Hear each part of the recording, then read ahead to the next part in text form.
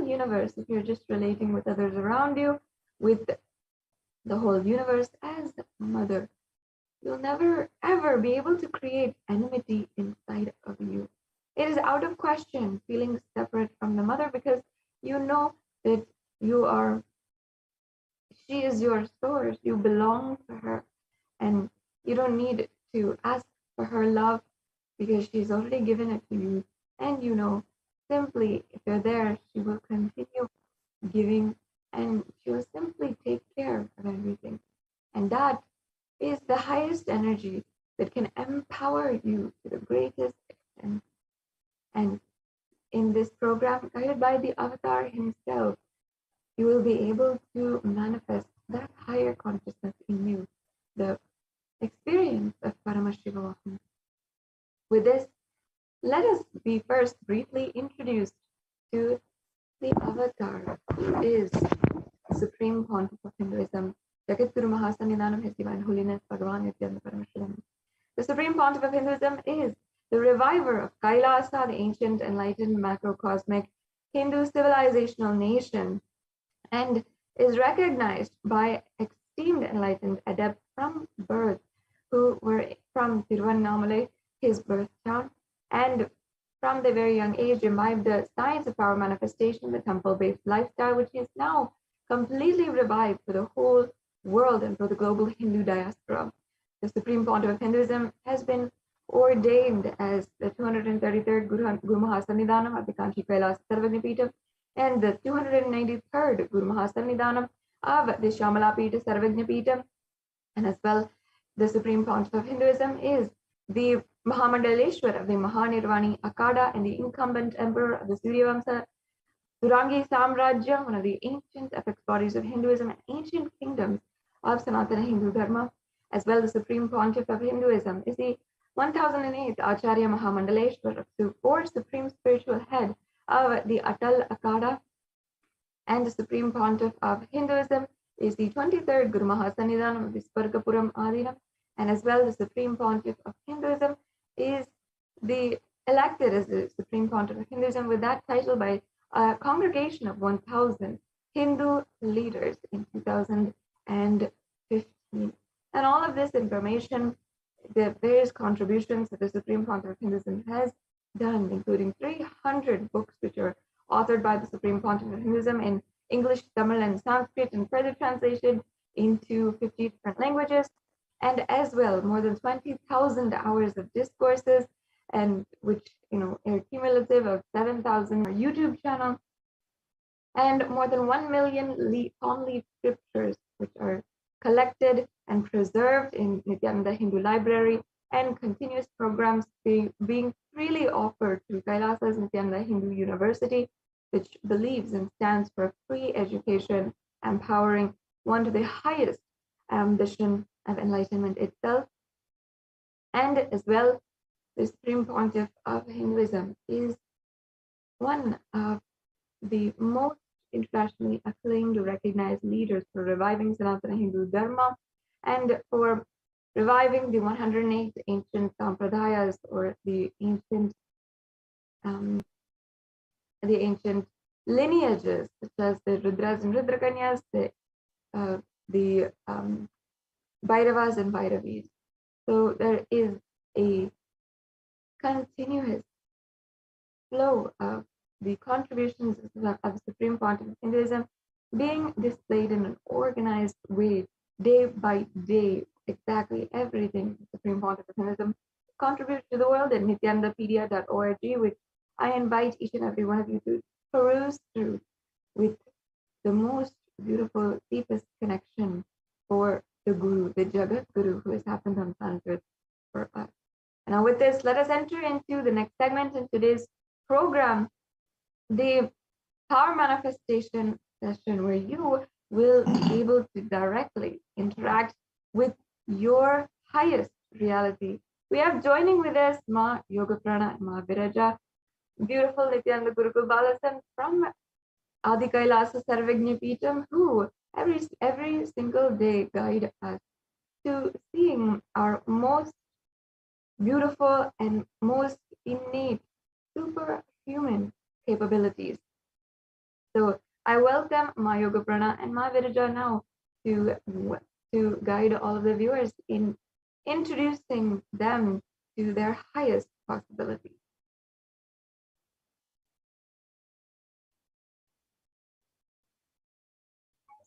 Yes. Thank you so much, Maniti Sadashiva Priyananda, for that beautiful introduction to this program. Let us now move on into the next segment, which is the segment of the power manifestation, where all of you will be witnessing the live demonstration of these extraordinary Shaktis being manifested by the Balasins of the Nithyananda Gurukul. And before we begin, let us enter into a small introduction about what are Shaktis. Shaktis are expressed and manifested just with deep connection and high integrity to the Guru and with the divine. And Shaktis are permanent, whereas Siddhis are powers which manifest from deep tapas or penance, and they are on the path of enlightenment. Shaktis are permanent and Siddhis are not permanent, and they may divert you from enlightenment. So, in the Vedagamas, which is the source scriptures of Hinduism, Paramashiva reveals in elaborate detail that every human being is hardwired to be able to manifest these 463 Shaktis. And just with the cognition that you are the divine and that you need to reach the divine, you can manifest these extraordinary Shaktis. And Paramashiva is the source of all these Shaktis. He is the primordial divinity, the ultimate reality and cause, which is Swayam Prakasha, all-pervading, unchanging beyond time, space, form, and causality.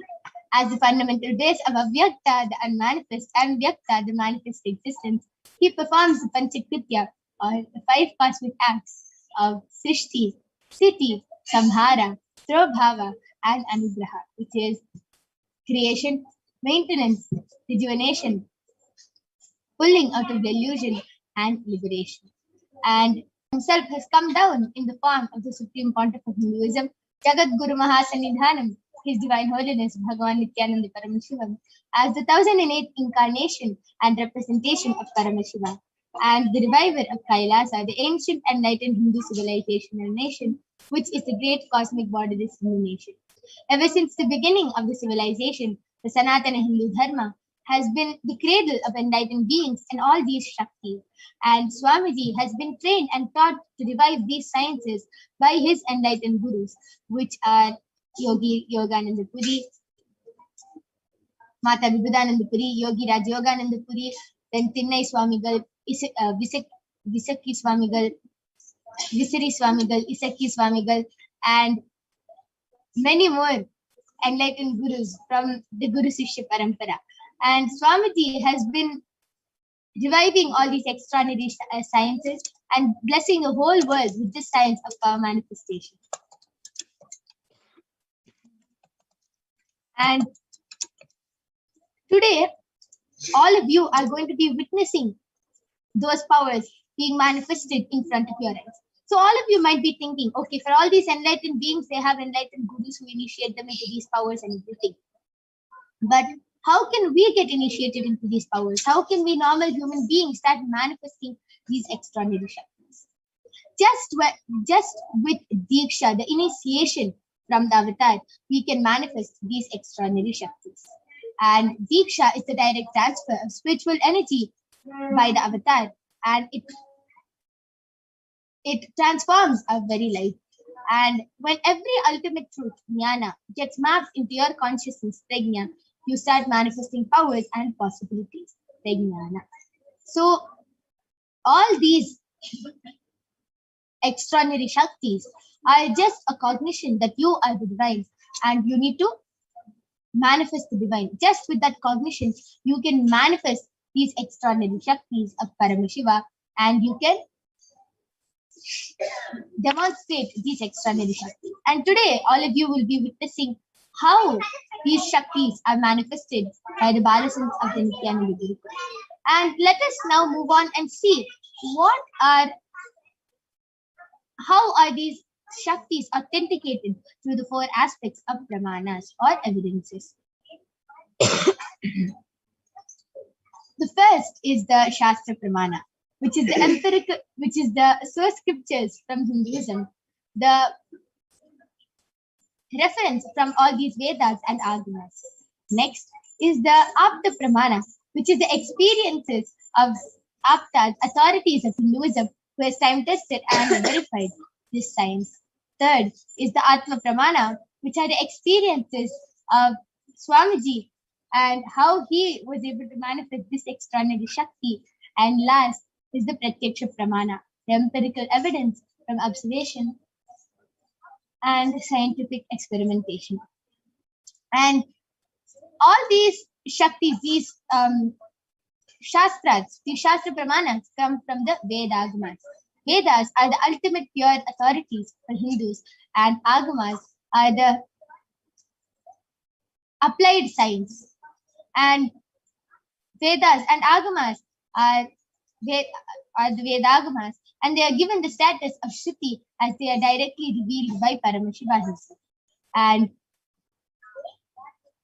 let us now move on into the Shastra Pramana for the power of third eye, which comes from the Vijnana Bhairava Tantra.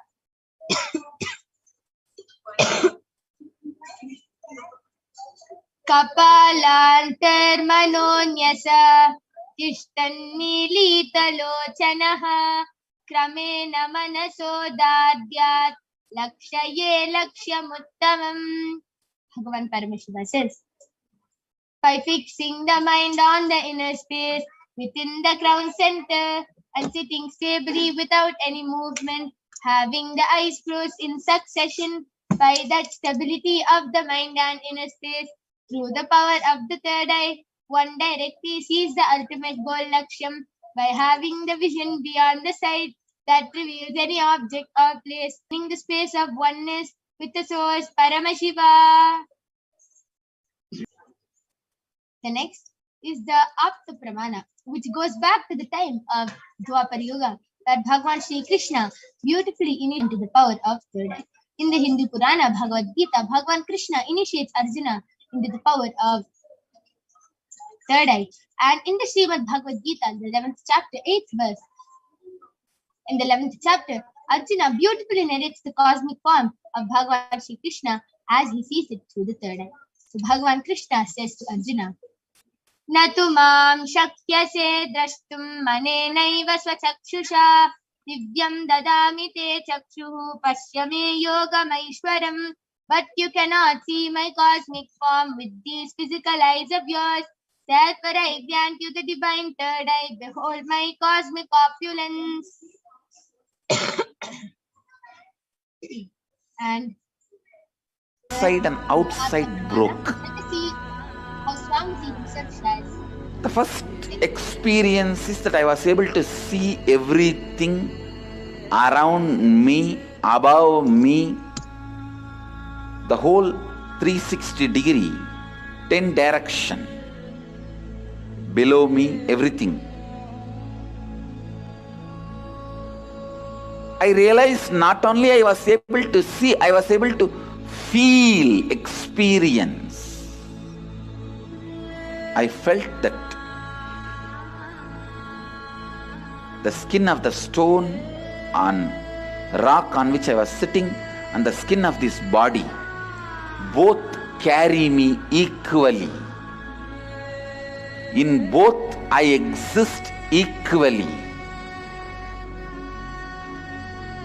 The setting sun, rising moon,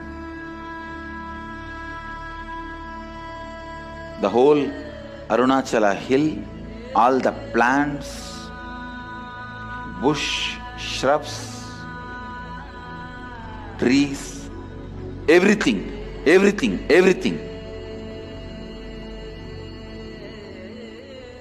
just became so alive. The idea, something is inside,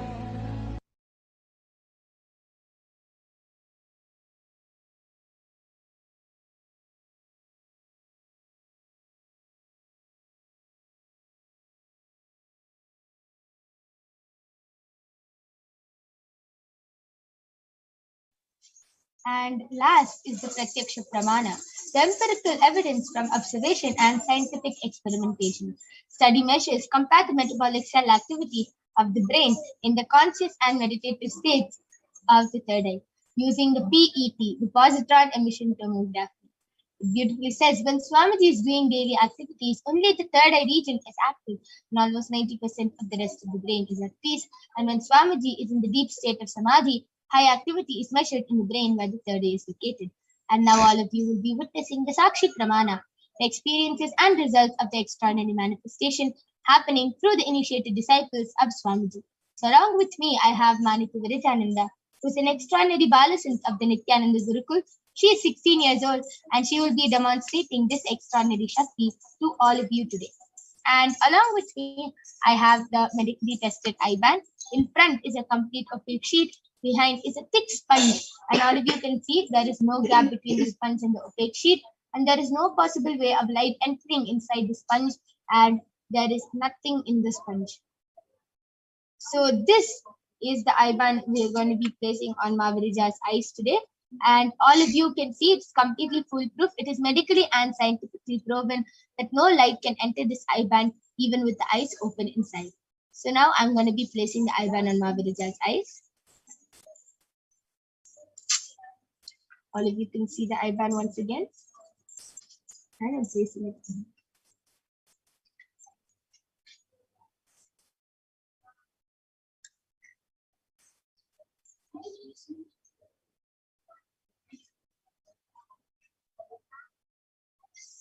Avarija, are you comfortable? Yeah. Yes. So I request you to turn to your right, left, up, and down. Yes. Yes. Now I request the YouTube comments to be projected. All of you can go ahead and post anything you want on the Kailasa's HDH Nithyananda YouTube channel and the HDH JDM Bhagwan Nithyananda Paramashivam Facebook channel. And Mavirija will be reading out your comments live in front of all of you today. I request the comment section to be scrolled more down.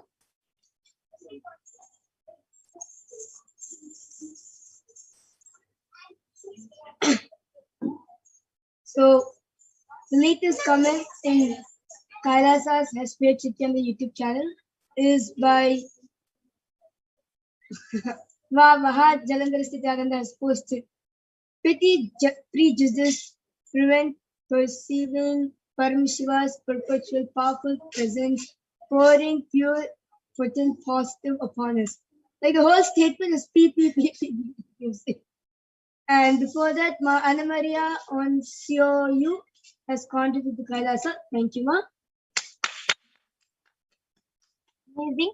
That was beautiful how Ma Viricha was able to read out all the words which were posted by Ma Mahajalandhara Spitaranda. And yes, Ma Viricha, you can read the comments from the Facebook page. The latest comment posted Kailasa's HPS JGM Bhagwan Nithyananda Paramashivam Facebook channel is by none other than Kailas Chauhan. Kailash has posted Nithyananda. And before that, Ajish Kumar has posted Ranjini. And before that, Guru Krish has posted 5 clapping emoji and 2 thumbs up emoji. That was a beautiful demonstration. I request the YouTube comments to now be projected.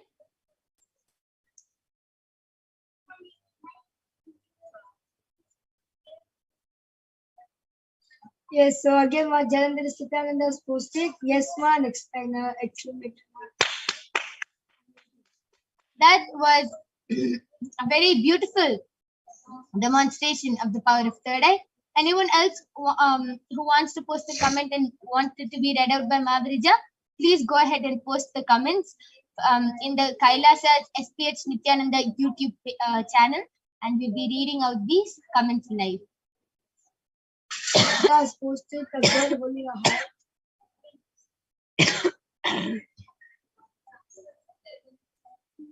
Yes, I request the YouTube comments to be projected.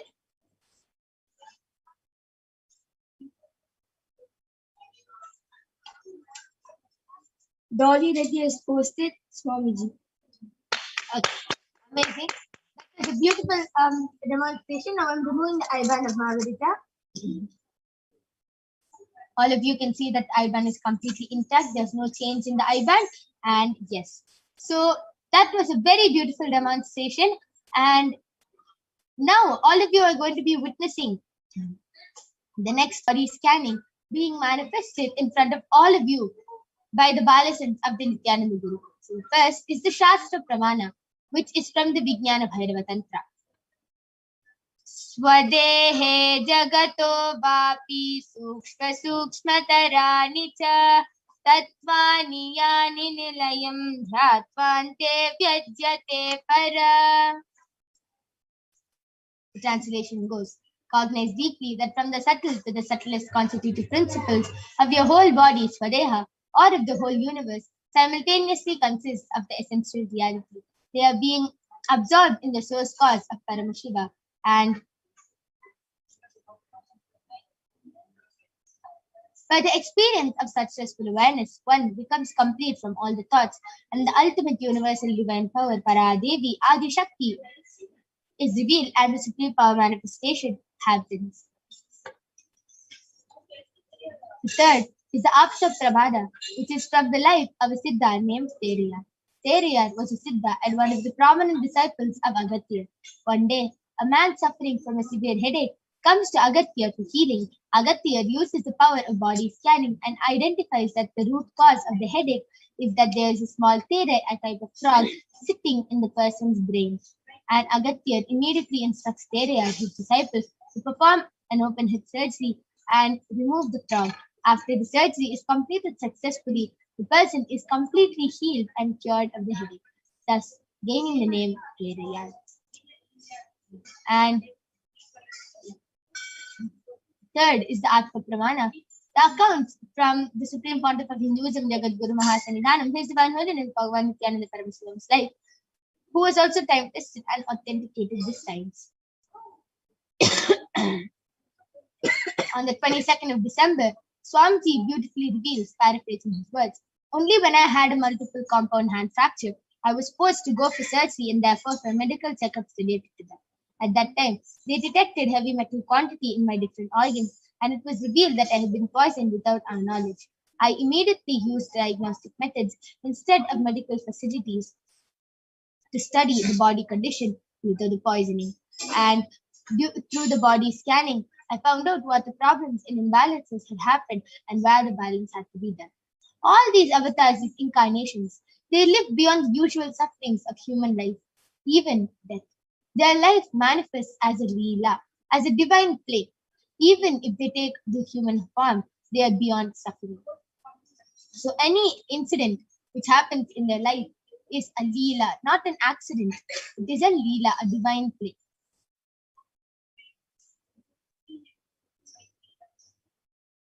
Last is the Pratyaksha, the Sakshi Pramana. All of you can see the disciples of Swamiji who were initiated were able to manifest these extraordinary Shaktis and have shared their experience. And now you are going to be witnessing the live demonstration of this Shakti being manifested in front of you. Kailasa's HDH Nithyananda YouTube channel, and we will be back with the Balasins after a short break.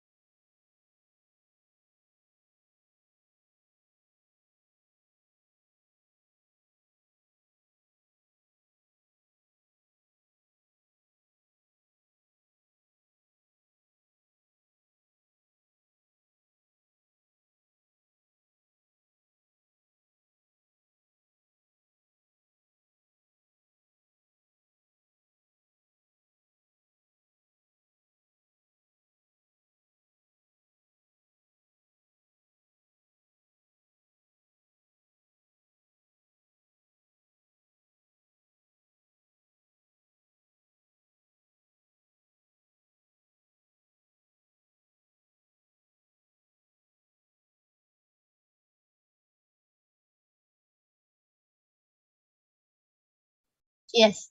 I'm back with the Balasans and the Nithyananda Yogis, Manitya Brahmayogananda, Ma Soni, and Manitya Mahavidyananda, who are going to be demonstrating this extraordinary Shakti to all of you today. Yes, I request the YouTube comments to be projected.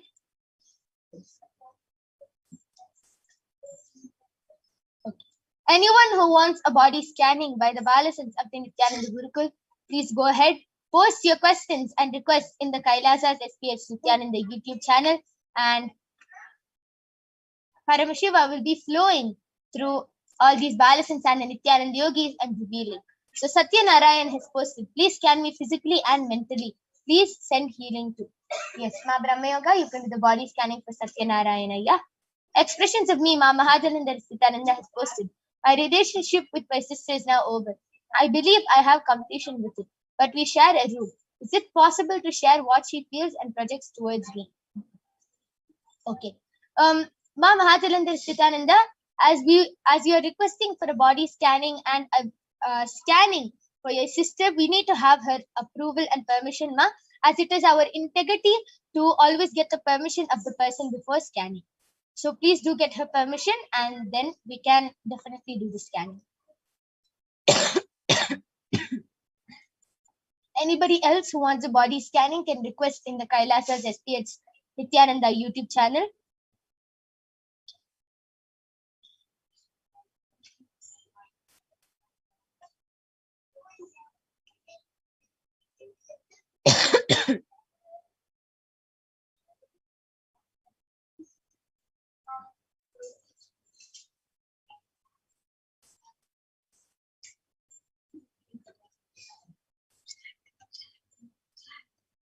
So till then, Ma Brahmayoga will be chanting the Mahavakya and connecting to Paramashiva and revealing whatever Paramashiva reveals to her third eye. Om Nithyananda Paramashivoham. Om Nithyananda Paramashivoham. Om Nithyananda Paramashivoham.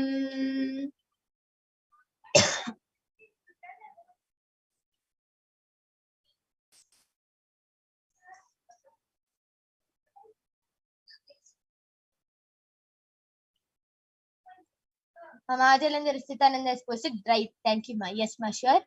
Anyone else who wants a body scanning? And you can even call your family members and friends. Go ahead, invite them and show them that it is not only a demonstration, it is a power, it is a possibility for all of you also to manifest these extraordinary Shaktis. So, yes, Ma Brahmayoga, you're ready. You can go ahead. Yes, I have done the body scanning for Satyanarayana, and Paramashiva revealed to me that like you yourself are not, like you yourself don't know why, but like if anyone you're getting really irritated with everything happening around you, and also you're feeling a lot of agitation inside. You don't know why, but you're getting angry really fast and you're getting agitated really fast, and you're not able to speak to people without like in a calm way, and like it's really irritating you. So Paramashiva reveals for at least like the next week, sit alone in a room or in your house also, it's fine, but try not to go out as much as possible. Sit alone at home with Swamiji's Atmurti and continuously read the Living Enlightenment book. And also do the Nirahara Samyama. If you follow this, you'll see that a lot of the agitation and anger inside you will reduce, and also you'll start feeling really calm, even though someone is purposely, like for example, if someone is trying to purposely agitate you, you'll not get agitated at all, and you'll see that for the next 1 week, authentically follow this solution and be only in one room with Swamiji's Atmurti and reading the Living Enlightenment book. Yes, beautiful. The beautiful body scanning for Satyanarayana. Satyanarayana, I request you to get back, share your share whether you were able to relate with this scanning or no. And yes, Raj has posted Nithyanandamma. Yes, Nithyanandamaya, we welcome you to this Parashakti Akashic readings program. And also, Paramashiva revealed that because of that agitation and anger, it's also resulting on your body, and you're getting these marks and patches on your skin. So if you've been wondering why am I getting these marks on my skin, it's only because of the agitation and anger it happened. Okay, beautiful. So Satyanarayanaya, I request you to get back in the comment section and follow the solution which was revealed by Paramashiva, and you'll be completely healed. I request the Facebook comments to be projected. Let's see if anyone has posted any request. Satyanarayanaya has posted, Nandrima, I will follow the same. Yes, Saya, just follow and Paramashiva will completely heal you. And the healing has actually already started. In fact, understand the power of third eye is so high that just with the moment your body starts getting scanned by the third eye Paramashiva, immediately you will be healed of this problem. Immediately the healing has started in your body.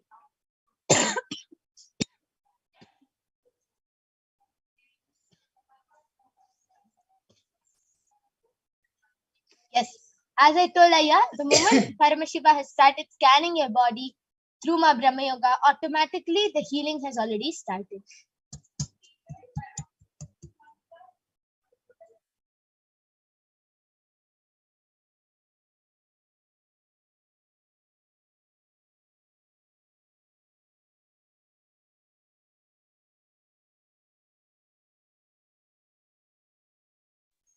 Anyone else wants a body scanning can request in the Kailasa's HDH Nithyananda YouTube channel and the SPH JGM Bhagavan Nithyananda Paramashivam Facebook page. Go ahead, invite your family members and friends.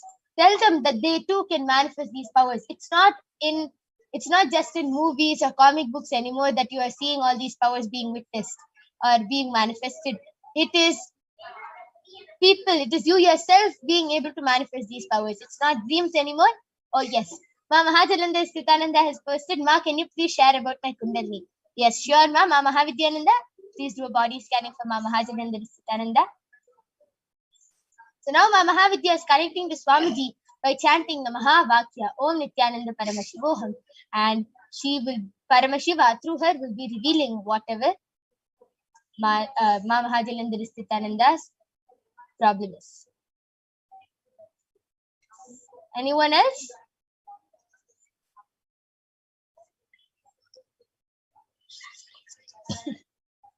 Okay. Yes. While Ma Mahavidya does the scanning, Ma Brahma Yoga, Ma Soni, why don't you go ahead and share your experience? How do you manifest this power of body scanning?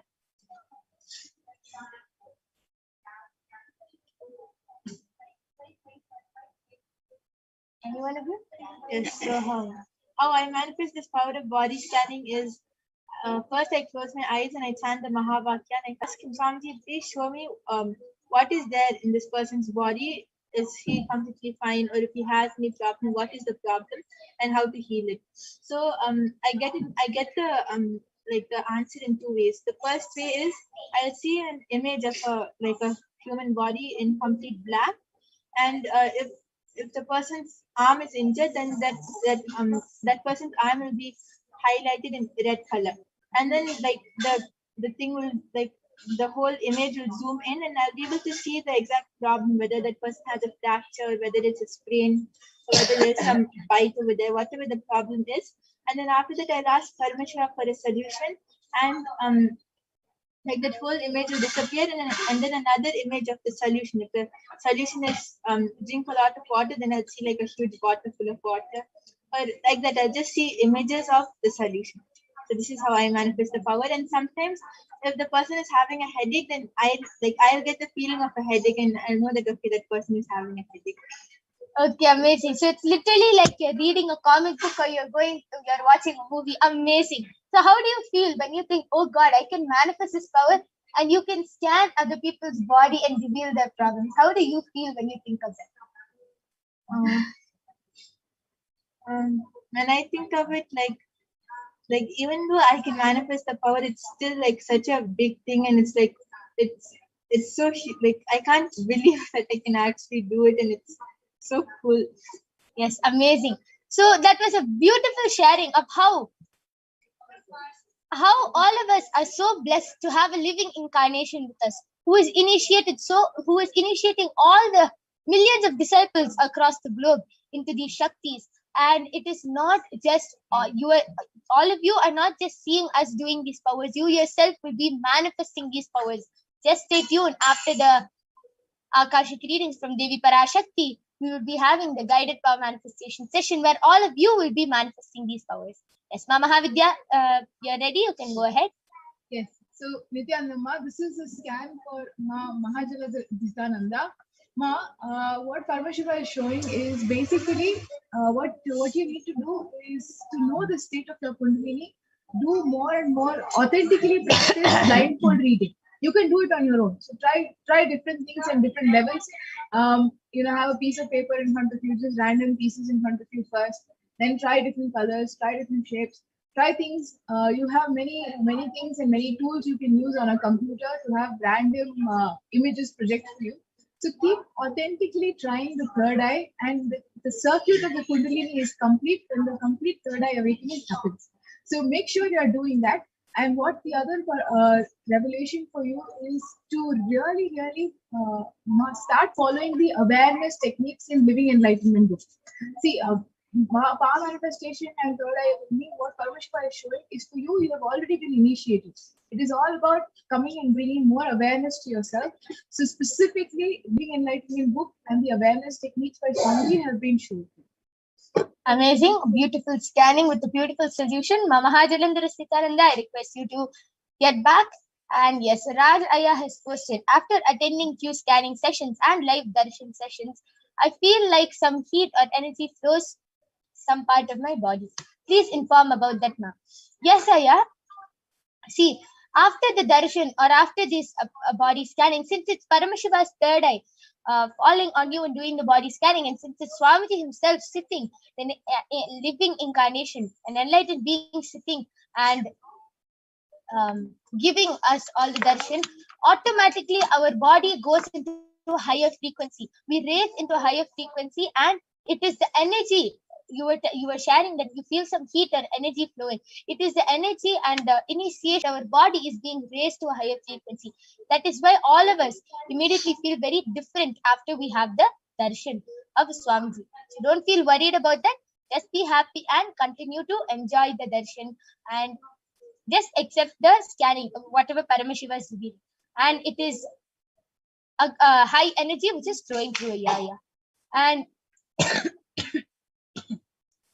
Ma Mahajanandara Sthitananda has posted, yes, ma, lots of practice and practical awareness. Got it? Thank you. Yes, ma. And just with this small, just all of you might be wondering, how are these solutions related to these body problems? How are techniques and practicing awareness, how are they related to body problems? That is the speciality of the third eye. This third eye reveals the root cause of the problem. See, if you're having headache, cancer, stomach pain, or anything, it is related to some incompletion from the childhood or past birth, or something which you're still holding on to, either consciously or unconsciously. Example, if you have cancer, that means you are holding self-hatred towards yourself. So you have to complete with that. If you have skin problems, that means you have mother incompletion. So you have to complete with mother. So the root cause of each body problem you're having is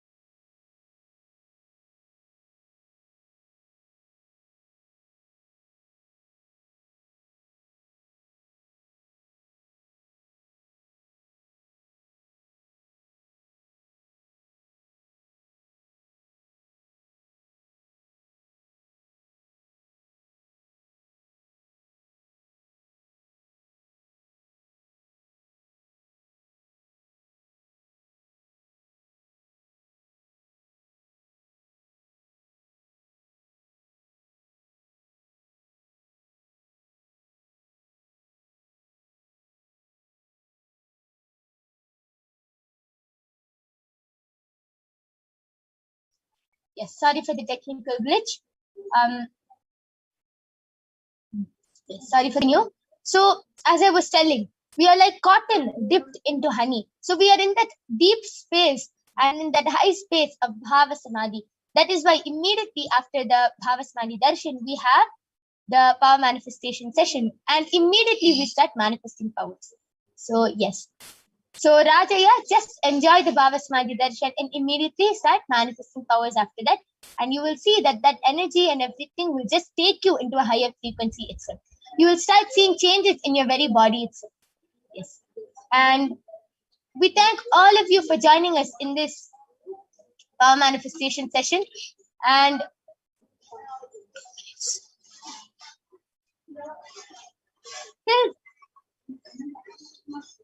all of you can go ahead, continue posting requests, and till then, Mahavidya, why don't you go ahead and share your experience of how you manifest this power of body scanning? Nithyananda, so experience-wise, it always feels very, very surreal because it is really not physically explained or possible to explain with our current modern science as to what happens when your body is scanning. Immediately when I connect to Swamiji, to Paramashiva, immediately in that moment, I'm able to connect with the person who's making the request, see what their problem is, see what needs to be told to them, what their blind spot is. So, experience-wise, body scanning every time just feels like really, really, really a marvelous miracle that everybody needs to be told about because we shouldn't be having disease and we shouldn't be even talking about medicines. We should only be talking about how to have a disease-free life. And it's the most best and the most beautiful gift by Swamiji to everybody, really. Yeah, it's a very beautiful gift. Swamiji so compassionately is giving this science to the whole world, and all of you can get initiated into this science. With this, we thank all of you for joining us in this power manifestation session. It was a great experience for all of us to be able to do a body scanning for all of you. And yes, with this, we are going to be concluding this session. We thank all of you for joining and request all of you to stay tuned for the upcoming segments where you will be learning about Devi Parashakti, what are the Akashic readings, and much, much more. You'll be learning so much more about Swamiji in these further sessions and will be graced by Devi Parashakti herself at the end. So we thank all of you for joining us. Thank you, Nithyananda. We'll have Ma Madhura joining with us shortly.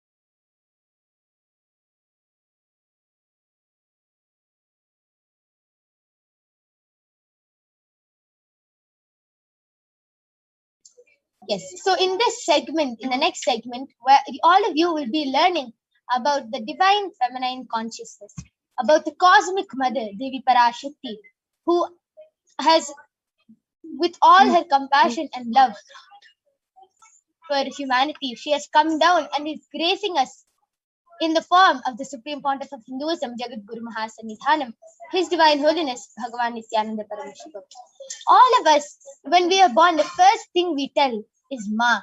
We call out to the mother because she is the first person who we even start relating with. She is the first person who we trust, and she is the first person who we know will take care of us at any cost. And yes, so let us now start this segment with the Dhyana Shloka of Devi Parashakti. Mamadra, you can go ahead. Yes. So the Dhyana Shloka of Devi Parashakti comes from the Lalita Sahasranama Dhyana Shloka. Sindhuraruna vigraham trinayana manikya mauli spurate taranayaka shekharam smitamukhim mapina vakshoruham panibhyam alipurna ratna chashakam raktotpalam bipratim Saumyam ratnagatastha rakta charanam dhyayet paramambika. And the translation for this verse is, the Divine Mother is to be meditated upon as shining in a vermilion red body, with triple eyes sporting a crown of rubies studded with a crescent moon, and a face all smiles, a splendid bust, one hand holding a jewel cup brimming with mead, and the other hand whirling a red lotus. And another verse that comes from the Lalita Sahasranama Dhyana Shloka, which also describes the beauty of Devi Parashakti. Arunam karunam tarangatakshim dritapashankushapushpabana chapam animadibhiravritam ayukairahamityeva vibhavaye bhavani. And the translation for this verse is, I meditate on the great Empress. She is red in color and her eyes are full of compassion. She holds the noose, the good, the bow, and the flowery arrow in her hands. She is surrounded on all sides by powers such as anima for rays, and she is the self within me.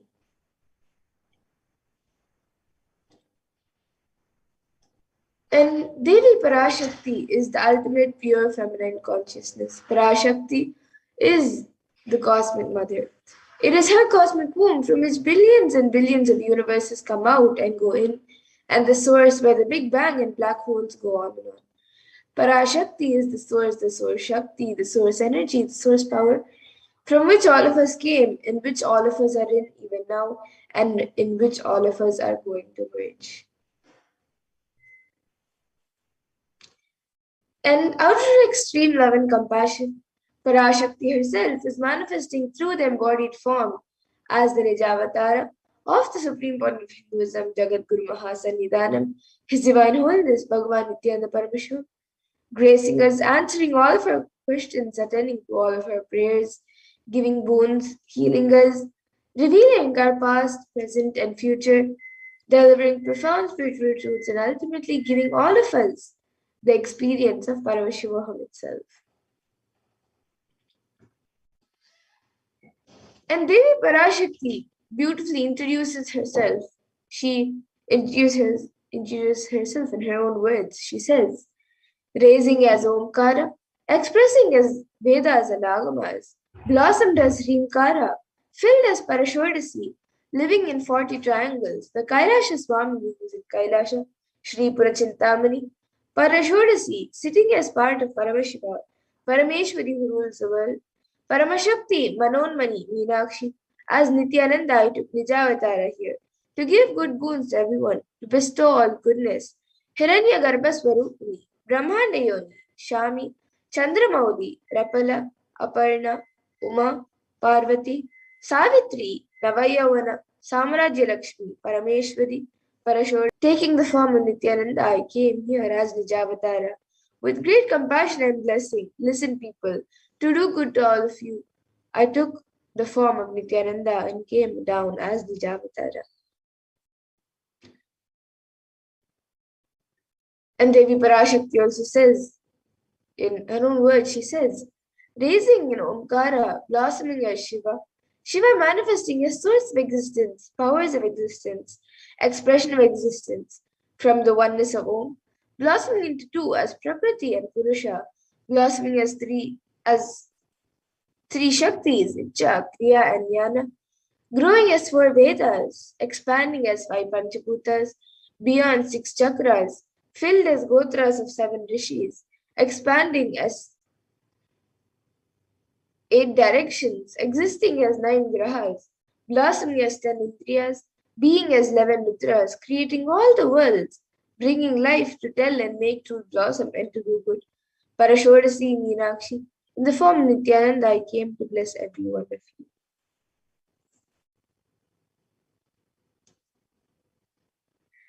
And now let's see how we can receive Devi Parashakti. Seeing Paramashiva and Parashakti at that moment, she is there on your screen.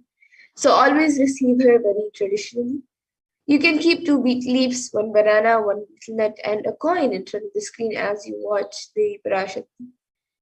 And for those of you who might be wondering what exactly a coin is considered as, or why is it needed, or why is it kept as part of the tambulam, the plate for receiving. So coin is considered the traditional dakshina in the Hindu tradition. In India, it can be the lowest value. In India, it can even be just a paise, and in the US, it can even be just a cent. Swamiji says, I'm not trying to monetize, keep even 1 cent, it is okay. So for 100 days, if you have darshan, it will add up to $1. In India, even 1 paise is okay. And you can offer that to Devi Parashakti. And once the darshan is over, you can do namaskar, eat the banana, the betel leaf, and the betel nut, taking it as prasadam immediately. And the coins that you collect, you can send it to the Los Angeles temple for the further procedures. And for those who might be wondering how this betel leaf and betel nut may benefit you, whether it's physically, emotionally, mentally, how will it benefit you? So this betel leaf and betel nut may look too small, but in a few days it adds to your sentiment that really she is there. You will not take the Devi Darshan for granted. Rituals will break your monotonous unconscious mentality and lifestyle and remind you and raise you to the powerful emotions. It will break your unconscious behavior. And now all of you can see how you can set up your tambulam, the plate, to receive Devi Parashakti. So you can arrange the betel leaves, the betel nuts, the banana and the coin. You can arrange all of it in a plate and keep it in front of the screen. These are the 4 basic items that are kept as part of the tambulam. But if you would like, you can also keep a few additional items such as some kumkum, turmeric, coconut, some flowers, and some glass bangles. So you can arrange all of it in a plate, keep it in front of the screen, and receive Devi Parashakti. And with that, we come to a conclusion of this segment where we have learned who is Devi Parashakti and how we can receive Devi Parashakti when she comes for darshan. So now let's move to the next segment of this program where we will be seeing what Devi Parashakti has revealed in the Akashic readings and how important it is for us to understand, internalize, and follow what Devi Parashakti has said. So we have Ma Purnapriya with us as the Acharya. Nithyananda. Yes, let's enter into this next segment where we will understand some of the revelations made by Devi Parashakti for humanity during this Pralaya. Devi has been continuously guiding us, blessing us, giving us boons, answering our prayers, and continuously ensuring that we are staying safe during this Pralaya. So let us understand some of Devi Parashakti's revelations during this Pralaya for humanity.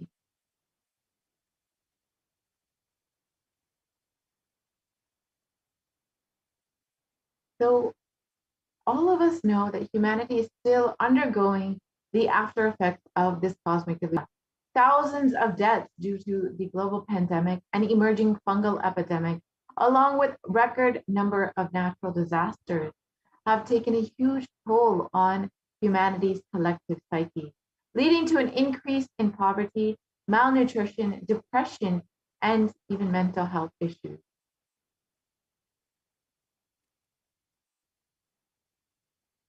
So what has caused all of this? Who is behind all of this? How could we have avoided this? What is the solution for this?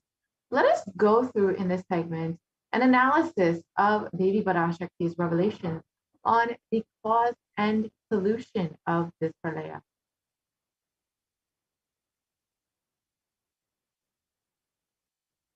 So as most of us know, there have been over 4 million deaths across the globe due to the global COVID-19 pandemic, and there have been a well over 175 million confirmed cases of COVID-19 across the globe, with the US, India, and Brazil being the worst affected countries.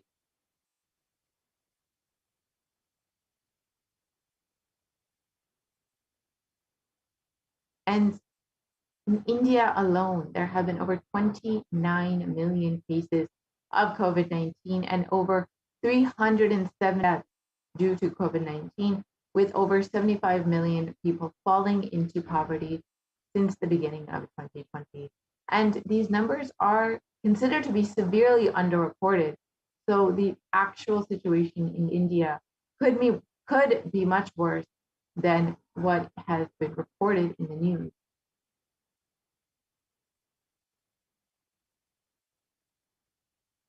And India is not just suffering from this ongoing pandemic, but there has been an epidemic of suicide and depression across the country. 6.5% of the population suffers from some form of mental illness, and India is considered to be the sixth most depressed country in the world. And there has been a suicide rate of over 10.9 for every 1 lakh people. And it is one of the biggest causes of death among the age group of 15 to 24-year-olds.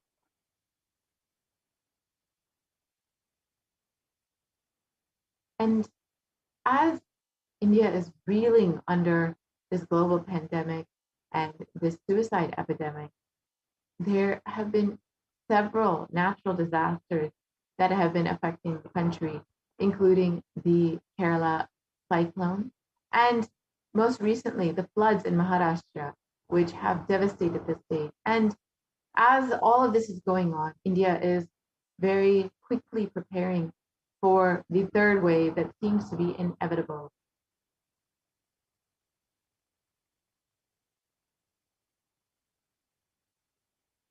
So how could we have prevented all of this? How could we avoided this situation? Let us listen to Devi Parashakti's revelations on this and understand why all of this is happening.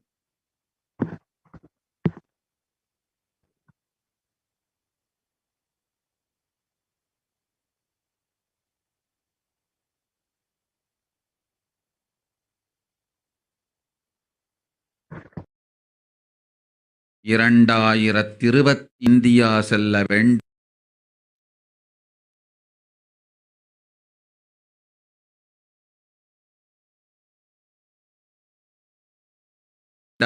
என்று கேட்கின்றாய். நன்றாய் தெரிந்துகொள், சொல்வதை புரிந்துகொள். இந்த கிருமி போஜனம் இந்தியாவிற்குள் வரக்கூடாது என்பதற்காக 2020 பாரதம் முழுவதும் 12 ஜோதிர்லிங்கமும் பாத யாத்திரை செய்திடவே என் மகன் மூலமாய் திட்டமிட்டிருந்தேன். படுபாவிகள்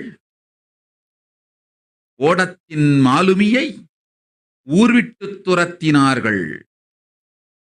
என்ன நடக்கிறதென்று பார்.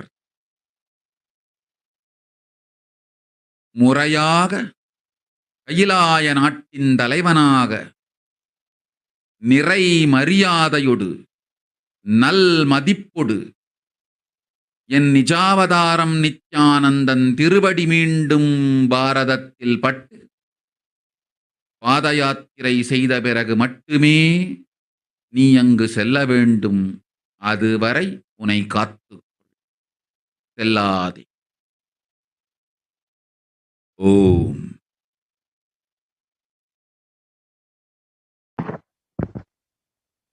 understand the translation of Devi Parashakti's revelation. For this huge Kirmi Bhojanam hell not to come to India. In 2020 itself, I had planned to do the Padayatra throughout India and the 12 Jyotirlingas through my son Swamiji. They chased the captain of the ship out of the country. See what is going to happen.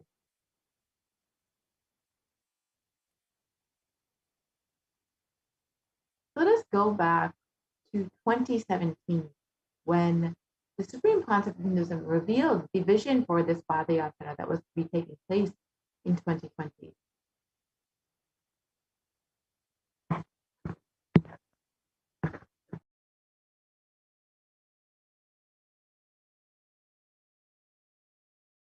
Want to do 1 year Padayatra specially for this purpose in 2020. 2020,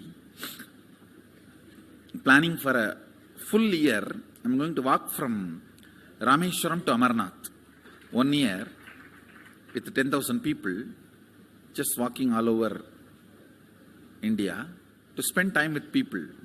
2020, there will not be any program other than Padayatra and just spending time with people. Just walking. Of course, 10,000 people will be walking with me. Maybe 200 vehicles to carry our food and all the other items, transportation. Enjoying the river banks, forests, and time with nature. 10,000 people manifesting powers, walking from village to village. What do you think will happen?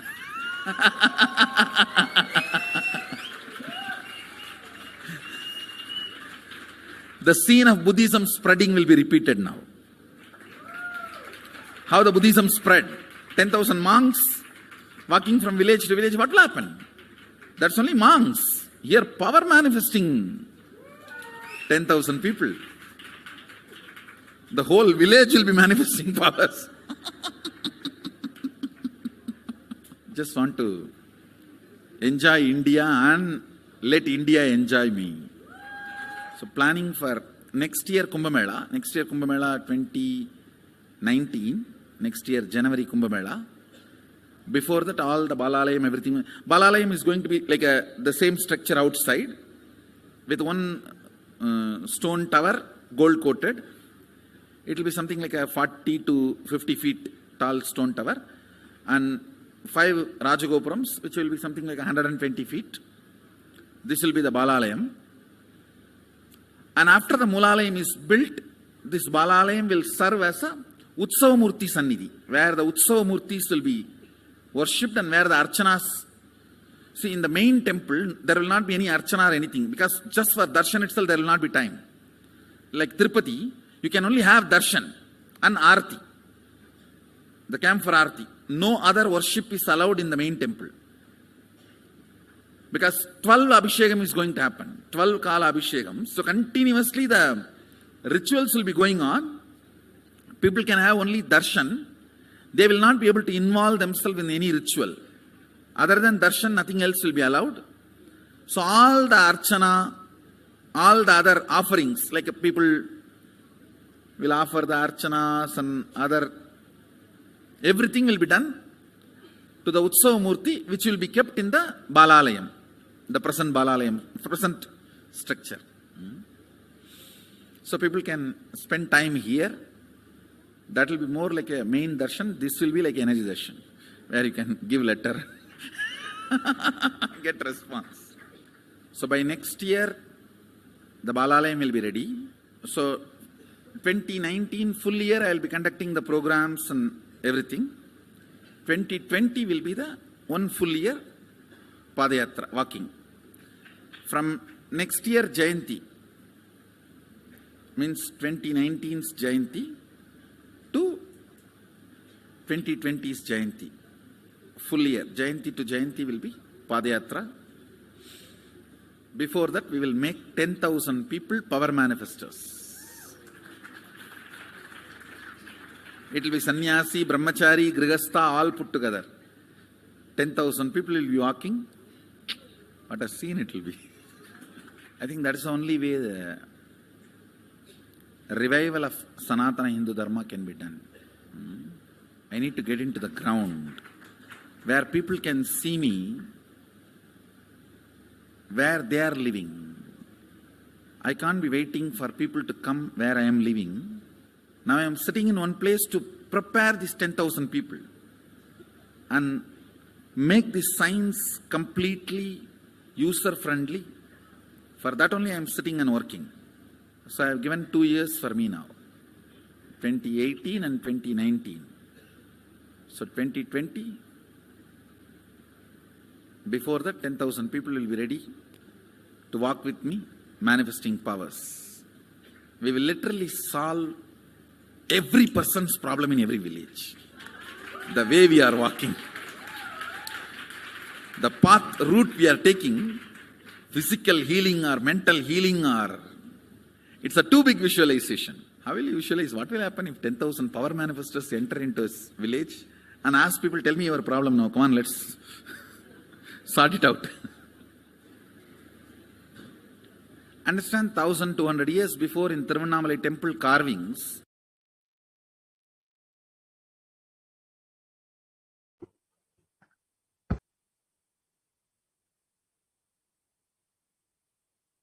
And the Supreme Pontiff of Hinduism revealed the vision for the Padayatra in 2017, that it would literally be like the seed of Buddhism spreading again, with 10,000 power manifestors traversing from Kanyakumari to Kashmir, giving solutions to every problem, letting people see the Supreme Pontiff of Hinduism where they are, physically be in his presence where they are, and him giving them solutions for every problem, whether it's physical problem, emotional problem, psychological problem, mental problem, whatever it may be. The Supreme Pontiff of Hinduism was ready to get on ground and meet people where they are.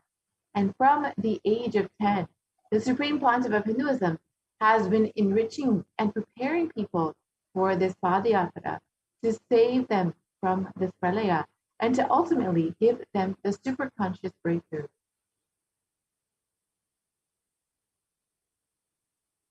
And since that age, the Supreme Pontiff of Hinduism has been enriching and initiating the masses into the science of enlightenment through powerful discourses, initiations, and darshan. Let us now go through, in the next several slides, we'll see photos of the various programs that the Supreme Pontiff of Hinduism was conducting for the last 26 years, continuously blessing people, continuously enriching people. And here we have the Bliss Attracts Fortune program in Chennai, Tamil Nadu. The Mirallur, Tamil Nadu. In each of these photos, you can see how many people were in attendance. What is the need for a guru program in Rasipuram, Tamil Nadu? The Society is Nothing But the Mind program in Namakkal, Tamil Nadu. Nithyananda Paramashivam program in Salem, Tamil Nadu. The Nithyanandam program in Dirty, Bangalore.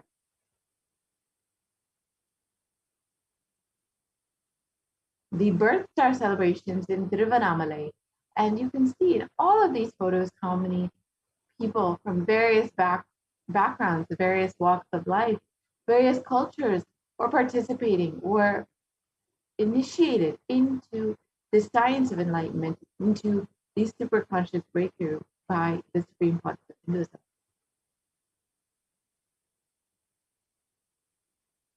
The Adi Kailasa Sarvagyamhita celebrations in the Jayanti celebrations in Adi Kailasa Sarvagyamhita.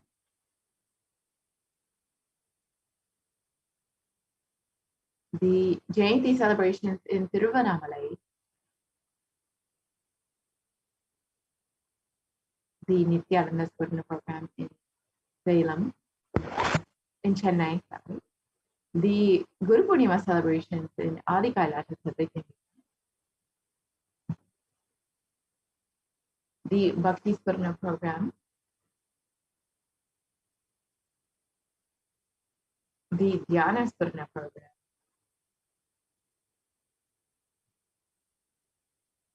the Little Anandas program can see the Supreme Pontiff of Hinduism was continuously working, continuously enriching people. If we can continue on to the next slide. Continuously blessing people with various programs, with various darshans, with different ways to initiate people.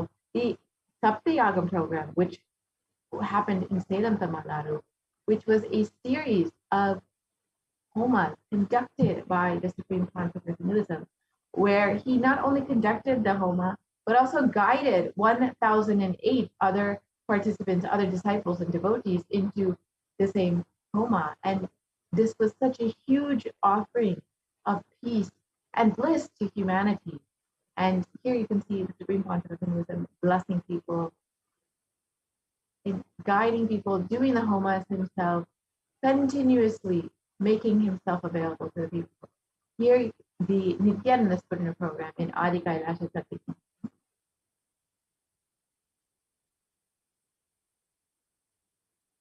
And the Nithyananda program in Salem, Tamil Nadu. In all of this, you can see how much of hard work the Supreme Pontiff of Hinduism has been continuously putting in for the purpose of blessing people, guiding people, and preparing them for this Padayatra, for this re-energizing process to revive Hinduism once again, to give the superconscious breakthrough. However, the anti-Hindu elements made it nearly impossible for the Supreme Pontiff of Hinduism to do the re-energizing process by driving the Supreme Pontiff of Hinduism out of India.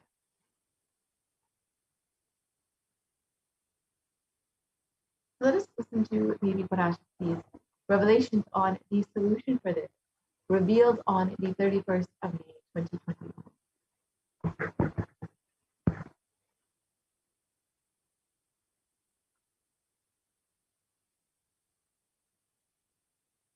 இரண்டாயிரத்திருபத்திரண்டு வரை India செல்ல வேண்டாமா என்று கேட்கின்றாய். நன்றாய் தெரிந்துகொள், சொல்வதைப் புரிந்துகொள்.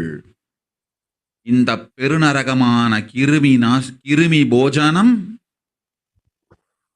இந்தியாவிற்குள் வரக்கூடாது என்பதற்காக 2020 பாரதம் முழுவதும் 12 ஜோதிர்லிங்கமும் பாத யாத்திரை செய்திடவே என் மகன் மூலமாய் திட்டமிட்டிருந்தேன். படுபாவிகள் ஓடத்தின் மாலுமியை ஊர்விட்டு துரத்தினார்கள். என்ன நடக்கிறதென்று பார். முறையாக கைலாய நாட்டின் தலைவனாக நிறை மரியாதையொடு நல் மதிப்பொடு என் நிஜாவதாரம் மீண்டும் பாரதத்தில் பட்டு பாத யாத்திரை செய்த பிறகு மட்டுமே நீ அங்கு செல்ல வேண்டும். அதுவரை உன்னை காத்து செல்லாதே. ஓம்.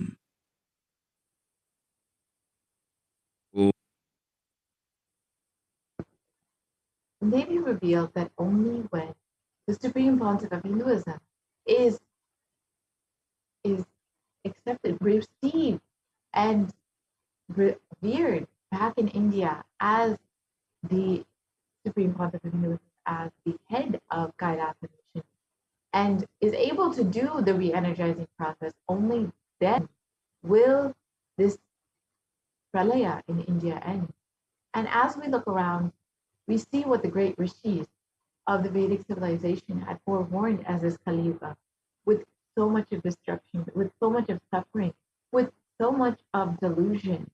We can see exactly what was predicted as this Kali Yuga.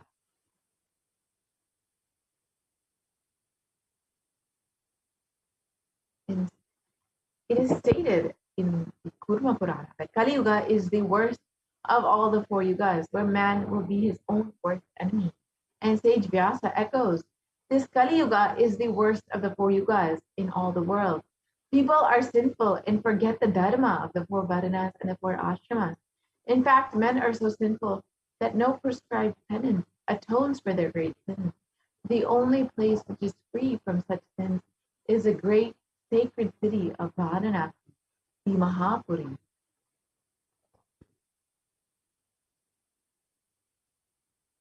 And it also states in the Kurma Purana that Lord Rudra, Paramashiva himself, is the avatar for the Kali Yuga. And the translation of this verse states Brahma is the presiding divinity or Devata for the first cycle of time in the Krita Yuga. In the Treta Yuga, the second cycle of time, it is Bhagavan Ravi, Surya, in which appeared Sri Rama. In the Dvapara Yuga, the third cycle of time, the presiding divinity is Vishnu. And in the Kali Yuga, the fourth cycle of time, the current age, the presiding divinity is the avatar is Rudra, Lord Maheshwara, Mahasadashvara himself.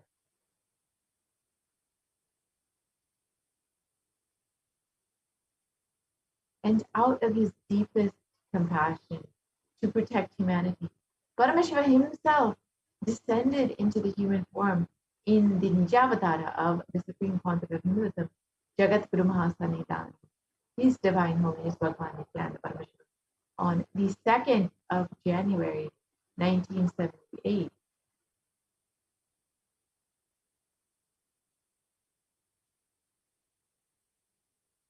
And if the Supreme Pontiff of Hinduism, if Paramashiva himself had waited one more year to take the human form, it would have been too late for humanity. 1979 would have been too late. Let us listen to the Supreme Pontiff of Hinduism himself explaining about this.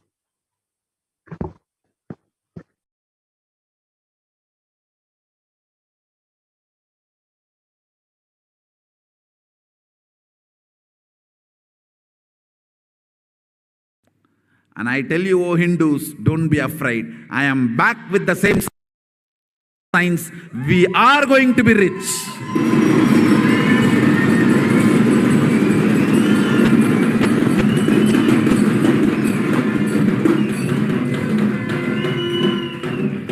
It is not lost. Just the last minute climax. Before it was going to be put off, have happened.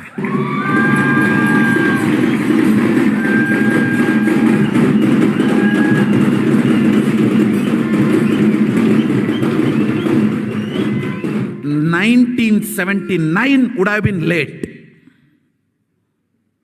1979 would have been late. If I had time, I would have sent only ambassadors. Because no time, I have to get up and come directly.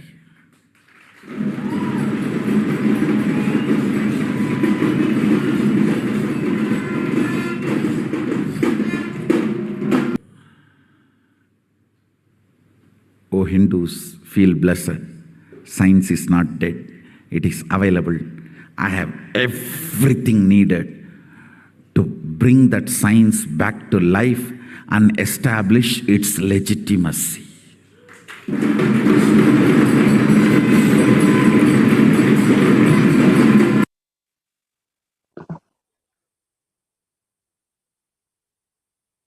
And the Avatar's advent on planet Earth was to protect the world from this great cosmic deluge, to bring the new age, the Satya Yuga, to humanity.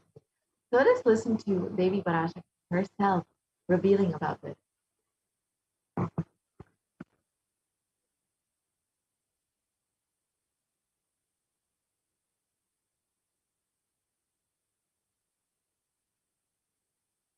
ஓம் ஓம் உலக மக்களே கேளுங்கள்.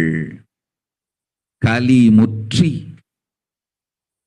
கலி கழிந்து புதுயுகம் சத்தியயுகம் புறப்பட வேண்டிய காலம் வந்ததனால் வந்திருக்கின்றது இந்த பெரும் பிரளயம்.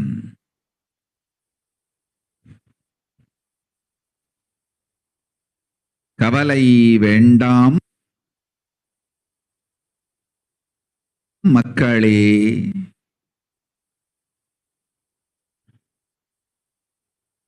நித்யானந்தன் வடிவம் தாங்கி நாமே இங்கு வந்திருக்கின்றோம். நித்யயுகம் செய்வோம், நித்யயுகம் சத்யயுகமாய் மலரும் இங்கு. ஆனந்தமாக இருங்கள்.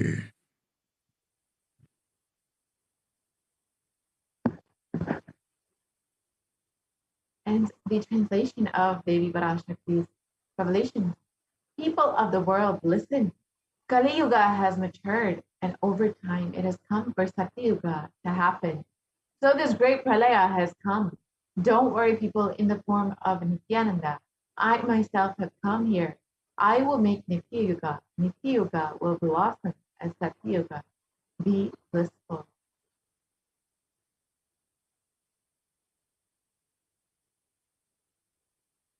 For this huge hell Kirmi Bhojanam not to come to India, in 2020, I had planned to do the Padayatra throughout India in the 12 Jyotirlingas through my son Swamiji.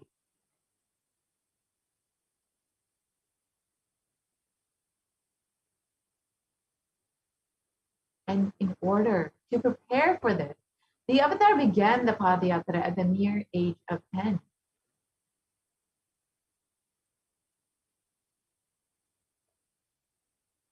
And the Supreme Pontiff of Hinduism began enriching people one person at a time, with these great truths from the sacred scriptures and the secrets of higher living.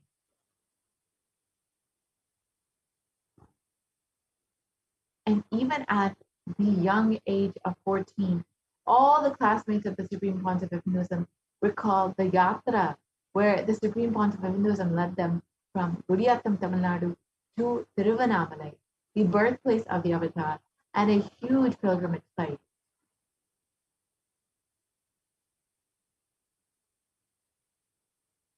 And when the Avatar was around 19 years old, all the fellow monks at the Ramakrishna Math recall the Yatra, where the Supreme Pontiff of Hinduism led them from Chennai, Tamil Nadu to Tiruvannamalai and gave them an unforgettable pilgrimage trip experience.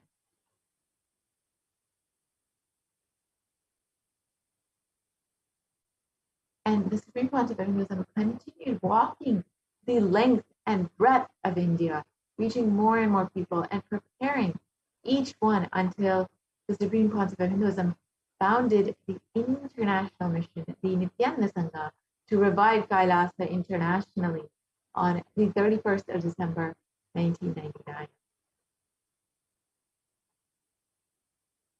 And the Supreme Pontiff of Hinduism established the first Kailasa enlightenment ecosystem in Tiruchenkote, Tamil Nadu on the 14th of April, 2001. And here you can see the photo of the inauguration day when the Supreme Pontiff of Hinduism was just a mere 23 years of age.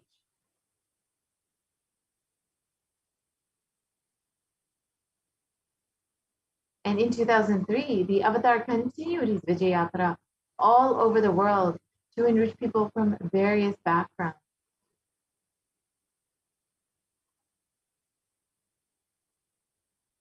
And with the Supreme Pontiff of Hinduism's intensity and dedication for the people, even among crowds who did not understand English, they were able to resonate so deep, the mere presence of the Avatar, and were so deeply moved by his teaching.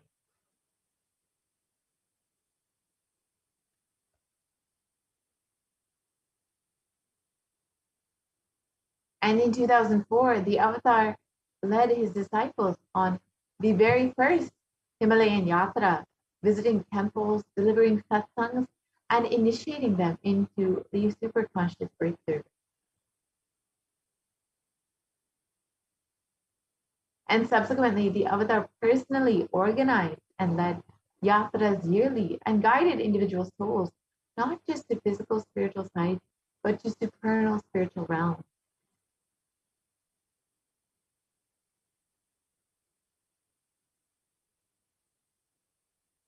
And in 2006, the Padayatras were taken to the next level with the Kodikan Radayatra, with crores participating and impacted by Nithyanandeshwara and Nithyanandeshwari, who traveled from city to city blessing every being who laid eyes on them. Let's watch a short clip of the Kodikanta Yatra and see how many people were so blessed, so radiating just being in the presence of the avatar.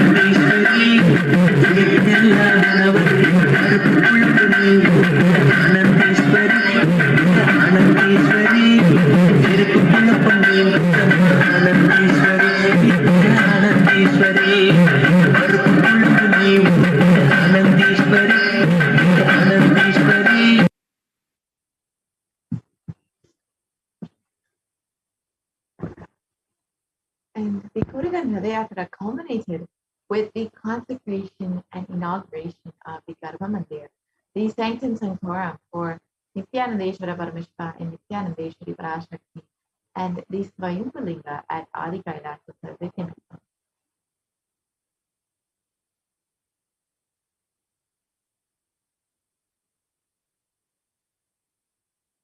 And these deities were energized as Archavataras to radiate the energy of Paramashiva and Parashakti to create the Adi Kailasa Sarvityanam as a ship to save humanity from this upcoming Pralaya.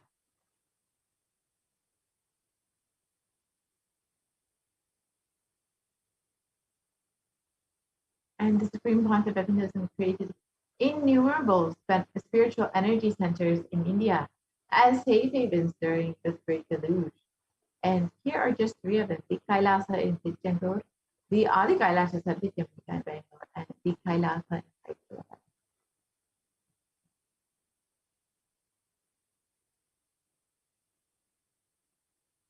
And in 2008, the Avatar created and energized the Nithyananda Vajrasrovar with the Ananda Lingam, which would protect anyone who bathes in its waters from the deadly COVID-19 disease. And this is a Navabhashana Linga, which has tremendous healing properties, which is why it can protect anyone who is able to bathe in its water. Let us watch the Supreme Pontiff of Hinduism performing Abhishekam for the Ananda Lingam.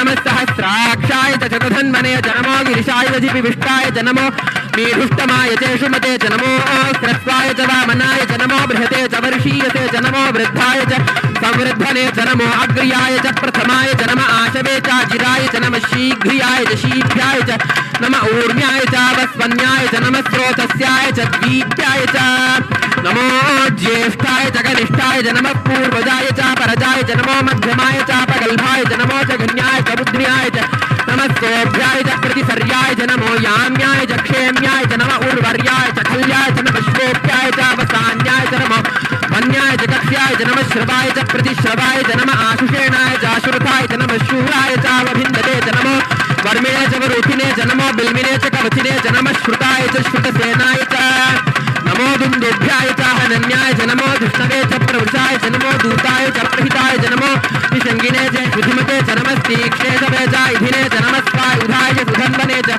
नमः श्रुत्याय च पथ्याय च च नमः काट्याय च नीप्याय च नमः सूप्याय च सरस्याय च नमो नाद्याय च वैशन्ताय च नमः कूप्याय च वट्याय च नमो वर्ष्याय च नमो मेघ्याय च विद्युत्याय च नमः ईर्ध्याय च तप्याय च नमो वात्याय च रेश्म्याय च नमो वास्तव्याय च वास्तुपाय च ओम नमः सोमाय च रुद्राय च नमः ताम्राय च अरुणाय च नमः शंगाय च वशुपतये च नमः उग्राय च भीमाय च नमो अग्रे वधाय च दूरे वधाय च नमो हन्त्रे च हन्यसे च नमो वृक्षेभ्यो हरिकेशेभ्यो नमस्ताराय नमः शम्भवे च मयोभवे च नमः शंकराय च मयस्कराय च नमः शिवाय च शिवतराय च नमः तीर्थ्याय च कूल्याय च नमः पार्याय च वार्याय च नमः प्रतरणाय चोत्तरणाय च नमः आतार्याय च लाद्याय च नमः षष्ट्याय च फेन्याय च नमः सिकत्याय च प्रवाह्याय च नमः इरण्याय च प्रपत्याय च नमः किगंशिलाय च क्षयणाय च नमः गोष्ट्याय च गृह्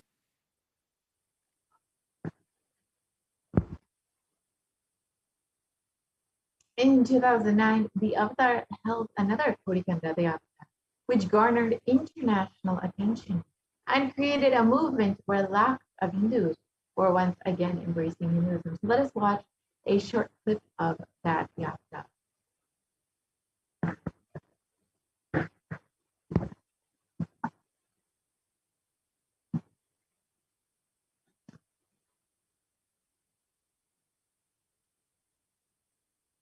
போல நின்பதம் கண்ட என் மனோ நித்ய சத்குரு நித்ய சத்குரு நித்ய சத்குரு நித்யனே நித்ய சத்குரு நித்ய சத்குரு நித்ய சத்குரு நித்யனே நின்முகம் நீனைந்து இங்கு நிர்மலமாகவே ஆனதே இதய சக்கரம் அனகதமும் இனிமையோடு திறந்ததே நித்ய சத்குரு நித்ய சத்குரு நித்ய சத்குரு நித்யனே நித்ய சத்குரு நித்ய சத்குரு நித்ய Sadhguru நித்யனே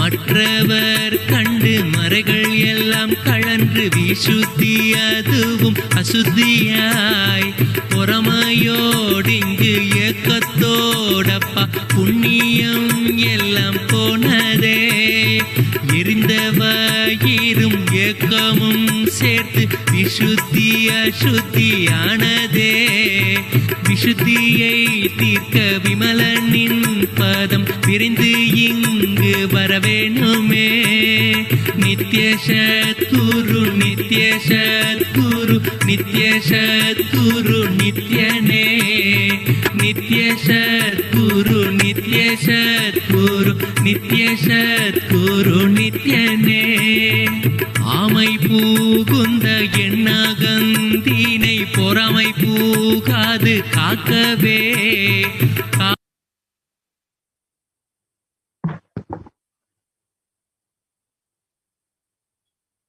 And wherever the Avatar's feet have graced earth, there the seeds of super consciousness have been sown.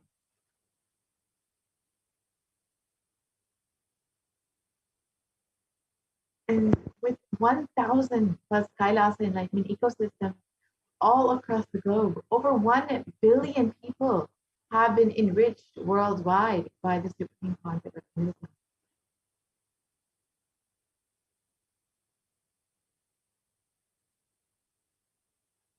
And in the next several photos, we will just see some of the various enlightenment ecosystems created by the supreme concept of Hinduism over the last 26 years. The first is the Kailasa and Erode, the Adi Nithyananda Paramashivam. Now we have the Kailasa in the Adi Kailasa Sarvajñapita in Bangalore.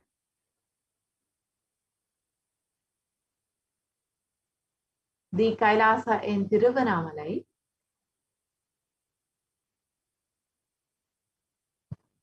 The Kailasa in Columbus, Ohio.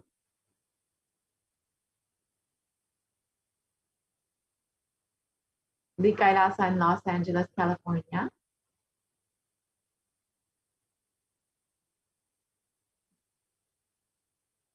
the Kailasa in San Jose, California,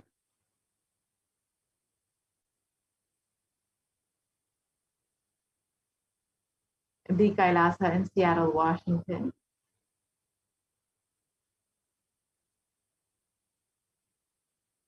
the Kailasa in Houston, Texas,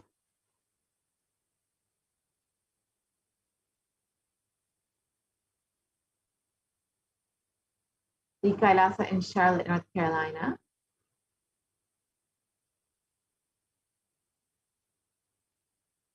the Kailasa in New York, the Kailasa in Washington, D.C.,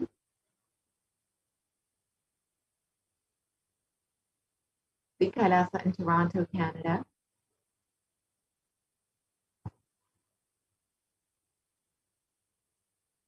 the Kailasa in Oklahoma City, Oklahoma,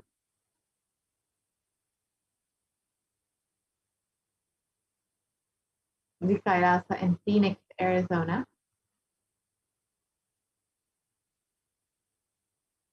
the Kailasa in St. Louis, Missouri,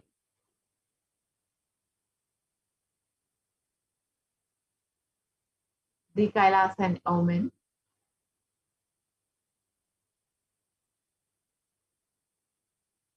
the Kailasa in Dubai,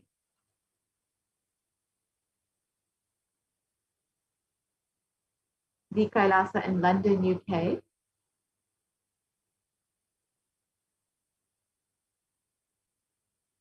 the Kailasa in Scotland, UK,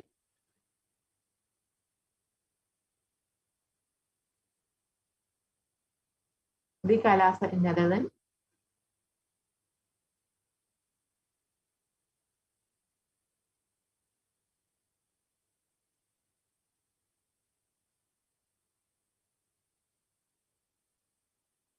yes, we can continue to the next slide.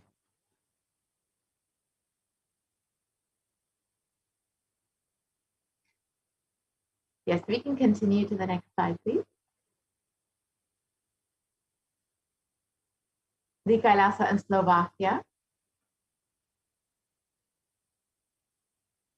the Kailasa in Belgium,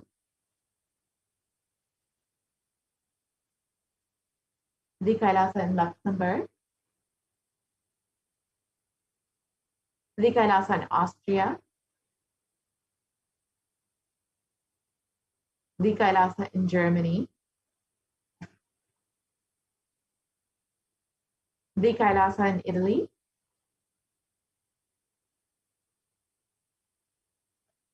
the Kailasa in France,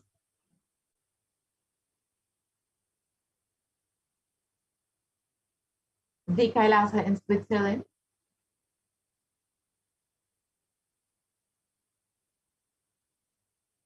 the Kailasa in Mauritius,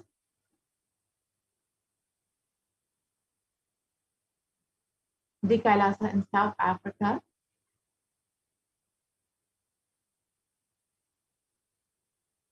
the Kailasa in Salem,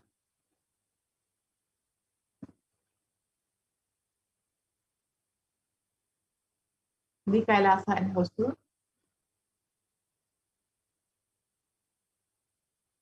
the Kailasa in Patnam, the Kailasa in Varanasi, the Kailasa in Hyderabad, the Kailasa in Kerala, and the Kailasa in Gujarat, which is the Yogini Sarvakirtam,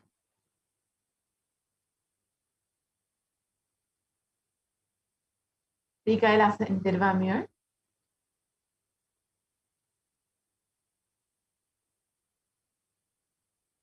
the Kailasa in Alankulam,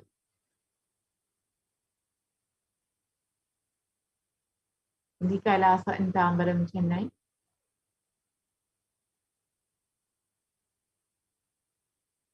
the Kailasa in Avadi, Chennai,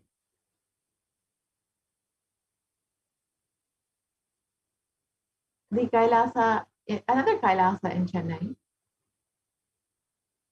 the Kailasa in Melbourne, Australia,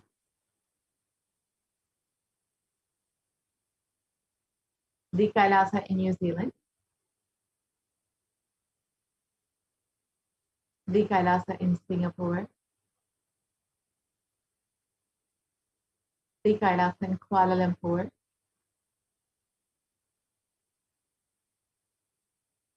the Kailasa in Guadalupe, South America,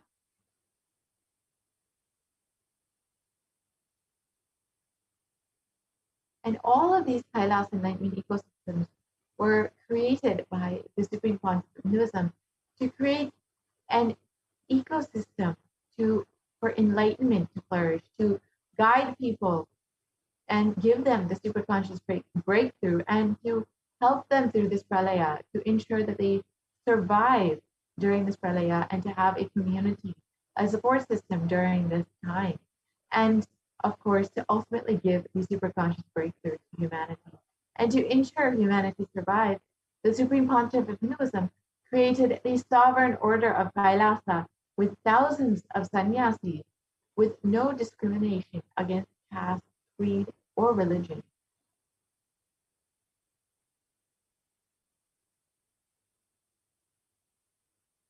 And over the last 26 years, the Supreme Pontiff of Hinduism has initiated thousands of disciples into the Nithyananda spiritual healing, and they are actively healing millions all over the world.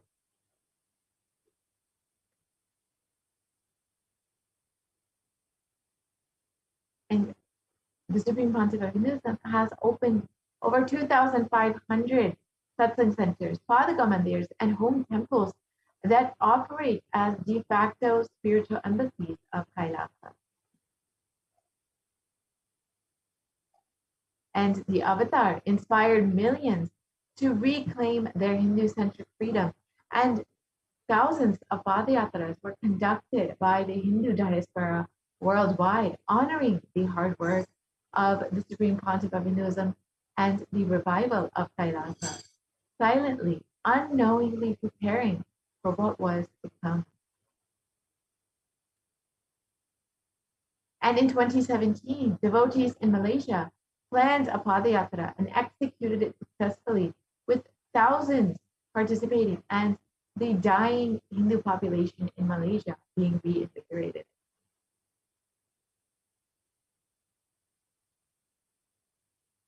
And for every major festival, devotees from all over the world do the padayatra out of their sincere devotion and love for the avatar.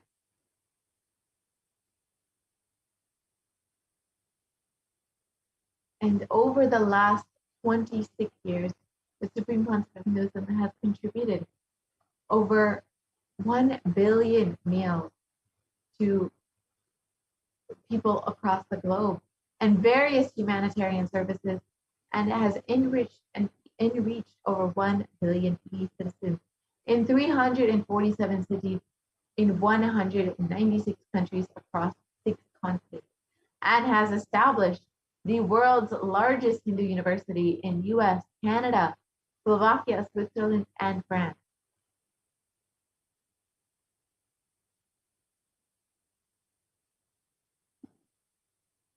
And Kailasa is the world's greatest digital Hindu nation with over 1 billion views. And you can connect with us on the various social media platforms on Twitter, Facebook, Instagram, YouTube, WhatsApp, and much more.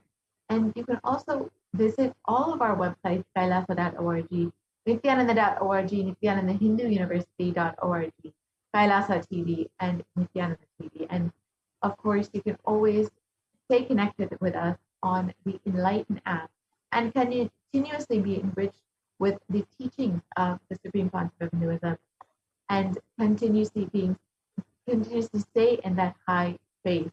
And the Supreme Pontiff of Hinduism has made everything completely available digitally, so you can continuously be in this high state of enlightenment in yourself while still ensuring that you are protecting your life during this pandemic.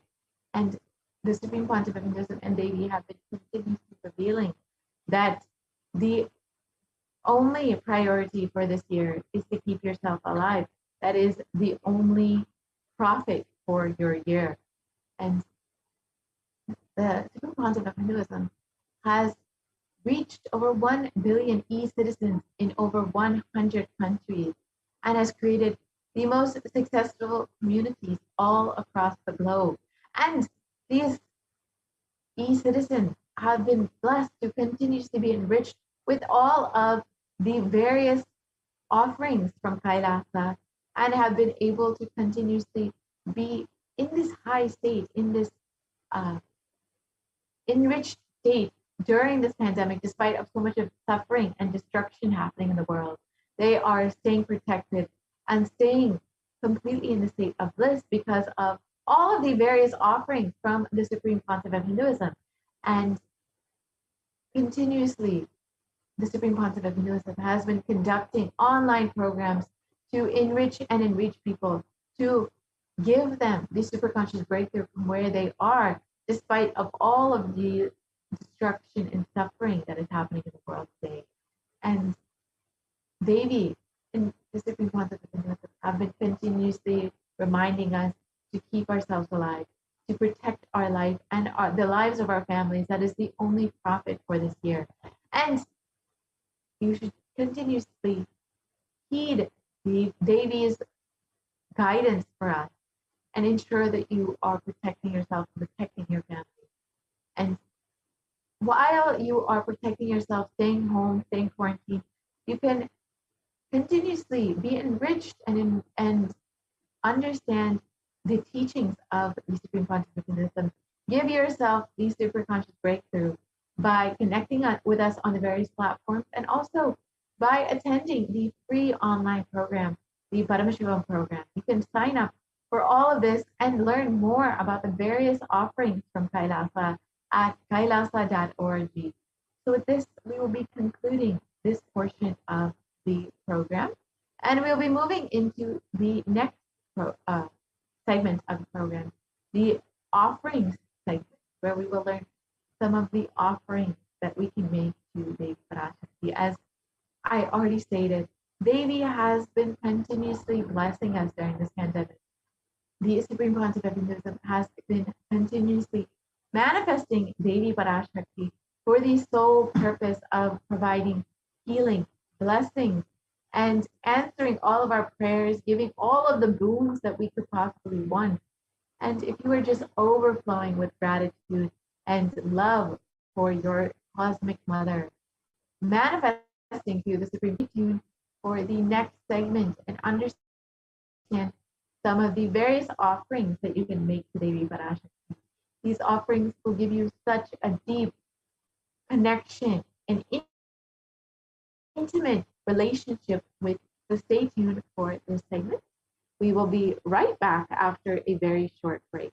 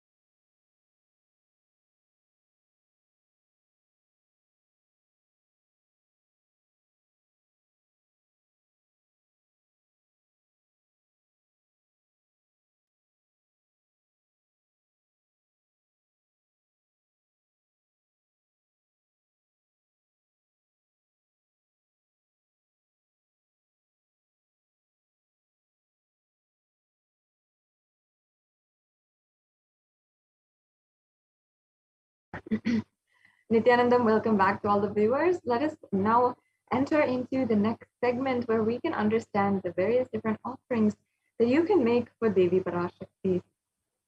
Let's enter into the segment.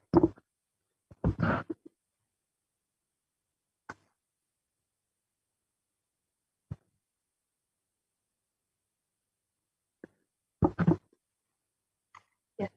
So let us first begin by understanding the context behind these various different offerings that you can make today.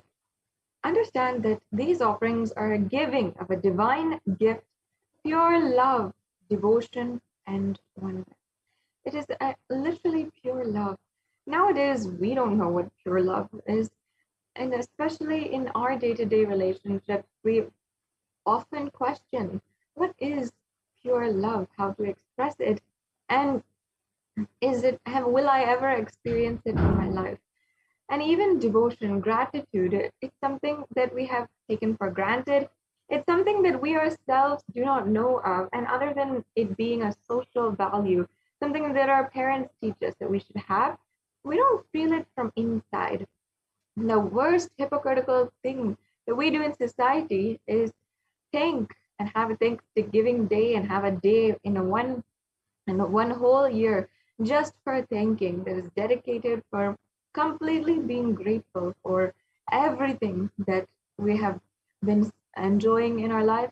But then the very next day is Black Friday, when we again be subject to the worst consumeristic society that continues asking for more and more things. Do we even have a phone that lasts for 1 year or even more? Do we even have things that will be used more than their utility value? That is the question at hand. Why do we continuously ask for things? And even our relationship with God, the divine, Paramashiva, becomes simply asking. It becomes just a prayer. There's a beautiful story that Swamiji had told in the Guaranteed Solutions book that recently I just read. He narrated the example from the chapter Discontentment to Gratitude and how to manifest gratitude in your life. He had, Swamiji had narrated beautifully one story where a king had been praying sincerely, and he was, before going to the court and praying to, he was praying to his God, and all of the beggars of his kingdom, all of his subjects had gathered in order to basically be graced by the king, and as usual, how they do. And the king would give them alms, he would give them the listening and give them solutions for their life. So all the beggars were waiting for him, and one of them had seen the go through and pray, and he was sincerely praying, and he didn't ask for any of the alms that the king was giving. And the king asked him until the last. He was waiting, but he never came forward, and he never asked for alms. And the king asked him, why is that? And the beggar said, see, I've gone around, I have begged everyone, and I know about it. I get what I want. But when I come to the court where you are there, the king is there, even I see that you are yourself begging on your knees before giving alms out to people. I'm really wondering what's the whole point.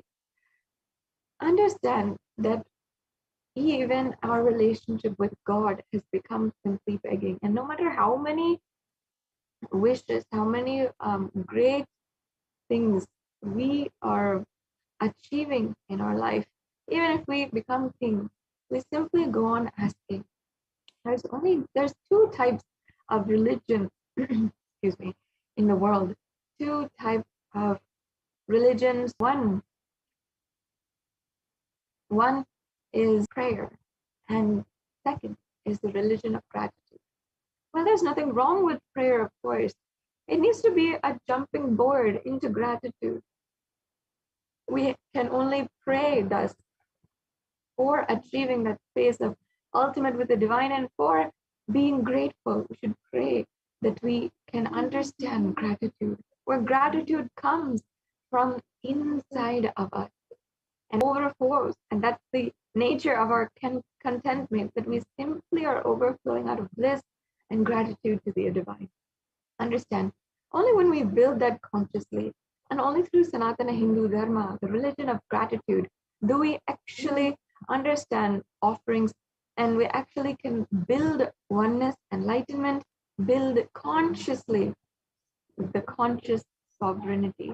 When we consciously build gratitude inside of us, and each and every one of these offerings that we're going to be going over today is one way that you can build gratitude, that you can offer your gratitude, and you'll understand that gratitude literally helps us attain ultimate in the world. When we pray for gratitude, we ask for gratitude, it literally gives us the breakthrough that we want. So let's not, without further ado, let's go into the sevas that we can do. It's always such a pleasure to be able to share with each and every one of you these sevas on how you can offer these sevas and what all you can do. It's always such a pleasure to go over these extremely beautiful ways of making an offering, and it's such a intimate, deep, sacred step into your connection with the divine. So without further ado, let us start with the Dhyana Shloka. And Dhyana Shloka is the beautiful remembrance of Devi Parar, where we can simply remember her, and just remember her. That remember itself invokes pure love. And as I was saying, all of these offerings are out of pure love, devotion, oneness. So let us start with this Dhyana Shloka. Start with a beautiful prayer, a pledge of love to Devi Parashakti. Indunibhabeda karavahinayanam syat pankajavaraabhaya japakshasarayuktam angahimabhushana vichitravasanam syat tungamukutodjvala manonmani swarupam. And the English translation.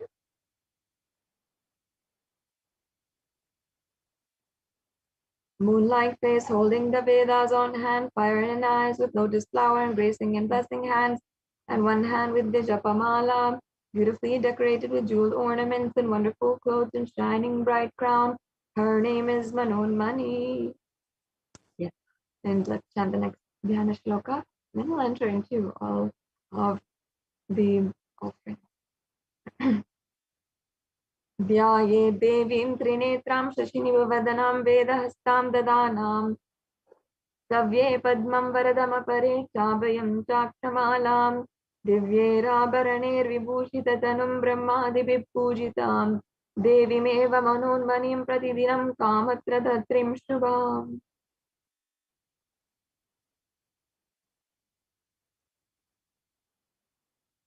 Yes, and the English translation. I meditate on Devi with 3 eyes glowing like a moon and holding the Vedas, lotus embracing with blessing and gracing hands. She is wearing beautiful ornaments and she is worshipped by Brahma and other many gods and showers auspicious boons for all actions every day. Let us now move on. Having thus offered our love to Devi Parashakti, now let us see how we can attain and offer our gratitude and attain oneness with Devi Parashakti. First, let us understand the significance of the divine element Guru. As you can see here, there is a verse from the Atharva Veda.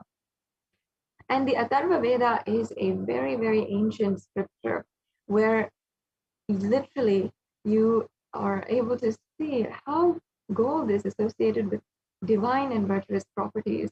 And here I'll just be reading out the translation. It says, triply born by birth is this gold from the atoms of Agni is one. It becomes dearest to Agni. One fell away from Soma when it was hurt. one they call the seed of virtuous and powerful Apaha. Let that drip of gold be for your long life. Once again, understand that in Sanatana Hindu Dharma, the context behind everything is so amazing. And to share that context is always such a beautiful gift. And I consider it a gift to each and every, at least for myself, to be able to at least attempt to make you understand how gold, how all of these offerings, Sanatana Hindu Dharma is such a exquisite treat, a beautiful feast for each and every one of us to enjoy. Understand, we in our society might have a social value for gold, whether it is the social value meaning we might have like we might use it to place value in our relationship. We might give it as a gift to our loved ones, or our wives, our husbands, our mothers on Mother's Day, and we always want to show them we love them with gifts of gold. And we also have gold trophies or gold trophies or gold medals that we give, show to society or award in society the highest or the best talent, the best in that field, gold trophies and gold medals. And it also, of course, has an economic value. Gold is very much very much a property or a element which has so much of worth. It purifies, but you have to understand that actually it is a divine element. It has a sacred value, and Sanatana Hindu Dharma literally is based on seeing the sacred value in every single thing. And that's where we build gratitude. We understand that it's not just an economic value, it's not just about social value, but literally we place that everything exists is God. Everything exists has sacred value. And that is the ultimate. That can literally, it can purify anything. It can bring spiritual significance to everything and have great spiritual power and be a modem of healing and enlightening. The vibration of gold actually has the power to infuse sattva energy and positive thought currents. And you will be able to see exactly how that happens. And and in the Vedic civilization, the gold is present in all of the scriptures. It's literally everywhere, even in the colonial times, especially when the Marco Polo and so many others who were Westerners had started exploring the world, had made ships, and they had started to come to India. And the Hindu civilization, they were absolutely in awe of the richness of India and how rich it was. And there was literally gold everywhere. And that's what ultimately made them continuously want to come back to the civilization. And even in the very gold offerings that were given to Devi Meenakshi until today are offered and literally immortalized in history. The sacred sentiments of a few who offered the gold to Devi Parashakti in the form of Devi Meenakshi in thousands of years back is still today being offered to Devi Meenakshi. So that is the significance of you offering gold today to Devi Parashakti.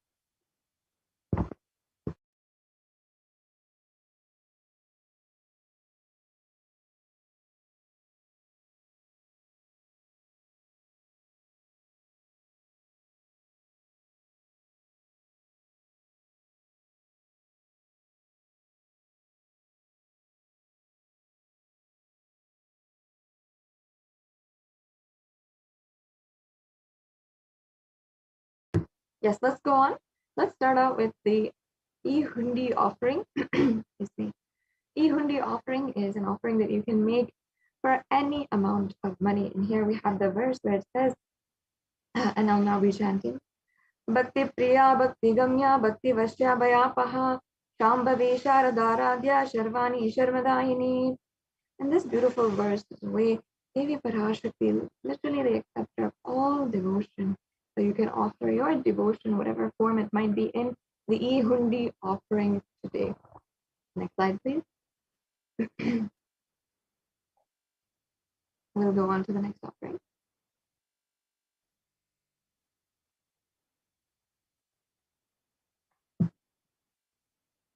Yes, moving on.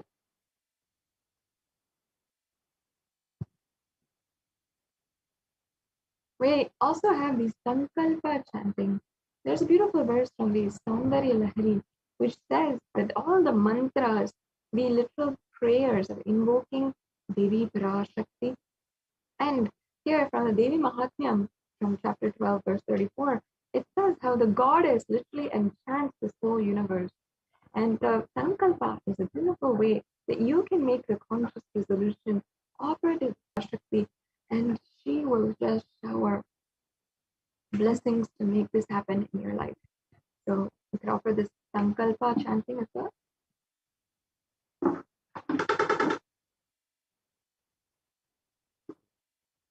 Yes. And we also have the Sastranama Swarna Kasu. And in the Lalita Sastranamam, verse 731, there's a verse where it says that Devi Parashakti is Nama Parayana Prita, or she who likes the repetition of her various names. This is the offering of 1008 names of Devi Parashakti. It's a very special offering that also you can do. You can offer a gold coin inscribed with all of the names of Devi Parashakti as well. Let's just move on.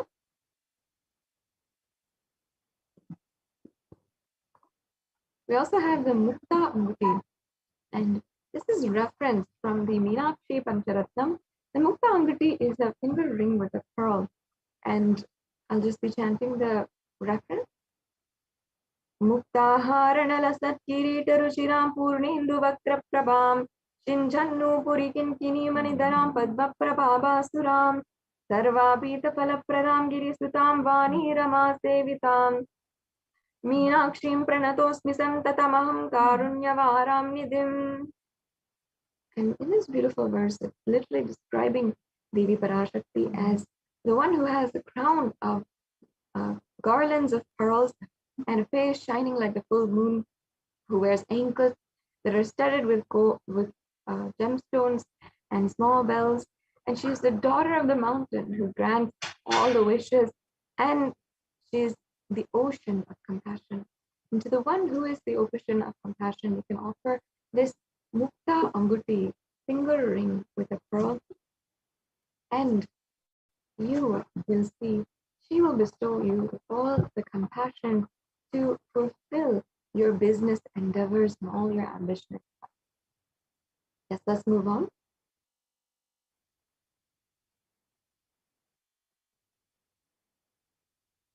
Moving on.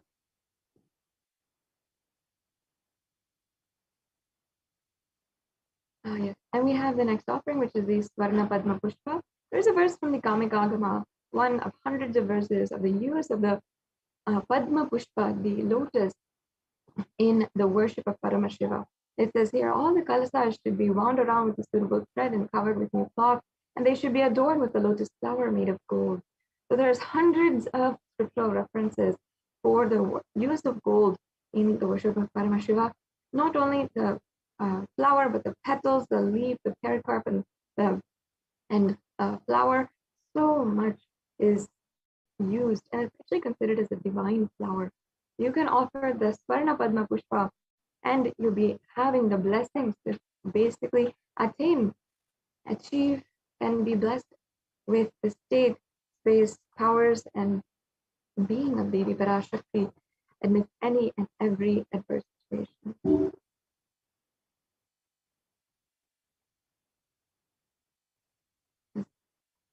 And we have the Swarna Metti, and there's a beautiful verse from the Saundarya Lahari here, and I'll be chanting. Nakhadiditi samchana namajjana tamo guna padadvaya prabhajala parakrita saroruha. And the meaning is, you whose brightness from toenails destroys the darkness of ignorance from the minds of your devotees who prostrate at your feet. Such a beautiful verse. It describes the feet of Devi Parashakti and why we adorn the feet of Devi Parashakti. So you can adorn the feet with this Swarna Metti, the golden soul ring, and make this offering as well. Yes, moving on, we have the Swarna Mamtika. And Devi Parashakti is also referred as the Shuddha Saravi Varshani, meaning she who makes the nectar flow from all of our nerves from the Sahasrara. She who gives a very pleasant experience of the ultimate. The Mamtika represents the nectar flowing from the Sahasrara Chakra, which is fully open. And you can offer this Mamtika to Devi Parashakti and be blessed to achieve the blissful state of overflowing gratitude in the place of complete completion. Yes, and finally we have the Pratyaksha Pada Puja, the offering to the Guru's feet. We in Hinduism offer to the Guru before even God, because he's the one who introduces us to God. So this is the most divine offering that you can make, the Pratyaksha Pada Puja as well. We can go on. We also have the Vastra Seva.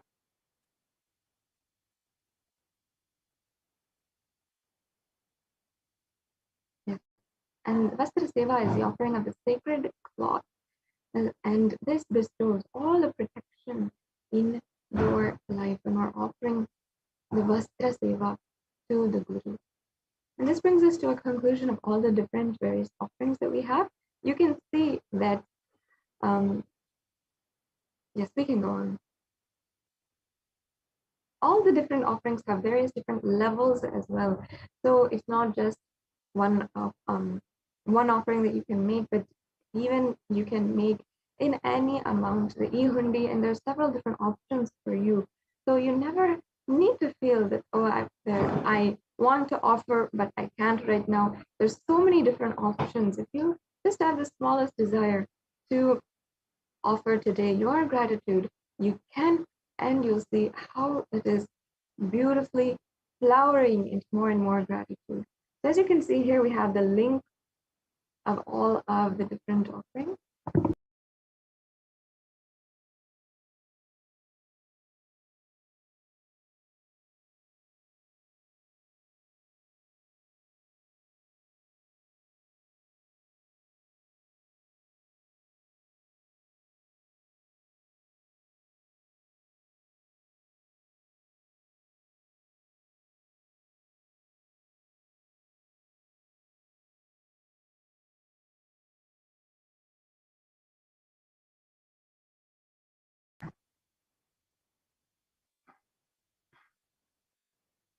Yes, and you'll see how literally Devi Parashakti manifests for in your life just with these offerings.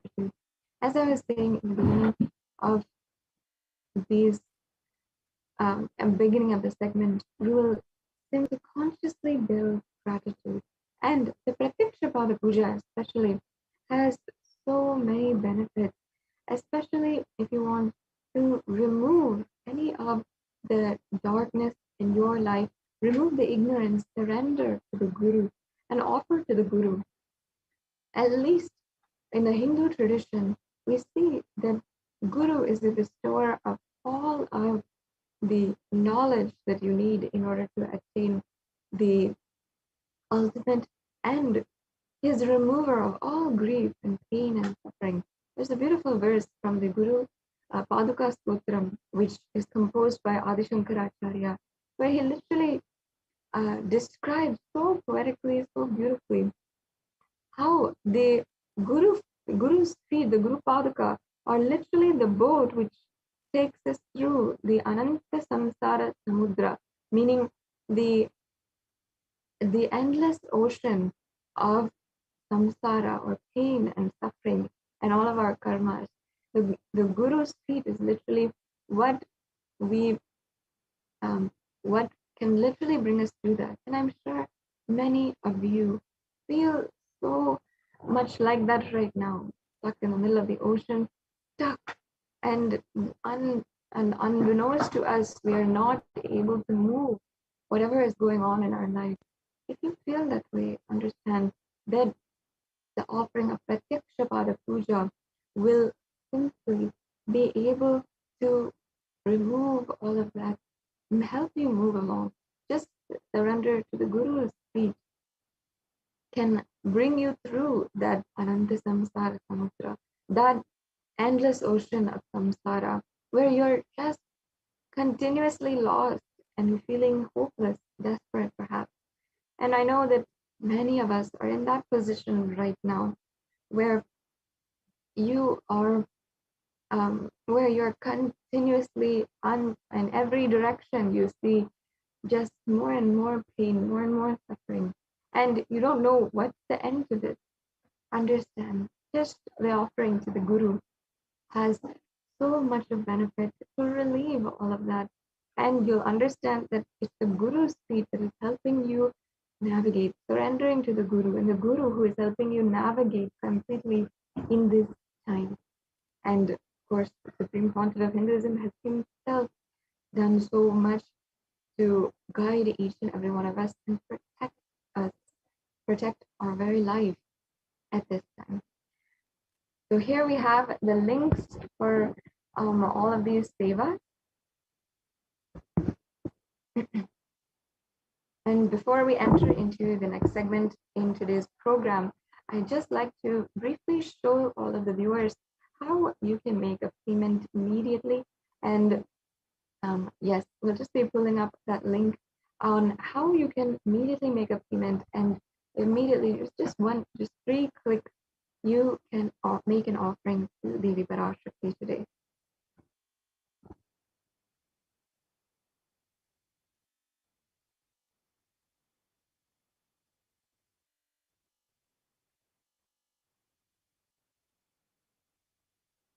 Yes. So as you can see, yes, we have the link here. This is the link. If you go to tiny.cc/Devi-offerings, this will pull up. And as you can see, if you just go to the drop-down menu, you can select any of the offerings that you'd like to make today. And you can select that. And then you can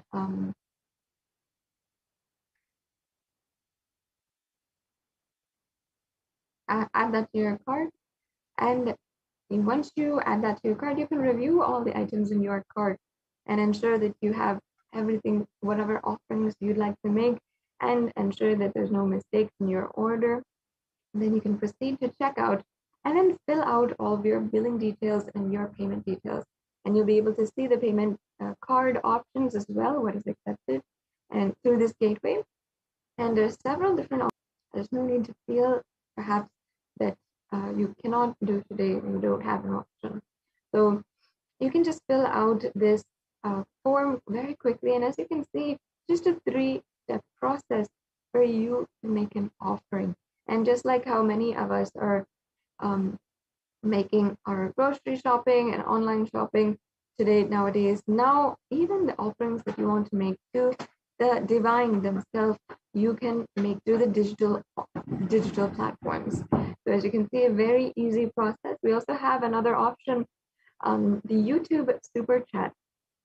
If we can just show the YouTube Super Chat as well. This is an option that is also there where you can simply offer. I'm sure many of you are joining us right now on YouTube, and you'll be able to make to the divine themselves. You can make through the digital. Yes, another option, the YouTube Super Chat. If we can just show the YouTube Super Chat as well. This is an option that is also there where you can right now offer. I'm sure many of you are joining us right now on YouTube, and you'll be able to join as a member. You'll be able to make to the divine themselves. You can make through the digital as well. You can go to the Super Chat option. The YouTube Super Chat. And this is the we can just show the YouTube Super Chat as well. This is an option that is also there where you can right now offer. I'm sure many of you are joining us right now on YouTube, and you'll be able to join as a member. You'll be able to make sure the divine themselves can make through the digital We can start the share as well. You can go to the super chat option in today's program, and you YouTube super chat as well. You can, and you can use the links provided by Nilati, and they're also in the scroll. So if you need to, you can go to just refer to the scroll and see. We have joining with us for the next segment, Manitya Ashlananda Swami, one of the administrators for the Adi Kailas Sarvagnipitam, and they will be guiding us in the next segment of today's program, where we will understand the various different contributions and the huge effort that the Supreme Council of Hinduism is doing now to protect each and everyone, anyone who needs protection at this time, and all of us, Kailashians, from the ongoing COVID-19 pandemic. Yes, and we'll be entering into that segment right now after a very quick break.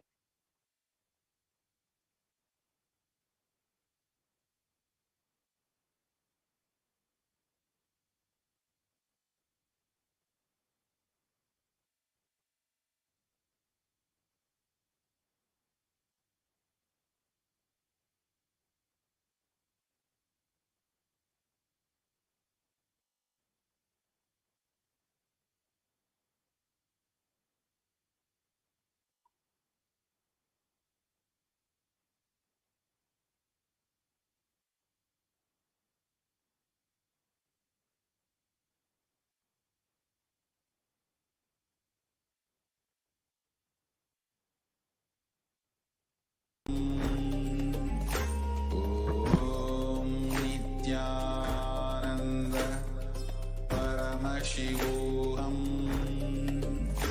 Om Nithyananda Paramashivoham.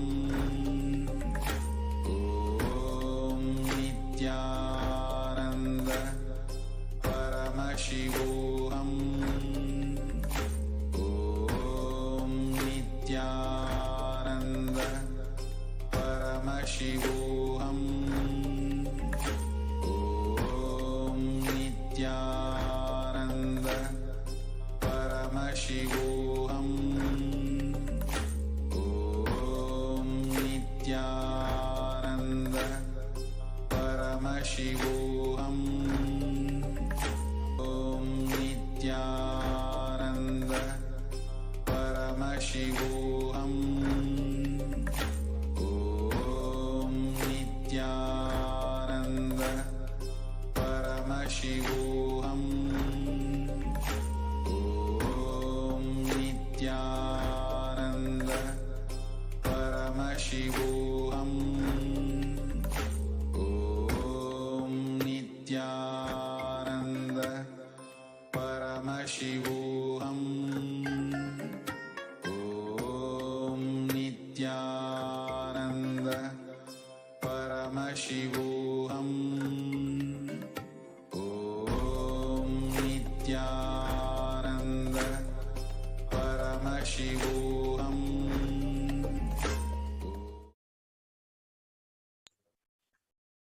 Nithyanandam, and welcome everyone to today's segment of the Adi Kailasa ship.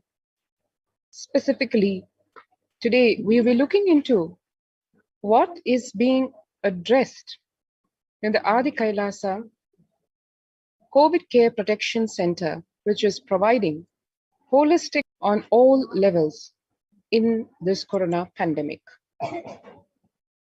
First, we need to understand where the world is heading today. If one scrolls through the headlines today, every country facing this pandemic and concerning proportions of the same happening throughout the world. Today, one can see the latest news just as a few hours ago is of Lebanon going through this terror caused by the pandemic.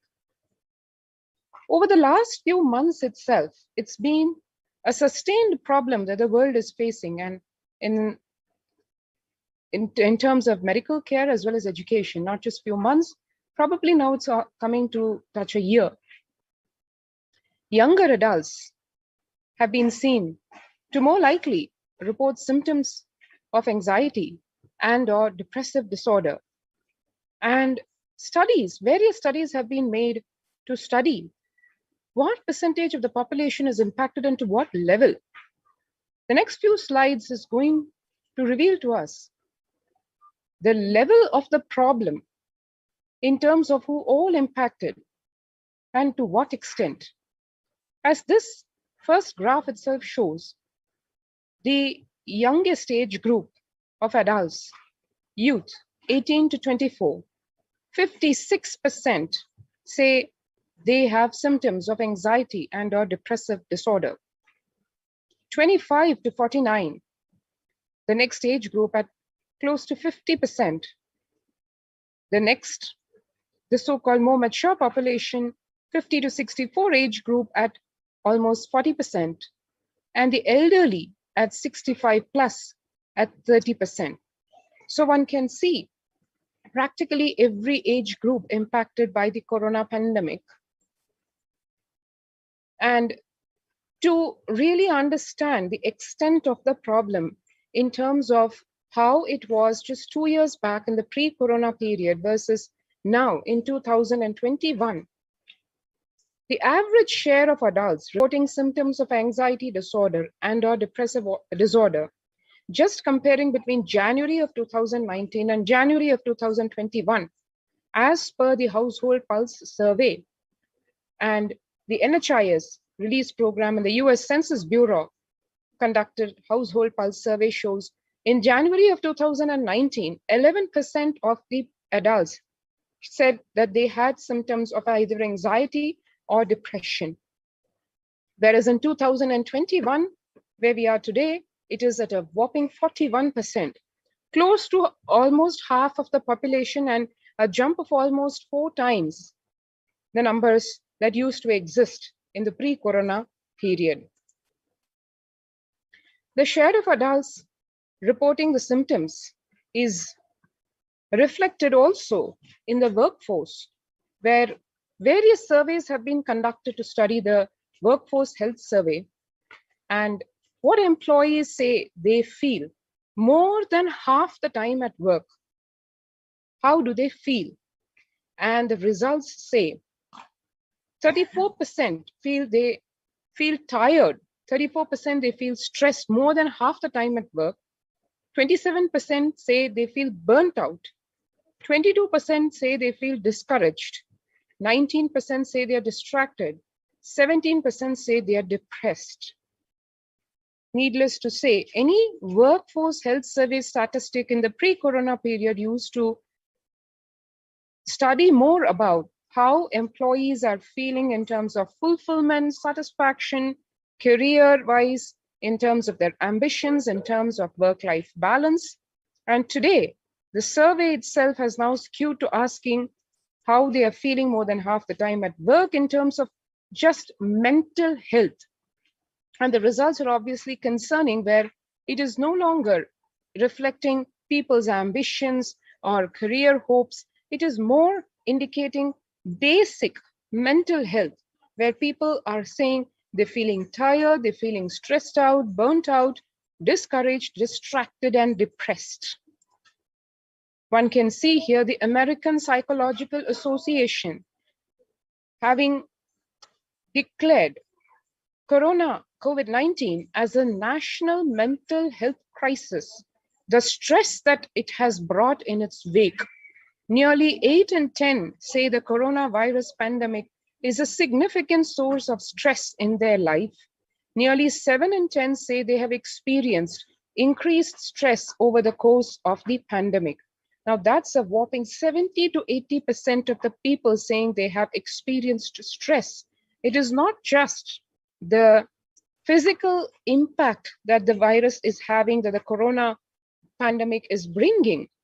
It's not just the millions of deaths that are happening in its wake and continue to grow. It is also the mental health crisis that has been generated in its wake, where people are not able to handle their lives, their mental health itself. 1 in 4 essential workers, that is like 25%, have been diagnosed with mental or health disorders since the start of the pandemic. Now, one really needs to understand what this means. First, we have seen almost 50% or more of the youth impacted by either anxiety or depressive disorder. And then we have the workforce, the people at office saying they are either stressed or burnt out or depressed. And then we saw in the United States itself, more than 70% of the people saying they're stressed about the pandemic. And here we have the very people who are supposed to be helping people out of this crisis, the mental health crisis, the stress, the depression, the essential health workers. They themselves, at 25% of them, have been mental health disorder itself since the start of the pandemic.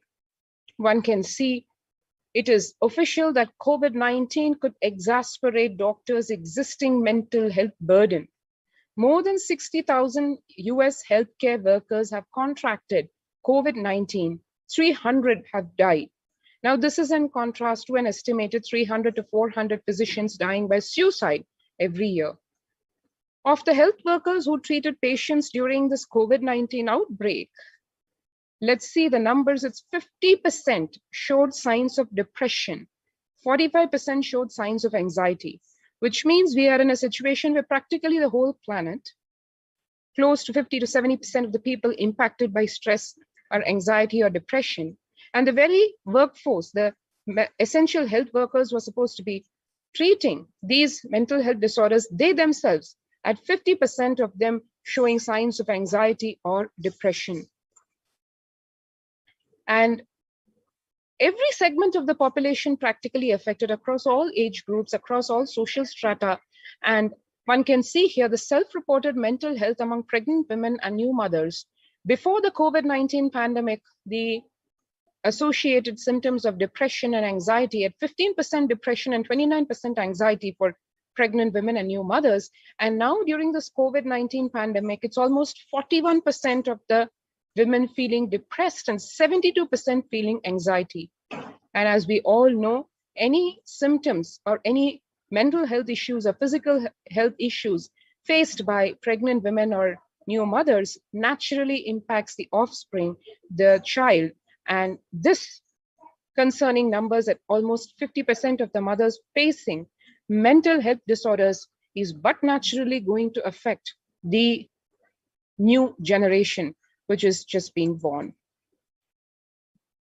Here one can see the number of COVID-19 deaths worldwide as of just a few days back, with the United States as a leading numbers and followed very closely by Brazil, India, Mexico, and further countries. And now we can see the virus has spread to 6 continents.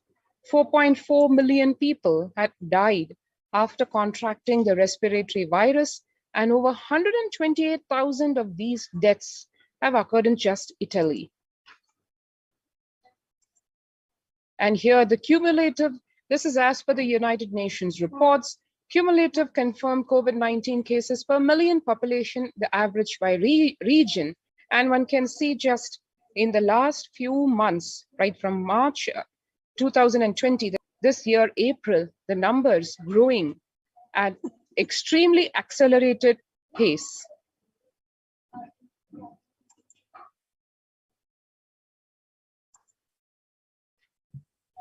What do you need to know about the Delta variant?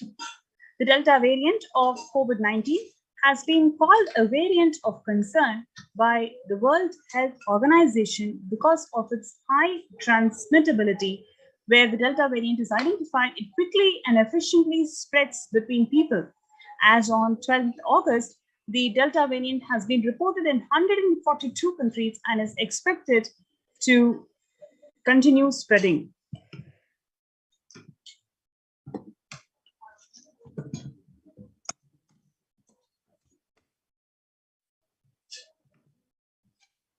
The Delta variant is highly contagious more than 2 times as contagious as its previous variants. The Delta variant might cause more severe illness than previous strains in unvaccinated persons. In two different countries from Canada and Scotland, patients infected with the Delta variant were more likely to be hospitalized than the patients infected with Alpha or the original variant strains. Now, what do you need to know about the Delta variant? The fully vaccinated people with Delta variant, breakthrough infections can spread the virus to others. However, vaccinated people appear to be infectious for a shorter period.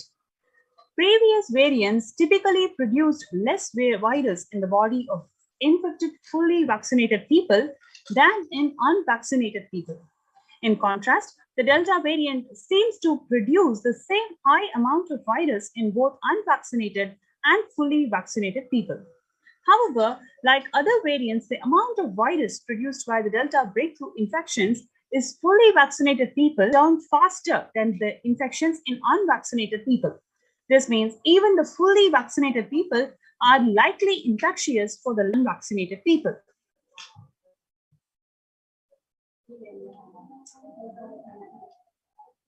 Now let us watch this video where a doctor breaks down saying that she has never seen something like this ever before working in these COVID care protection centers. Especially she's from Mumbai, and she's going to share her experiences of how brutal these infections are and what kind of impact that these infections have on the humanity.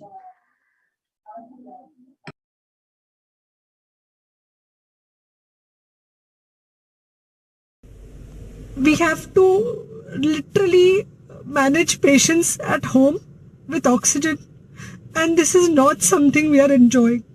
So I really want all of you to follow a few things that I really, अगर आपको लग रहा है कि आपको 1 साल से corona नहीं हुआ है इसलिए आप कोई सुपर हीरो हो या आपकी इम्यूनिटी बहुत अच्छी है और आपको ऐसे कुछ नहीं होगा, तो आप गलत फहमी में हो.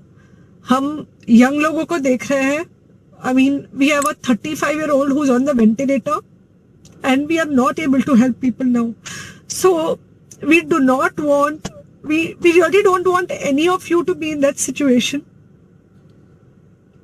So, sorry.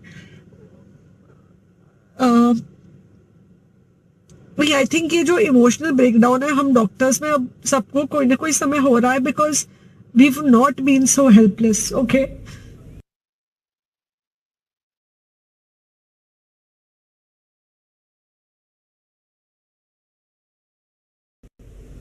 We have to literally manage patients.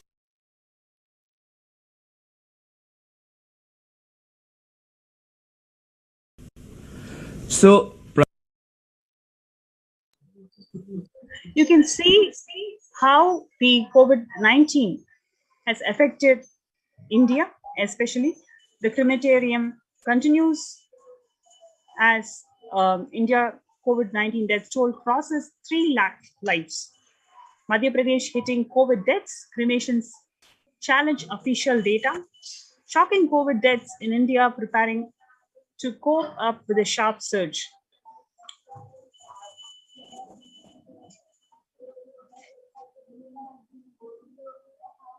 COVID-19 pandemic in India, 4.7 million more COVID deaths. So when the third world countries are closing their doors, when the first world countries are closing their doors, it is the Supreme Pontiff of Hinduism, Jagadguru Mahasannidhanam, His Divine Holiness Swamiji has opened his de facto spiritual embassies of Kailasa to one and all as COVID care protection centers. All the viewers, all of you are welcome to be part of this COVID care protection centers and save your lives and claim your conscious sovereignty. So anybody at protection centers, you'll be able to avail free food, free accommodation, free internet services. You can work from home. You can experience a complete enlightenment ecosystem in Adi Kailas and Nithyananda Paramashivam, where you have a temple, Goshala, Anamandir, you can do pujas, you can manifest powers. There are plenty of things all the beautiful, precious gifts that Hinduism has offered to the humanity, you can avail all of them and more. So we welcome you to be part of this beautiful happening in Adi Kailas Nithyananda Sarvingya, which Devi herself has blessed that this is going to save the humanity from the Pralaya. So we invite one and all to join this COVID Care Protection Center. You can register through the link below, kailasa.org/kailasacare, KAILASA.org/KAILASACARE. So with this, we would like to invite one and all to be part of this COVID Care Protection Center. Stay tuned before we get into the next segment of today's session.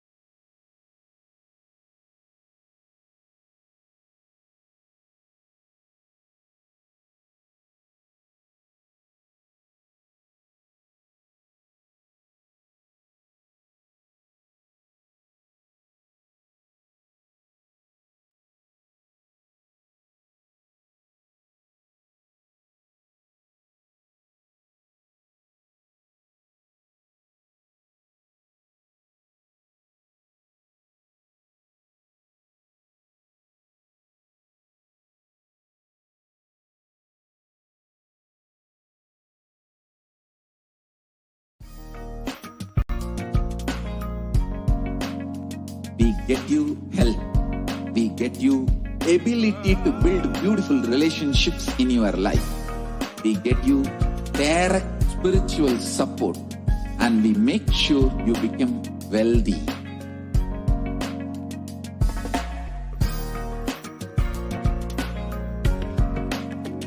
We won't stop giving you just good life. We will literally not stop till you live enlightened life. Manifesting the state of Paramashiva, space of Paramashiva, powers of Paramashiva, being of Paramashiva.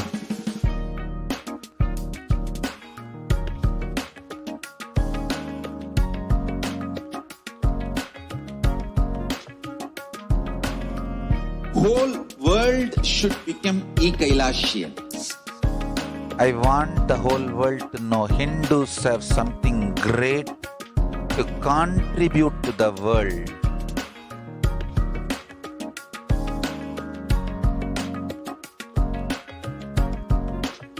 We have something great to contribute to the world.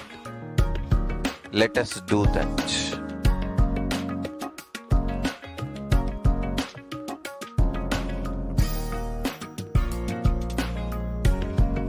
E-Kailasa is proper customized spiritual service helping you to identify your root patterns of suffering.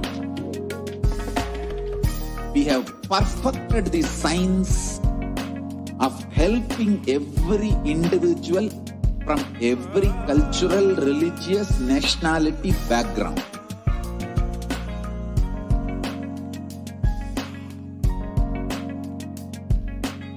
You will have lowest reactionary assumptions, highest awakened response, alive response for life continuously.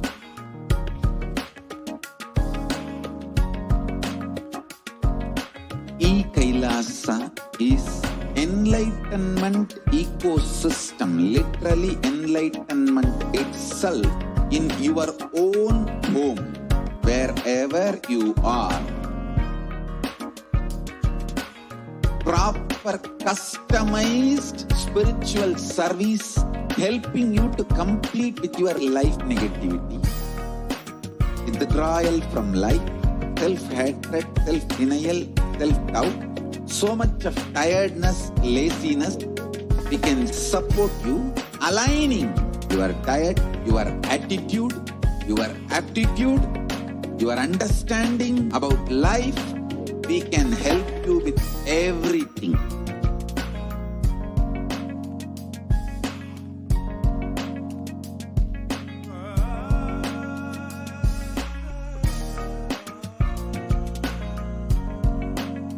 If you are interested in enlightenment, we will immediately bring this to you.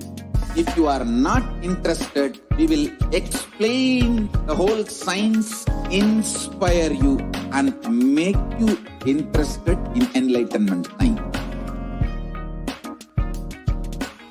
We need to cater this enlightenment science to the whole world wherever they are, because enlightenment is the birthright of all human beings. Kailasa is responsible to provide that to all human beings.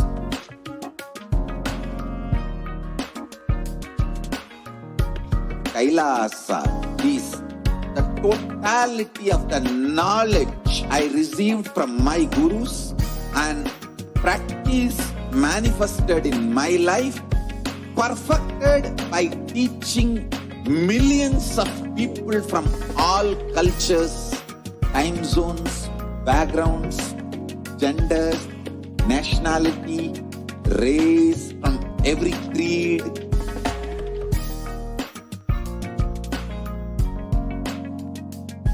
So this absolutely perfected knowledge available to you, served to you in your home without even you moving out of your couch, free of cost.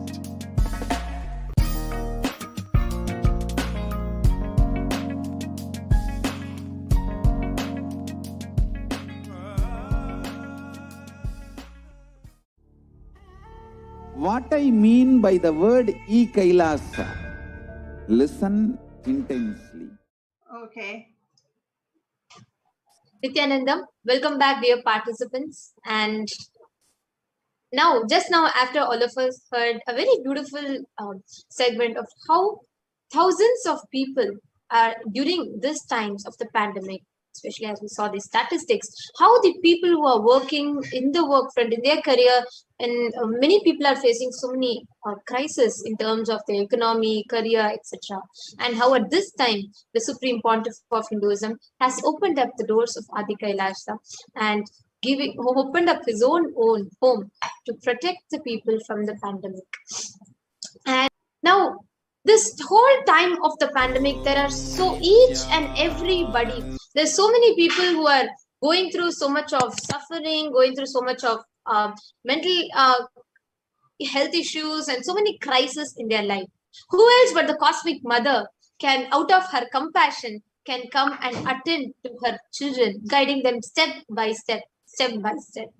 Joining with us today is Manitya Sukhagnanananda from Malaysia, who is going to share with us about her journey, her experience with Devi Parashakti, of how throughout, as the cosmic mother, Swamiji held her hands and walked her through some of the biggest problems and difficulties in her life.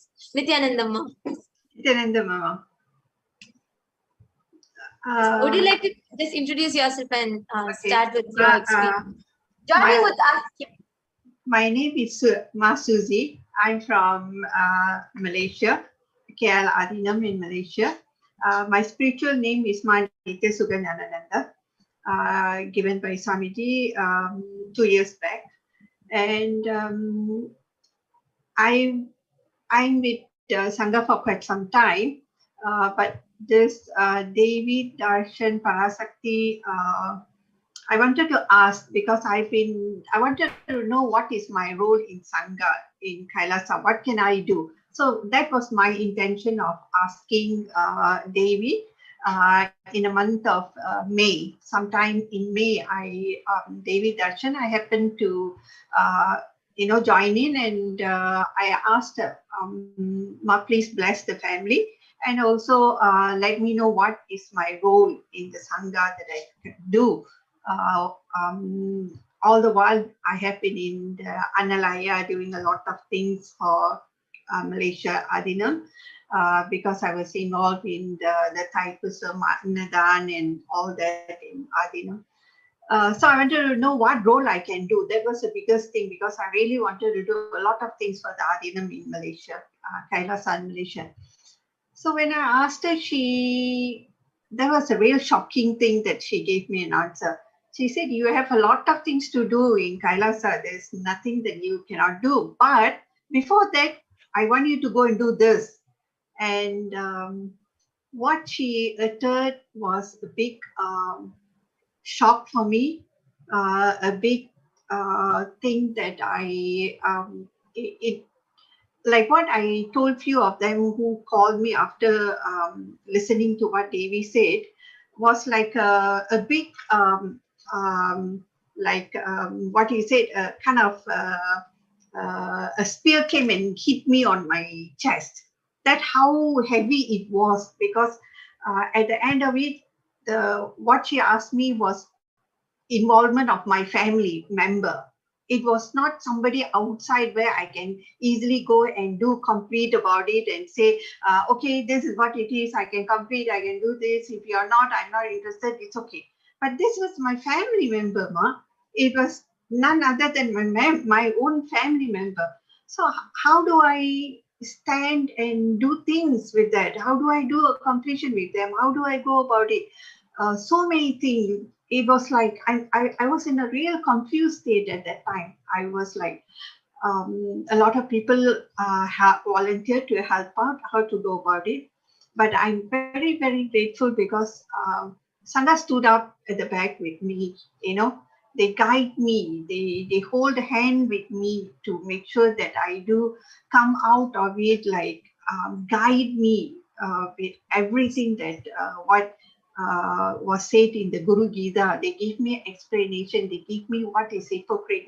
They even send me a video to say, Ma, watch this. What Swamiji talk about hypocrite. But did you understand all this? And every day it was like I had to do.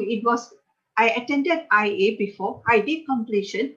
But this completion that I was going through was every bit was I cried. Actually, I cried specifically a lot of days, right from the month of May until today, I would say, until the 2 days when she just released me out of it.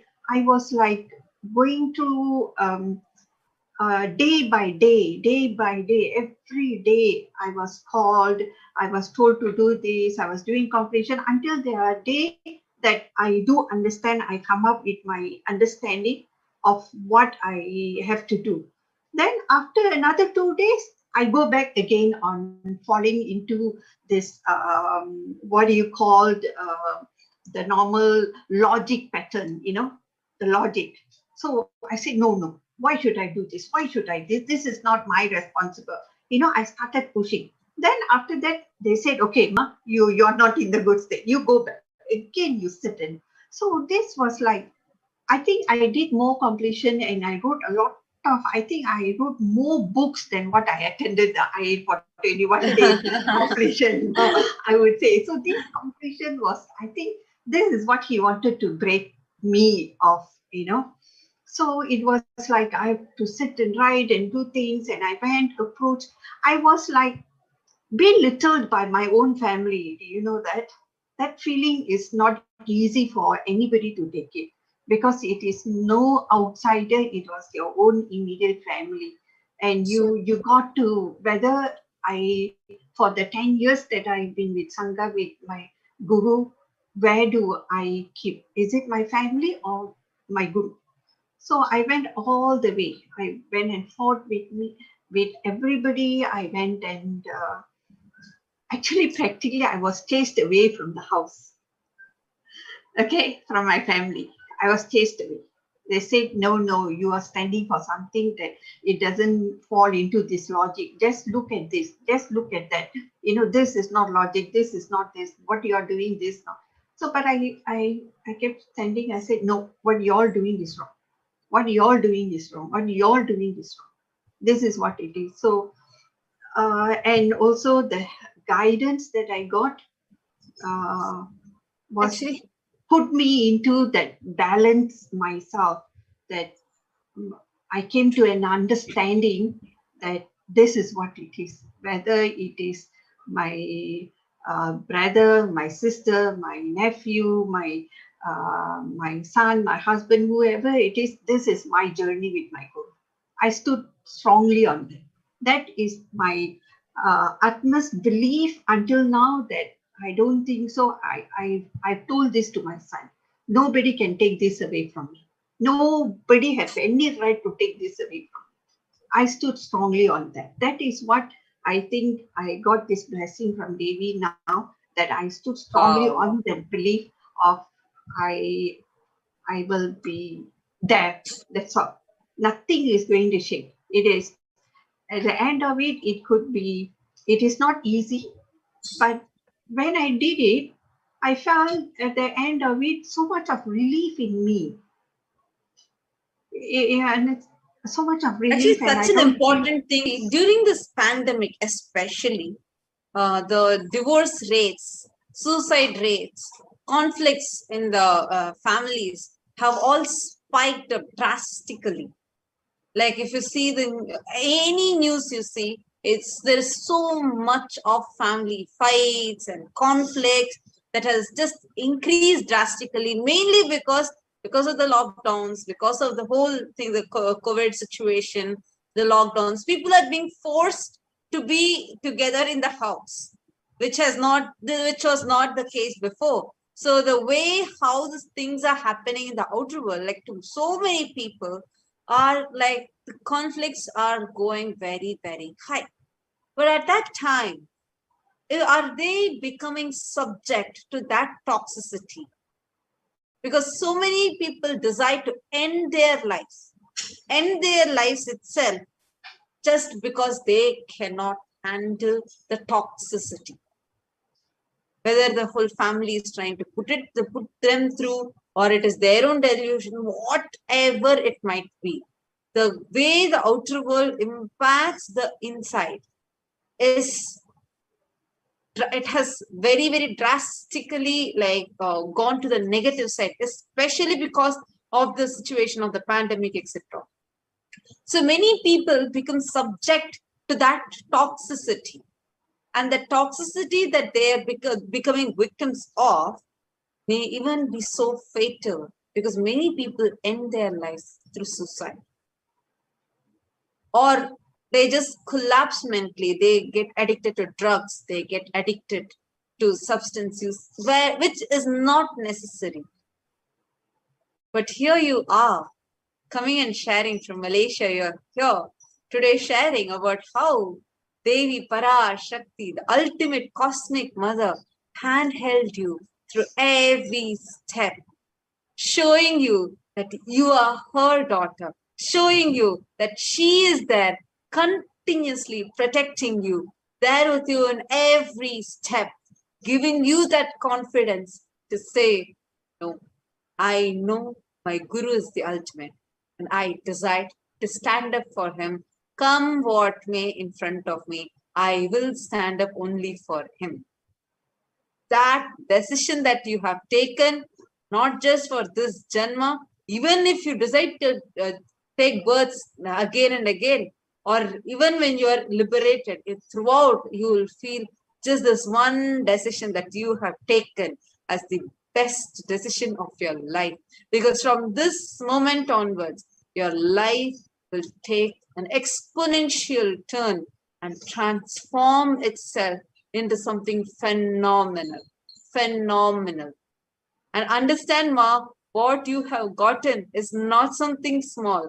Because so many people, women today, are literally crying in their homes, crying inside themselves, because they feel so much of partiality is happening, so many conflicts are happening, they are being subject to a lot of toxicity that they are not able to handle, and there is no support for them.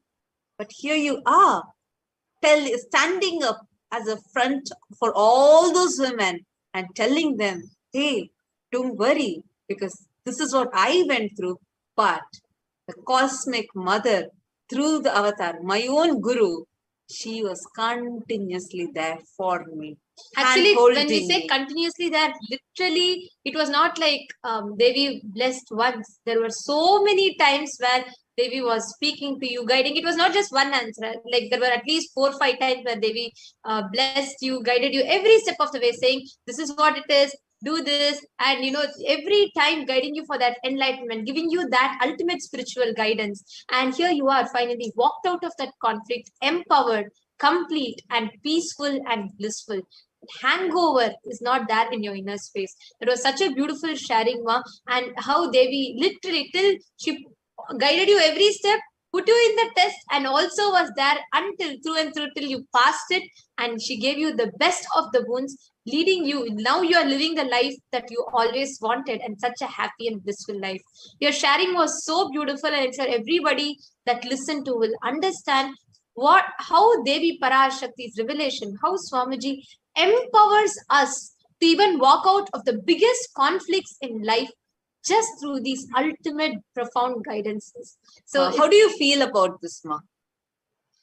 You see, when, like what I said, when she said that there's this drogi in your family, your family member, and it's going to bring down your clan and all that. So that really was very hurting. But I did all my best I could.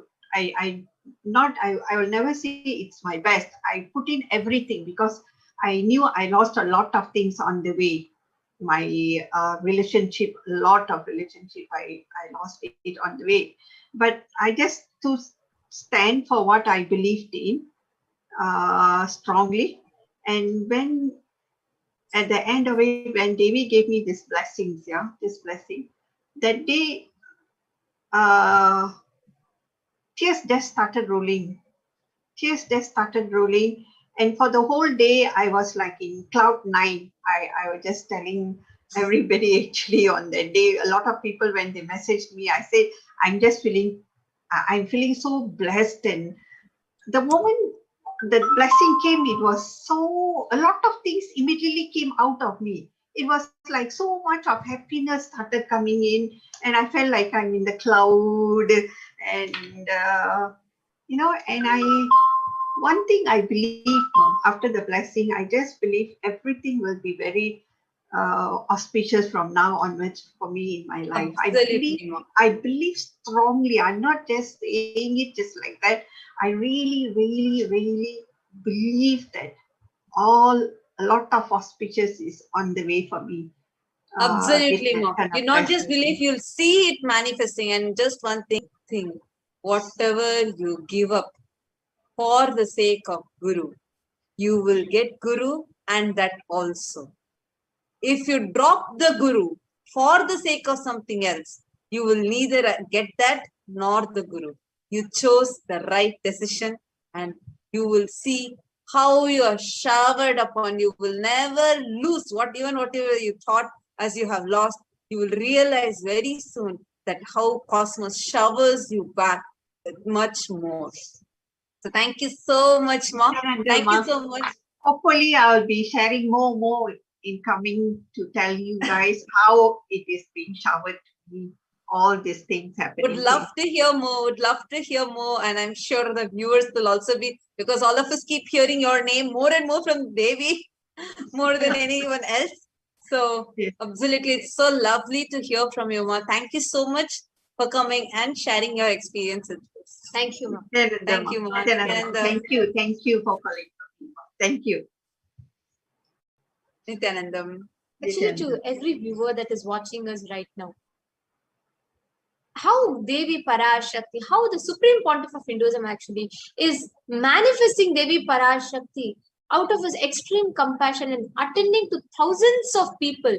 There are people who ask from their past, their present, their future, people who ask for healing, people who ask for career decisions, every way, at every point of their life, guiding them, empowering them to manifest a life that they want, which is peaceful, blissful, all powerful, and for them to coexist in that space of oneness with the ultimate. This is something profound, extraordinary, because this is what humanity is seeking for, looking for, especially at the times of this pandemic.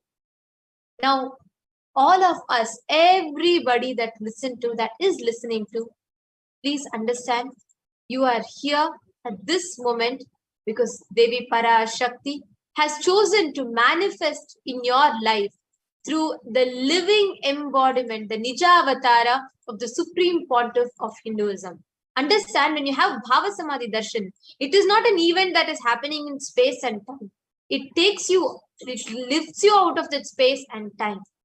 That is why when you see Devi Parashakti sitting in front of you on the screen, your neurons start mirroring that of what is happening in Swamiji. The bhava, the experience, the bhava that you have is defined as directing and activating your emotional and spiritual energy, which gets created when you meditate on the avatar. Understand, the brain neurons mirror, activate, and process all the observed movements or information of the avatar just by seeing.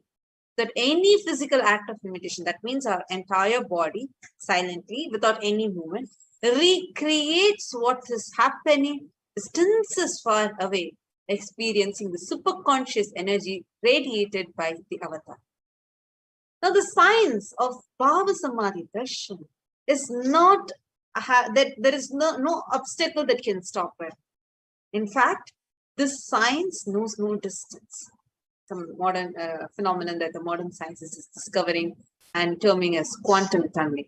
When you enter into this space, our thought per second rate significantly reduces, and we relax into a space that is beyond thoughts, where we become mentally at ease in coexisting dimensions beyond duality, where we and the divine combine, unconditioned by the parameters of time and space. Now, to just explain this quantum tunneling, it is the probability of a quantum particle, like an electron, with less kinetic energy to cross over the potential energy of an energy barrier.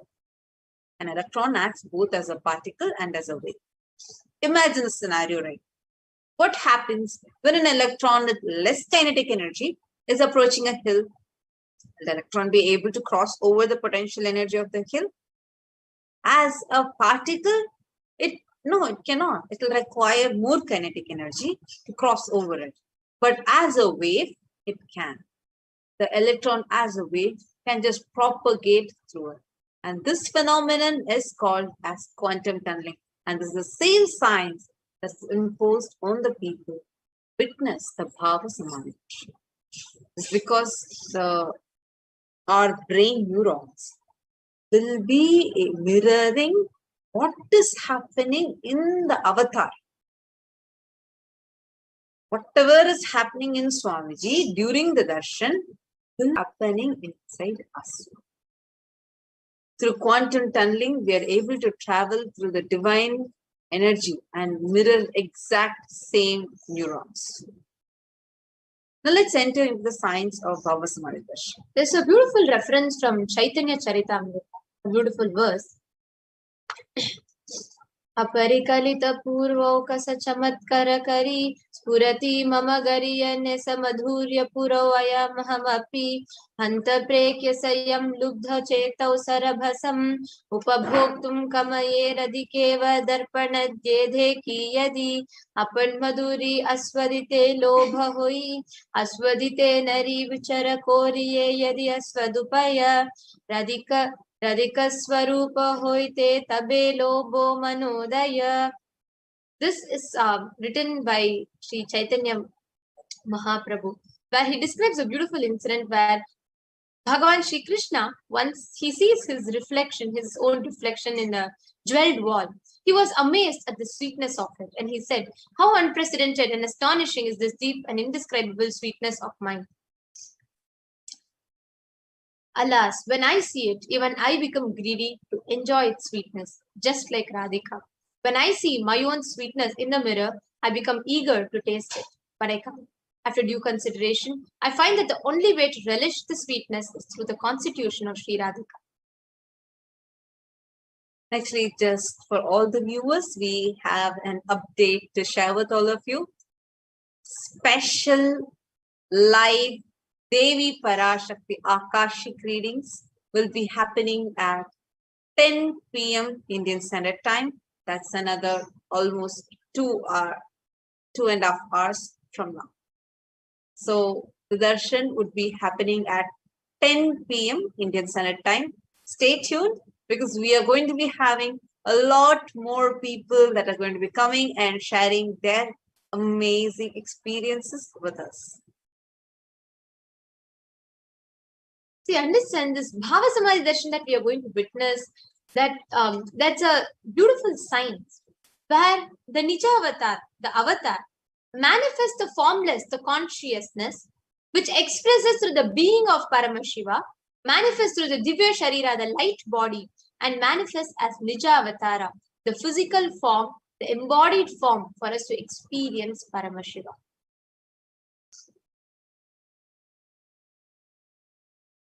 We have a beautiful Shastra Pramana. This is from Malini Vijayotara. It says, Kathana Chakti Padadva Yadva Padavalokanat Prasadat Svaguru Samyak Rapyate Paramam Padam.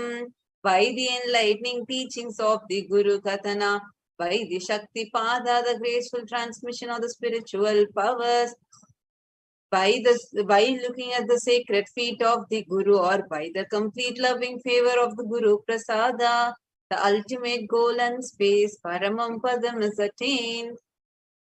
So today what we are going to be having is the Parashakti Akashic reading, where Supreme Pontiff of Hinduism will be radiating, will literally embody Devi Parashakti. So that is what we say as Bhava Samadhi. So what actually happens is where the formless Devi Parashakti, the pure consciousness, through the being of Rajarajeshwari, manifests in the physical embodied form of Devi Meenakshi. This is the science of Bhava Samadhi Darshan. This is what exactly that is going to be happening today. See, even Archavataras, means deities, they also manifest the being. They manifest intensely the being, the light body, the Divya Sharira. But unfortunately, human beings are not mature enough to get the higher level experiences directly from the deities, the Archavataras. So to bridge this gap, the most compassionate avatar, the living avatar, manifests bridges this gap and gives a superconscious energy to all of us.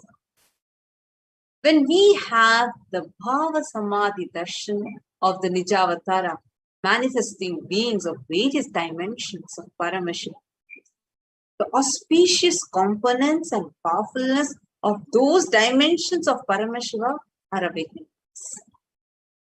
Understand? Those components of Paramashiva are awakened in us. The dimension of Paramashiva manifesting in the Nijavatara, us to experience the same is Bhava Samadhi Darshan. Actually, Bhava Samadhi Darshan is the direct experience of costless peace. During Bhava Samadhi Darshan, our whole being comes alive and celebrates the energy wave of existence. Our very muscles learn to imbibe and radiate Paramashiva. Bhava Samadhi Darshan is like a window to the infinite expanse of consciousness, allowing us to glimpse the formless in a way that we can understand.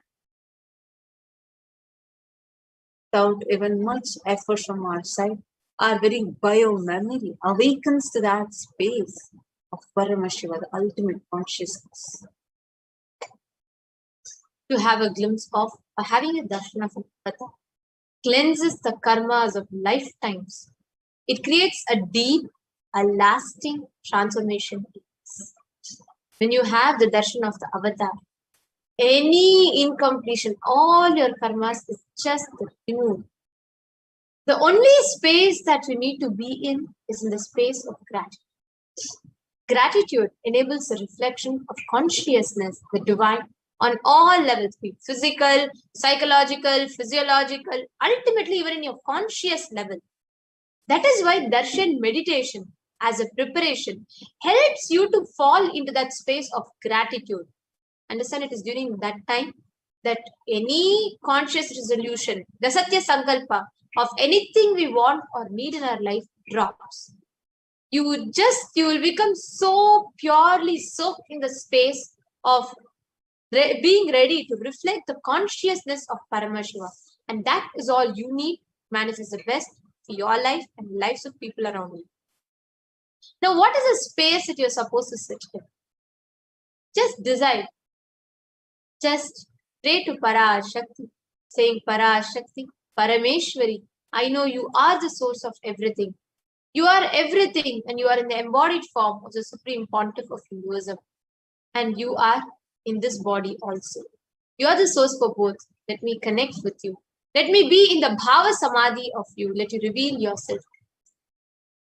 Now, in this same space, let us do another important step to prepare ourselves to receive Devi Parashakti.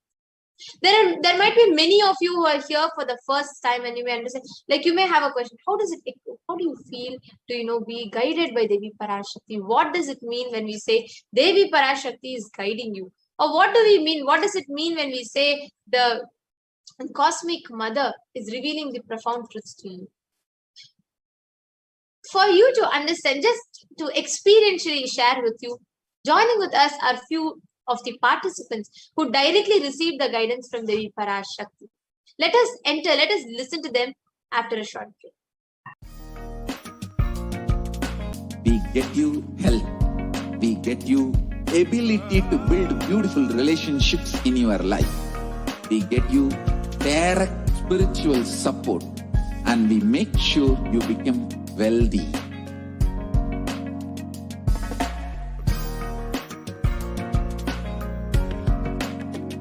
We won't stop giving you just good life. We will literally not stop till you live enlightened life.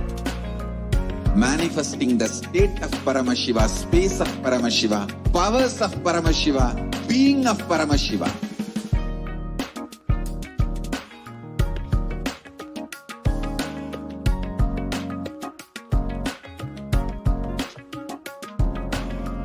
Whole world should become Ekailashians. I want the whole world to know Hindus have something great to contribute to the world.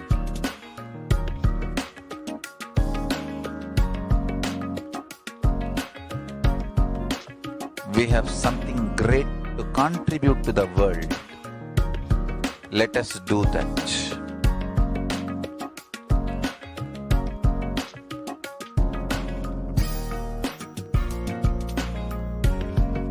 E-Kailasa is proper customized spiritual service helping you to identify your root patterns of suffering. We have perfected the science of helping every individual from every cultural, religious, nationality background.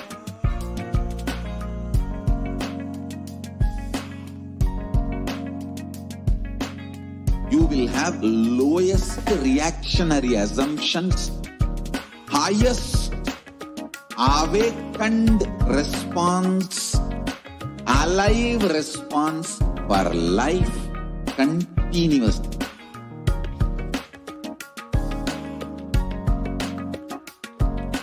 E-Kailasa is enlightenment ecosystem, literally enlightenment itself in your own home, wherever you are.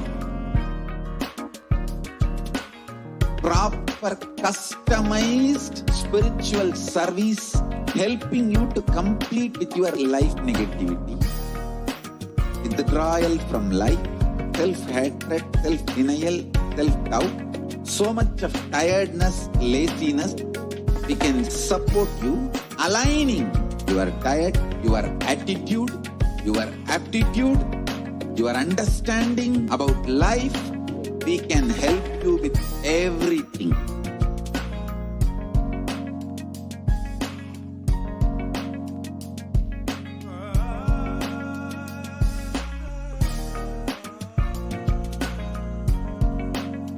If you are interested in enlightenment, we will immediately bring this to you. If you are not interested, we will explain the whole science, inspire you and make you interested in enlightenment time. We need to cater this enlightenment science to the whole world wherever they are, because enlightenment is the birthright of all human beings. Kailasa is responsible to provide that to all human beings.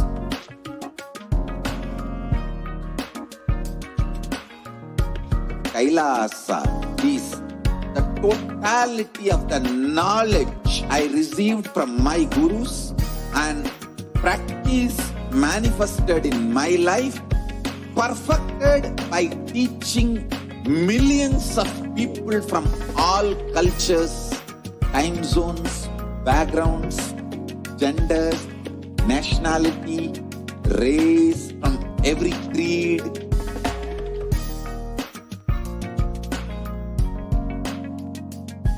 So this absolutely perfected knowledge available to you, served to you in your home without even you moving out of your couch, free of cost.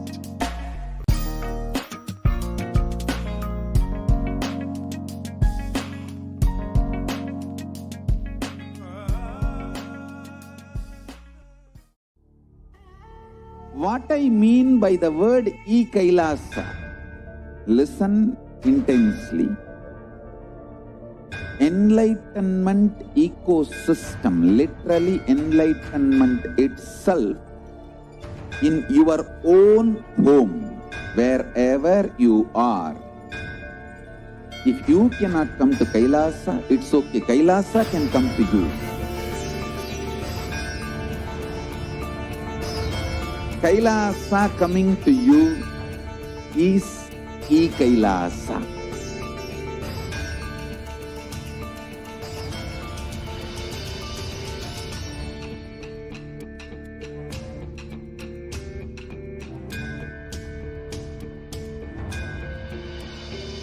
I will revive Hinduism. I am a Hindu revivalist, not by any revolution, but by evolution,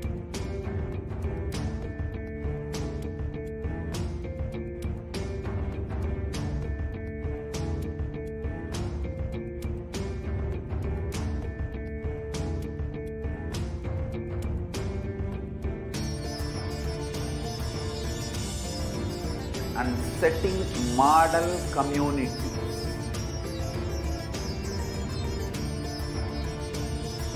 Kailasas, enlightenment ecosystems, Sarvanya Pitas all over the world.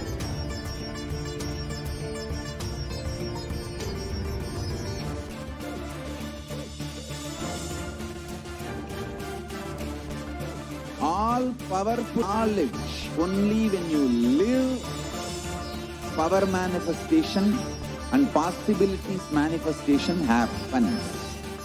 It's a fundamental truth.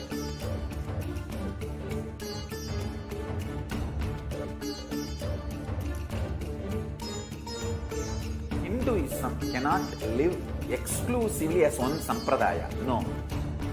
All sampradayas of Hinduism is an ecosystem.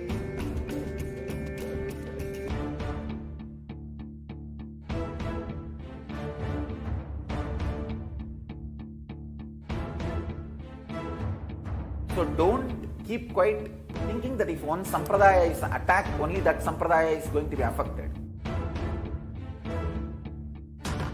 All of us are ecosystem.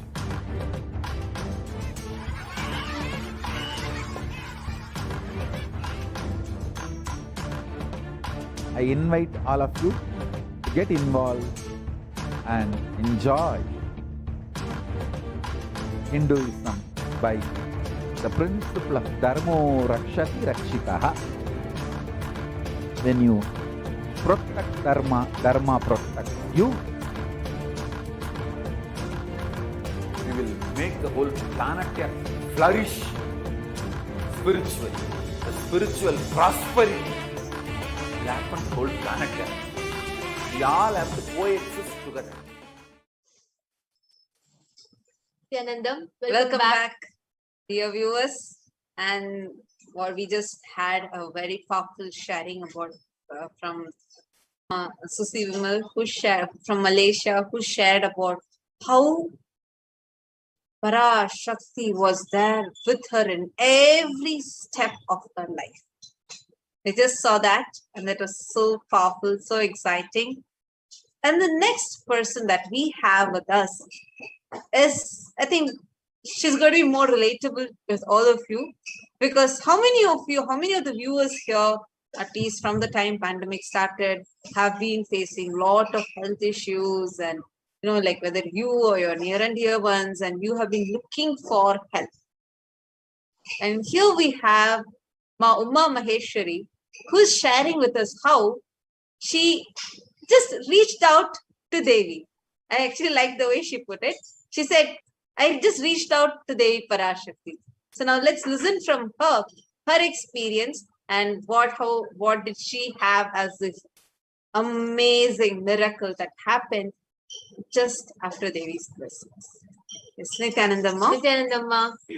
Nithyanandam. So can I start my sharing? Actually, I have to say sure. that. You can just introduce yourself, how long you've known Swamiji for, and where you from, etc. Then you can start. Okay, I'm Uma Maheshwari from Malaysia. I think I know Swamiji around 2 to 3 years. Still new actually, but whatever I go through, the experience which I get from Swamiji, I have to say it's magical. It's like a magic story for me. So yeah, recently, like there's a Devi Parashakti reading, right? Before that, I have to say I am very grateful to meet Swamiji in this birth itself. Like there are many of us out here, we are facing many difficulties in our life, but here, even though there are so many difficulties in my life, but with Swamiji in my life, I think my life is getting better in many ways.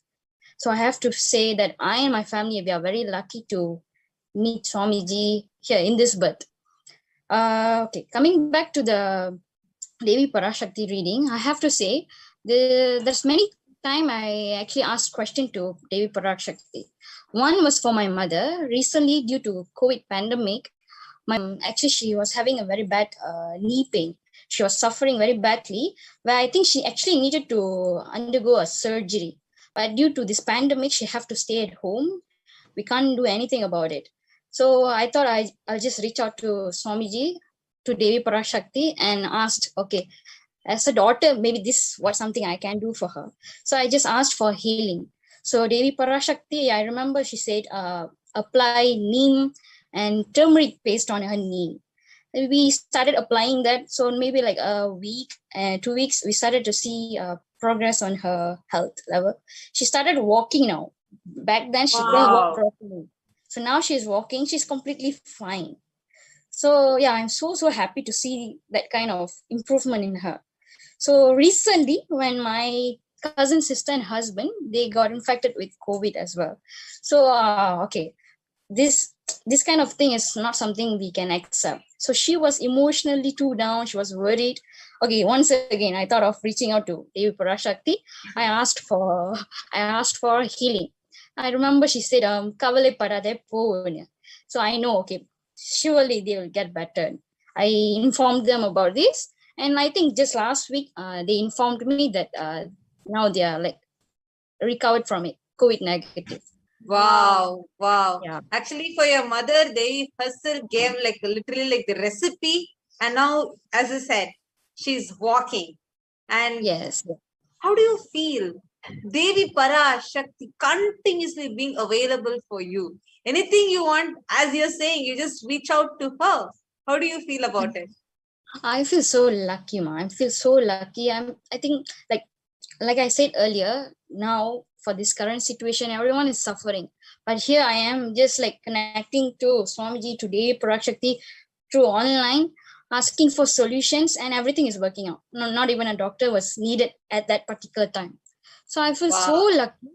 I feel like my whole family members, my cousins, everyone, we are so blessed to have Swamiji in our life. Absolutely, ma. Absolutely. Because especially right now, you know, the way the pandemic is worsening in some of the South Asian countries, and actually taking a toll over the whole world. Like there's a lot of people who are getting affected with COVID, and people are desperate in knowing what is the solution for this. Who can help us out? And here we have the Cosmic Mother herself coming down every day, raising us, blessing us, and blessed people get the opportunity for hearing their names from her mouth. Oh my God. And not just that, she's assuring you and making sure that she is there in every step of your life, healing people. People are just walking out of COVID. Like that is so easily. And actually, more like even based on what you're sharing, I was also remembering how current day, like, from Malaysia, so see people who are not able to handle this stress of the pandemic, right? Including teenagers, they're becoming drug addicts. True. They're going into more of violence, becoming gangsters. So this is what, as a Malaysian, you would be more familiar in seeing, like how the people are going through, right? Yes, ma'am. Here, Devi Parashakti is so like powerfully being available to you and assuring you that, hey, don't worry. I am there for you. You don't need any of those drugs. You don't need anything. When your mom is suffering, you just are able to reach to your cosmic mom. That's what you just did. And she healed her. And you're in front of your eyes, she's making her walk. Yes. What more blessing can a being ask for? More than having ultimate cosmic mother herself. Whenever you call, she is there for you. Yes, she's always there for me. I'm blessed. And for those who are watching, I just want to share that if you are in the same situation, you might be depressed, you might be having some health issues, you might feel yourself like you're not getting anywhere out of this, just drop it to Devi Parashakti, to Swamiji. I'm 101% sure you will somehow get out of it with a good spiritual solutions. So Absolutely. beautiful, Ma. But actually, I just like to ask you another thing that I'm sure every viewer would want to hear. See, in this time when this whole COVID is deadly, people, even I'm like, it's so beautiful that you're coming out and sharing it, because people are so there is so much of fear. There's so much of there's so many things around it, right? Like if a person gets it, they give up on themselves, literally. Now, when people go around finding for solutions, even if they get healed, to heal from its after effects, it's all a big thing. Here you are, and you're like, the way you share, it shows not just that their healing is one, it's a medical miracle. It is not just guidance. Devi has actually walked them out of physical disorders, physical health issues, life-threatening issues such as COVID itself. 2 people have been walked out of the whole COVID attack. Now, that is one. But along with that also, how the impact that it has on you. Like you are here, sitting, smiling, and you're talking, which itself is a statement that there is no stress, there is no incompletion, that hangover that these incidents would normally have otherwise is not in your inner space. That just these answers of Devi has empowered you to be able to, handle these situations. What would you like to share to the viewers? Why do you think Devi Parashakti, Swamiji and Swamiji's guidance as an avatar is necessary to humanity at this point in time? Okay, personally, I think like I used to be someone who don't believe Swamiji. Let me just be frank. I don't believe when my family was saying so many things about him. But it took me like around 2 years after they get to know. So I felt like, what is it actually that? What's the truth? And to understand Swamiji, you have to put yourself in, drop that logic, drop that doubt. Just, okay, let me see what's happening. That's how I actually came in, and I started seeing so many things changing in my life. It's not like there's no problem. There is always a problem. But the thing is, each time the way I managed to come out of the problem, the confidence I get, knowing that someone is actually there for me. So that's the best part of it. It can't be expressed by words. They have to go through it. For that, they have to come in. So beautiful, Ma. Actually, that is a very beautiful sharing, because especially that people who see the anti-Hindu elements that are seeing what phenomenal being Swamiji is. They're force-feeding this abusive and false narrative, and they're force-feeding that into that alternative, abusive, that hate-filled narrative into every person, and trying to stop their connection with Swamiji. But like as you said, there's so many people who, after hearing all these, and they get curious into knowing how, after so much attack for so many years, still this person is able to go to such an extent, creating a nation for all the Hindus, and opening his own home for all the people to save themselves from the pandemic, and untouched by any of these abuses. So what is the truth? And moment that question enters inside you, the divine intervention happens. And here, like how you are saying, you had to come to experience it, who just 2 years ago was someone else, and now your whole life has taken a complete different turn, and here you are as a new being, ready, knowing that the cosmos is continuously there with you. So that's so beautiful, Ma. I think so many viewers who are watching us would also be able to very easily relate to that, because so many people might be going through that phase, and they might have just stumbled upon this video just as a divine intervention happening in their lives. So thank you so much for such a beautiful sharing, Ma. Thank you. That's really beautiful. Is there anything else that you want to add? No, Ma, just drop your fears, drop your doubts, come to Swamiji, your life will definitely change. Thank you. Thank you so That much, is so Ma. beautiful, Ma. Thank you for taking your time. Thank you for coming here and sharing your experiences with people. And thank you so much. Thank you. Actually, life with Swamiji is so magical, as Ma Uma was sharing beautifully. After meeting Swamiji, it is nothing but magical.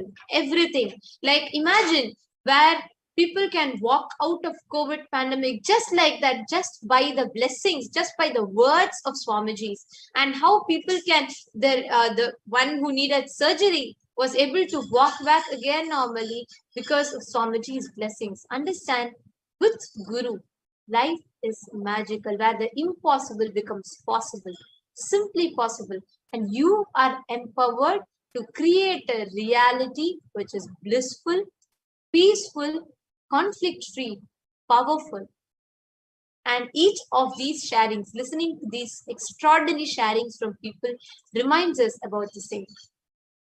Now, we also have few more people who have been who are sharing about how Swamiji, how meeting Swamiji, how being with Swamiji has empowered them, why they are with Swamiji, what exactly is the difference in their life.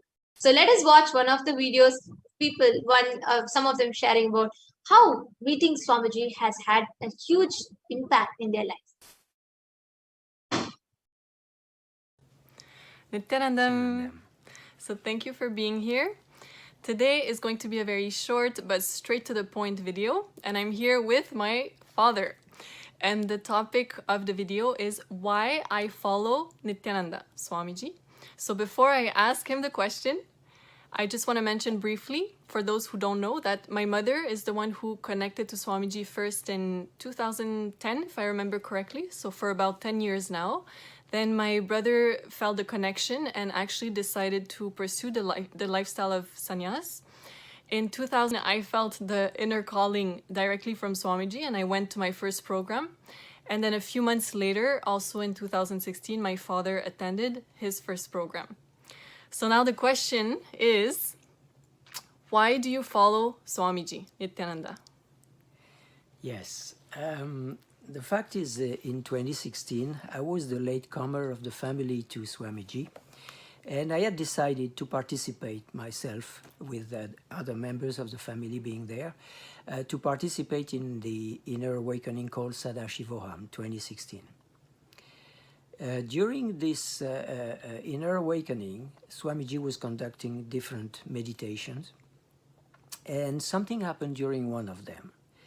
Very simply, the story is very simple. We were all together, sitting close to each other, and he said, if you see your neighbor not fully awake, you can have your eyes open, you can have your eyes closed, but if you see your neighbor is a bit weak at that level, wake him up. So it started, and I'm one of those who prefers to have the eyes closed. So I was very, very aware, fully aware, following really what was going on. And all of a sudden, on my right knee, just above my right knee, I feel a very strong grip, like something catching me like that. I said, oh boy. I had the eyes closed, and I said, oh boy, my neighbor thinks I'm falling asleep. So, yes, that's what Antira laughs. And I opened my eyes and looked at him, and no, he was looking straight ahead. He had the eyes opened. So we finished the meditation, and at the end, I look at him and I said, oh, you thought I was falling asleep. He looks at me quite surprised, and he says, oh, no? I said, come on, you had this firm grip on my knee. He said, I didn't touch you, I swear it. And I was very puzzled. What was that? So the day ends up, we're going back to the hotel, and at the time I was going to bed, I was checking my legs, and I look at my right knee, which had been for years swollen, let's say, a good third bigger than the left one because of a disc which blocked someday quite a few years ago. I look at that knee, and it's exactly the same size as the other one. That was really a startling event for me. I did not understand what had gone on really, but I was obliged to admit that I had received a healing. So such thing happening, really, I got really involved in everything with Swamiji, and started to be very, very disciplined in terms of his recommendations. Puja every morning, very early, at 3 o'clock in the morning.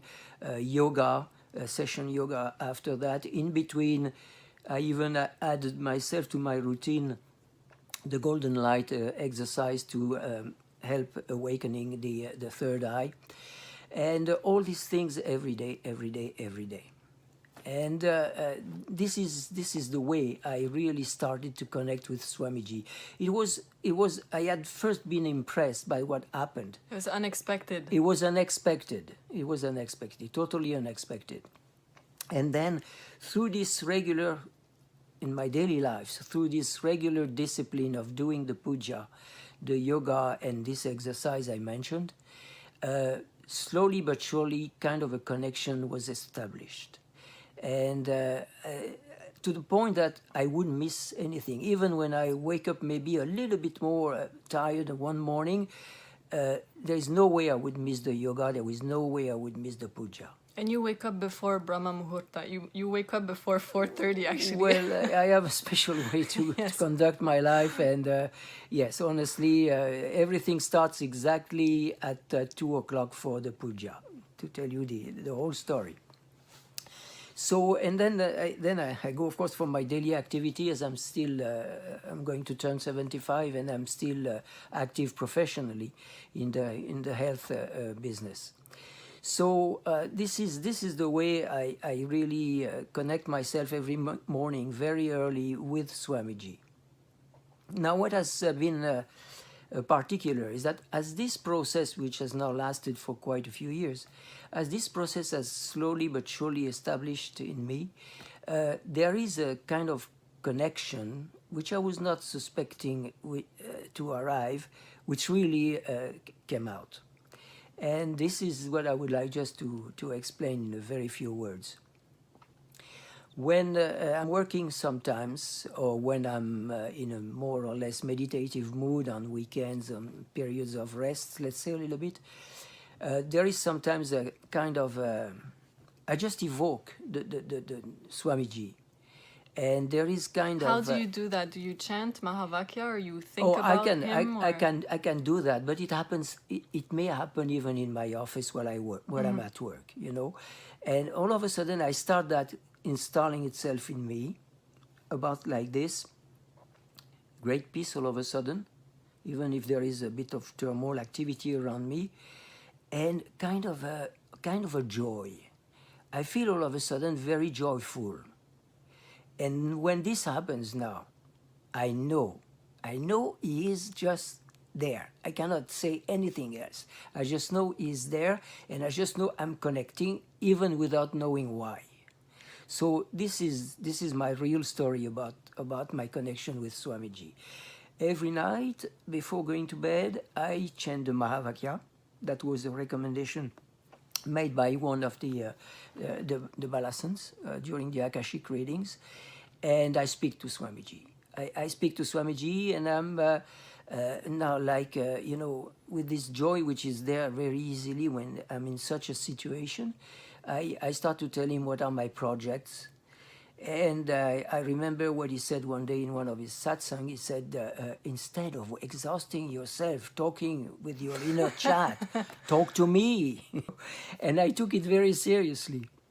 Every time I'm in a situation where I have an hesitation, where I am upset a little bit, Swamiji, what would you do? Swamiji, what would you do? You know, and then I go to bed on this. After speaking to him, sometimes just to thank him in gratitude, sometimes just as putting on to his feet my problem, I go to bed, chant the Mahavakya, and go to bed. And that's my life now with Swamiji. And really, there's such peace, such joy, and a nice relationship with the people around me. I cannot imagine anything else any better. And when you wake up in the morning after telling him about your problems, what happens? Do you have some clarity, some... I always ask him. I always ask him to inspire me, even if my body is at rest during the night. So I cannot say anything about that really as a particular things which happened, but I know it's very easy for me to get up. First thing, very easy for me to get up. I even at the time I get up, I don't even need the alarm clock. I would say 50% of the time. It's just the program is there. But no, I cannot. When you ask him like a specific question or what would you do, like if you're facing some kind of problem? Great peace is coming in. Great peace Okay. is coming in me right away. And sometimes I remember one particular problem which was a bit bigger than usual, and I was upset, and the word came out from I don't know where, unclutch, and peace came right away. That's the kind of instant connection. Instant connection and experience. That's very useful. And it's not coming from the mental. I can tell you, the mind is totally quiet. Yeah. Wow, actually, you shared some things that I wasn't even aware of. I didn't know about many of the things he shared. And I want to show you something. You know, one of the things that I admired the most about my father is his stability. And when actually an instruction is given, like his ability to actually do it in a disciplined way and stable manner is something that I really admire. And one thing that I often see him do when I come in the kitchen is he's sitting in front of the computer listening to Swamiji's satsang, and he has this, like all these books, and this is his own handwriting. So you basically transcribe word for word. Word for word. Yeah. What Swamiji says. And sometimes when he doesn't know the word, you know, he'll ask around and do a little research on Google. So what do you get from this kind of practice? You know, I'm not somebody who's going to catch things right, to read and reread and study and restudy. And I'm not afraid to say it's exactly the same thing with Swamiji. Sometimes there is maybe something which I'm going to catch and keep right away well anchored in my mind or in my consciousness, I should say. But at times I have to read and reread. So what I like with these books is that at night, before going to bed, either I take the Living Enlightenment book or I take one of these satsangs writings and I read them, half a paragraph, and I sleep on that. Yeah. And for the Living Enlightenment, how do you connect to it? You ask a question, then you open it? As I said, I have been talking to Swamiji before, and on some evenings I feel inspired to say, Swamiji, related to what I just asked, show me. And I take the Living Enlightenment, mix the pages as I can with my fingers, and all of a sudden open the book. And so you invariably, and I read only where my eyes stop. I don't search. I don't search. Same. I don't search. Yeah. And right away there is something in the paragraph or in the page which is really for me related to the question. Giving the breakthrough that you need. It's a practice I have, and I'm very fond of that practice. Yeah, that's really beautiful. And actually I noticed, see, we're all unique beings, so we all have a different way to connecting to the master, and it's really inspiring to hear how so many different people actually connect to him, and he always gives the right solution for the being in the way that the being can understand. And all we need is just to have that receptive space and sincere heart, and just wanting that connection, having that yearning for the connection to be there. And he's honestly like the best guide in this life. So this is what we wanted to share today. Thank you. Thank you for being here. Thank you. My pleasure. This is the first Thank time you, that... Swamiji. Thank you, Swamiji. So first time my dad is featured on the channel. Yeah, I'm not fond of social medias, let me tell you. Your sharing will inspire many other people. Thank you. So thank you, Nithyanandam. Nithyanandam.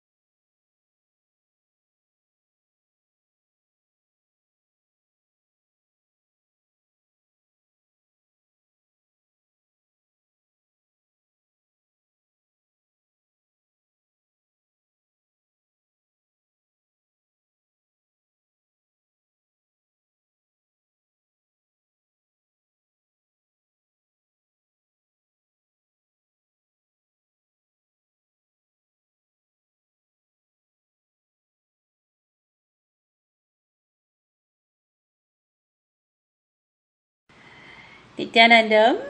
I am Brenda from Mauritius.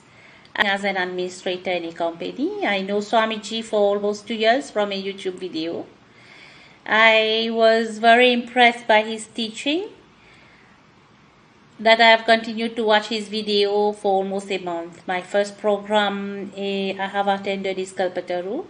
I have appreciated the program and attended Kalpataru classes 3 more times. Afterwards, I have attended Mandala process and initiation into power manifestation, which was very powerful. I have never think I will be able to do the third eye reading, which was really amazing. All teaching of Swamiji is unique. I continue to expand in knowledge, and I feel like Paramashiva. Swamiji's teaching give me a lot of strength, and I feel very powerful. Thank you, Swamiji, for initiating me into Gayatri Diksha, Samaya Diksha, and Vishesha Diksha. My life has changed a lot. Since I got my Atma Linga, I do my puja every day. After puja, I feel more in bliss, peaceful and powerful. Before, we have to go to India to get initiated. But Swamiji has given us an opportunity to get an Atma Linga and get initiated wherever we are.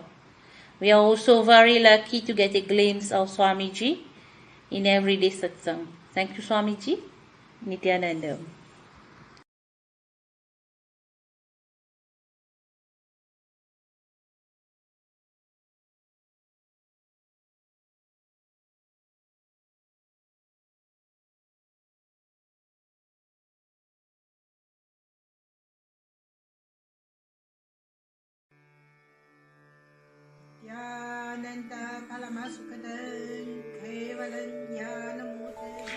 Here is the Australia Kailasa.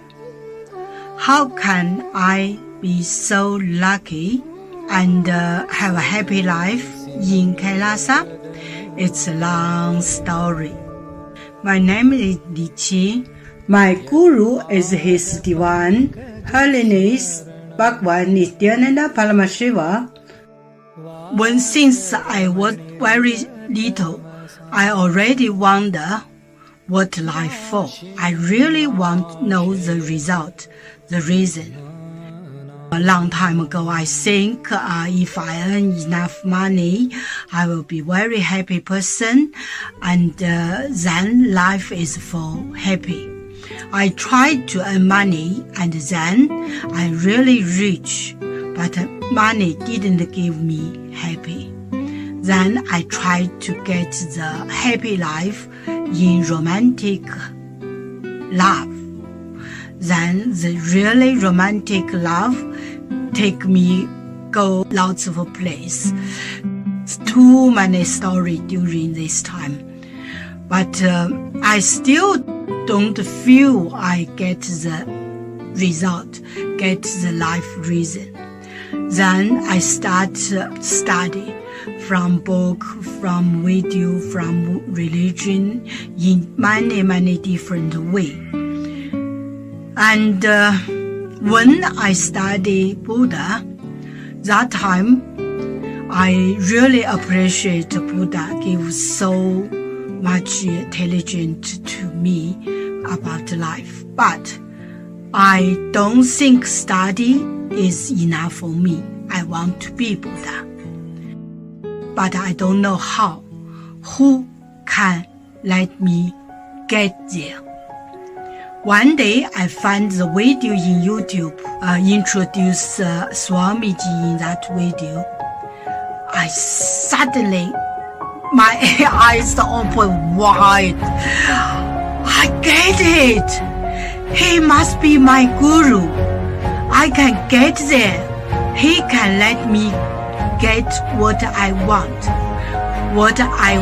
know, and he can take me home, real home. This kind of feeling, then I start study from Nithyananda Sangha. One day, Swamiji Satsang said he need people devote land, home, money to build up Kailasa. Then I discussed with my husband this whole farm to Nithyananda. That because both of us believe help Swamiji means help whole world. It's a big decision, but we just discussed so short time already. Decide.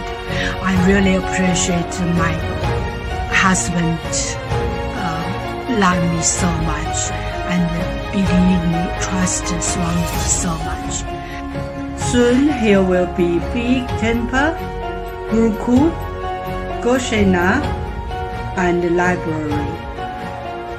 Introduce this my story to you, just me. Don't give up any chance to be founding father of Kailasa.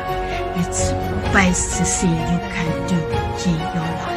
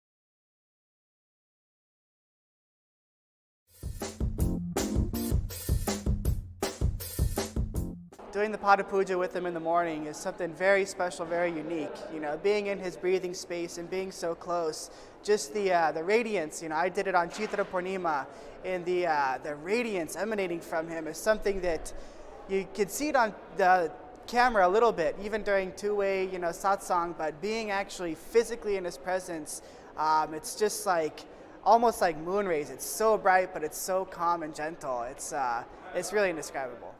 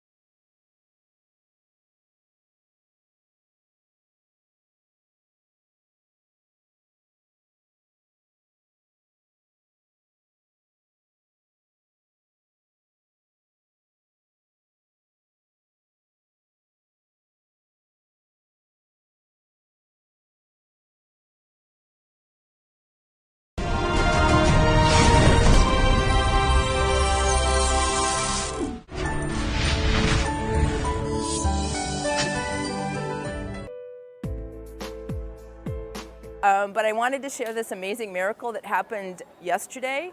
I had asked Swamiji in Prataksha Parapuja on the second day to help me. I started this business in 2009 because of Swamiji's blessings, but I also work part-time as an engineer at a national lab.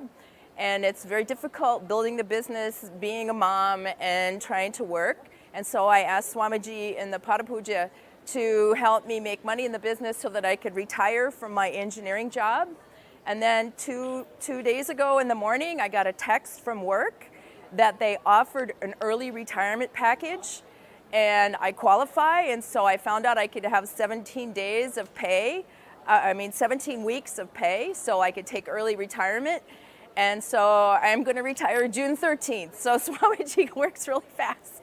And then I'm going to work full-time on my business, and I'm going to start with doing an internet radio program, and my goal is to enrich 100,000 people on the Vedic principles and talking about yoga and Ayurveda, and so I can do this full-time because Swamiji created this quit for me to just, how could I say no to early retirement and getting paid, and it's an amazing blessing, and I'm still in shock, so I know it's a miracle.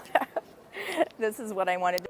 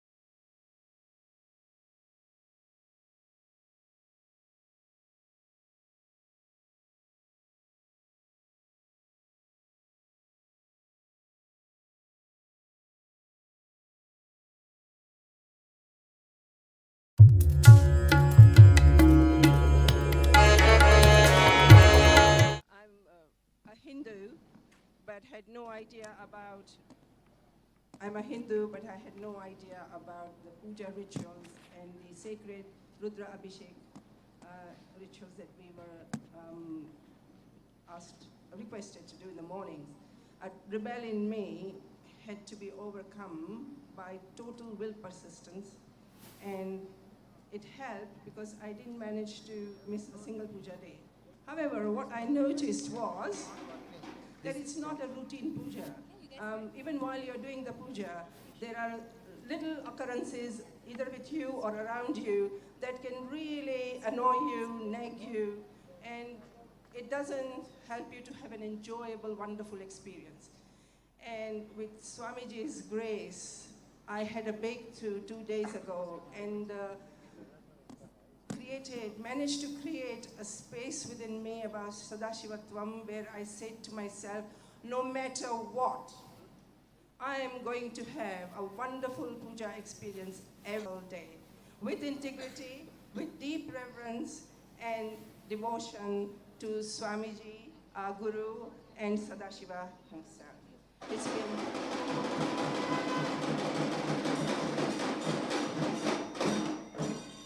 It's been 2 days. Everything has unfolded so beautifully, and I would love to continue this magical entangle of puja every single day.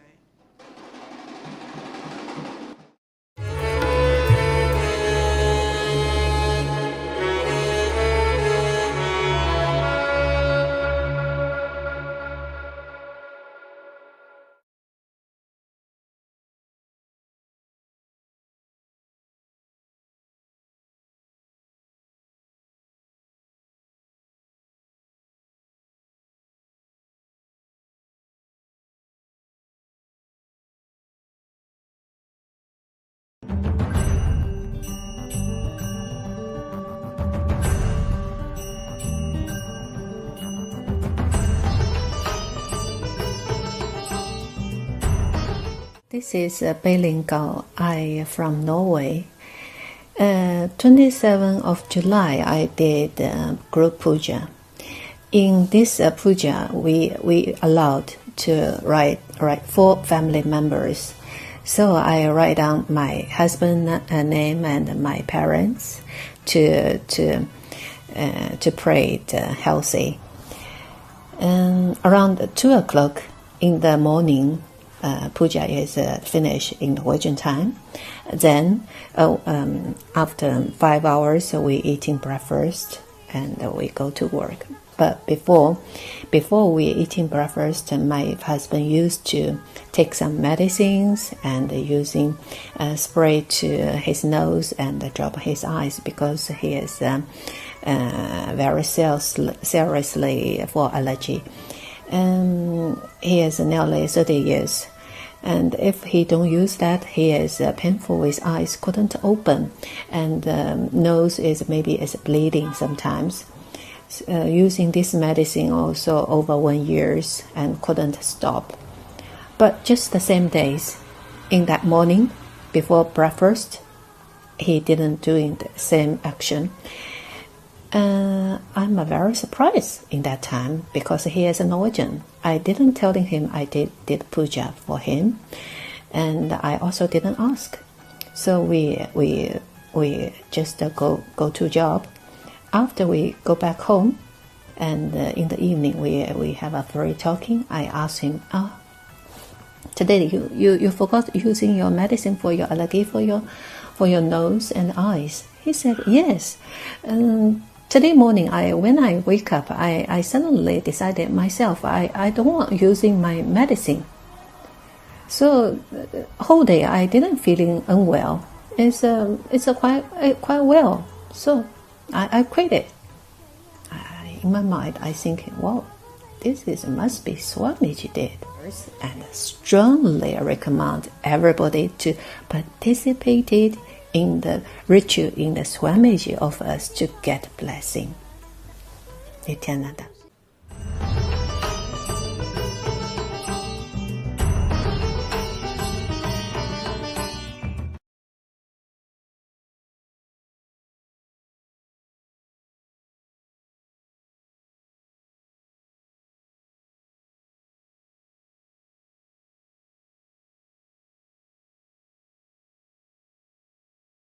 Nithyanandam, welcome back to all of the viewers as we are getting ready excitedly for the Devi Parashakti Akashic reading, and Devi Parashakti herself will be gracing each and every one of us.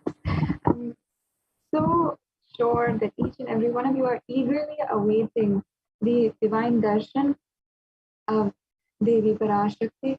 How much, I'm sure many of you had been in the darshans beforehand, especially in just few days back. Yesterday we had just an amazing darshan. I can myself, when I remember, I feel so blissful, and I heard from so many people that the experience was just so bliss out. How after the darshan, people were just looking at each other and just smiling, and they were not able to contain their bliss. If you want this experience, if you're joining us for right now for the first time, perhaps just scrolling through on Facebook, or if you just happen to find this video on YouTube, you can just stay tuned for the live darshan of Devi Parashakti herself. It was absolutely exquisite. It was just a spiritual feast, I can say. Yesterday we were not able to take our eyes away from Devi Parashakti and her grace, her darshan, how she manifested so powerfully through the Supreme Pontific Hinduism. I invite each and every one of you, what was your experience? How did you feel? And if you asked a question, also many people had asked questions yesterday and the day before yesterday, and they had received such profound boons from Devi Parashakti, and just sitting and just witnessing also has such a profound experience. It is really such an amazing experience to just sit, watch, and to be witness to such an amazing darshan. And the darshan of Devi Parashakti, and I understand one thing I'd like to tell. In a temple, if you go to normally, any temple nowadays, and when we go, we have to wait in line after line, and we have to go in line, especially in Tirupati. You have to go literally up. You have to walk and you have to go through the 7 hills and walk up so many steps. And you yourself have to do so much just to get there. Finally, when you get there, it's just a blissed out experience when you witness for the first time and you have the darshan of Devi Parashakti. No, what you're doing, each and every one of us, as we are watching it, we're just coming upon Devi Parashakti. She is literally coming to us. And in every temple, if you go, if you want to have darshan of the deity, you will see in every temple, if you go, literally you will always just you will have to do so much. You have to wait in line, sometimes wait for days. I know in some temples when there's a rush, and especially during the very festive occasions. Right now we are celebrating Adivalli, we're celebrating we had finished Varalakshmi Pratham. When these festivals come around in the very big temples, the darshan of Devi Parashakti is something that people are waiting for. And they literally are always waiting for Devi Parashakti and continuously simply just waiting. And they're waiting in lines for Devi Parashakti. But here, literally, most of us are just coming across Devi Parashakti, and suddenly we have the darshan, and we have such an exquisite, live darshan of Devi Parashakti. We have a live darshan of Devi happening, and there is just no way how we can take for granted these moments. Understand, when you are offering, you yourself are opening yourself up to the divine. It is a beautiful, beautiful experience. And I just like to take a few minutes of your time today. And before we are going into the Devi Parashakti Akashic reading, and we will be graced with the presence of Devi Parashakti once again, you can make an offering today. And let us first understand the context behind the offering, why we should do an offering, and then we will go into each and every one of the opportunities that you have to make an offering today. So yes, thank you so much for joining, and I hope that each and every one of you stay tuned for the Devi Parashakti Akashic reading program. You will literally be so blown away by the darshan. And I was hearing from some of the sharings of people who were just witnessing the darshan. If you just witness, you just have that bliss out experience. If you want that, if you are yearning for that, yearning for something higher in your life, I invite you to stay tuned. And let us all await the darshan of Devi Parashakti. While you're waiting, I'd love for each and every one of you to listen to a few of the offerings that you can make today.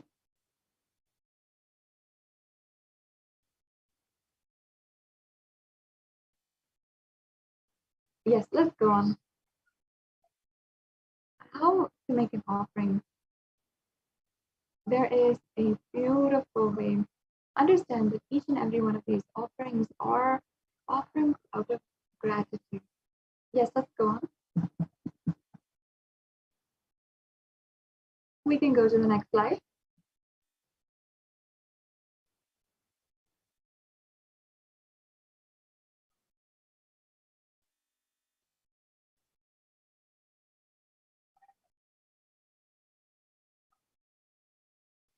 Yes. So today we'll be having the Bhava Samadhi darshan of Devi Parashakti. And understand that we'll be having the darshan of the masculine and feminine energies. Sorry, if we can go back, I think there might be a technical glitch. Yes.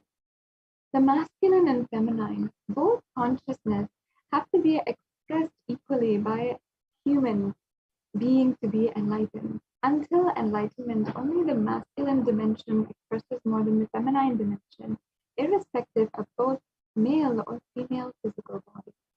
Beautifully, in the Arunachala Puranam, it speaks about how the Devi Parashakti literally meditate, and in Devi Parashakti herself, in the foothills of Arunachala, the great hillock, which is the form, which is the great hill, which is a form of Paramashiva himself, she meditates, and she herself, inside of herself, it describes how the feminine energy is awakened. And the Supreme Pontiff of Hinduism has spoken about this very topic elaborately on the feminine consciousness. And you can experience the feminine consciousness, experience what the Supreme Pontiff of Hinduism spoke about it also in the Paramashivoham program.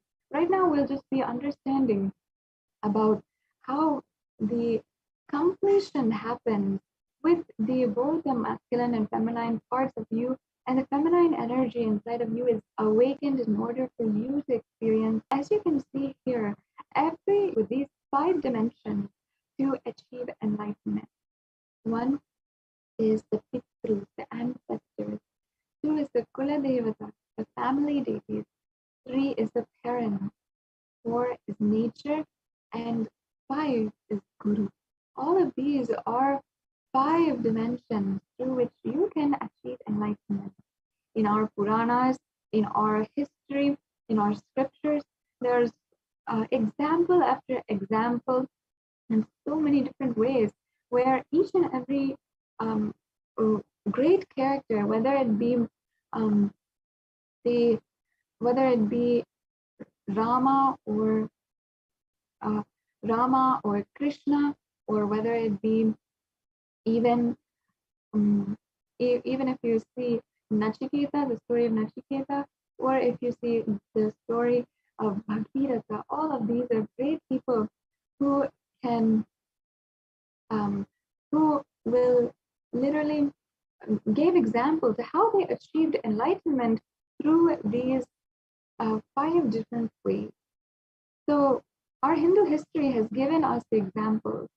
Now understand, first of all, that through these offerings we'll be completing incompletion.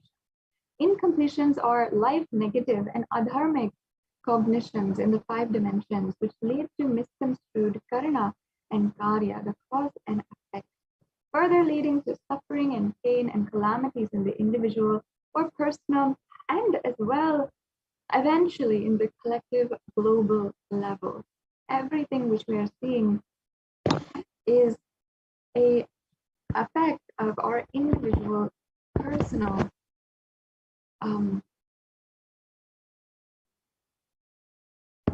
inner space, the life negativity that we have. Yes. Yes. And I invite each and every one of you, if you have experienced the Devi Bhava Samadhi darshan, if you've experienced making an offering, if you experience just witnessing and the ecstatic feeling of being connected to Devi Parashakti, then I invite you to comment down below. And I see many of you have made a donation to the e-hundi.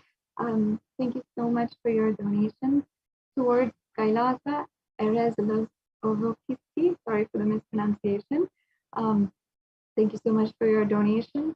And I am sure each and every one of you will understand that just making an offering can open up the space, open up your space to receive Devi Parashakti. I welcome each and every one of you to comment down below as we are awaiting Devi Parashakti.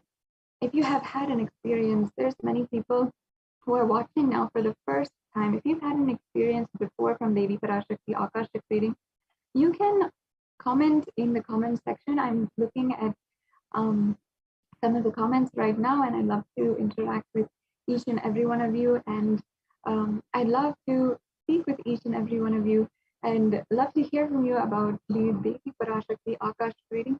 There's so many people who have not heard about Devi Parashakti who are tuning in for the first time on Facebook and on Twitter, on YouTube, on Instagram. I invite you to comment in all of the different platforms, and I'd love to see your comments and interact with you about how you experienced Devi Parashakti. I myself had such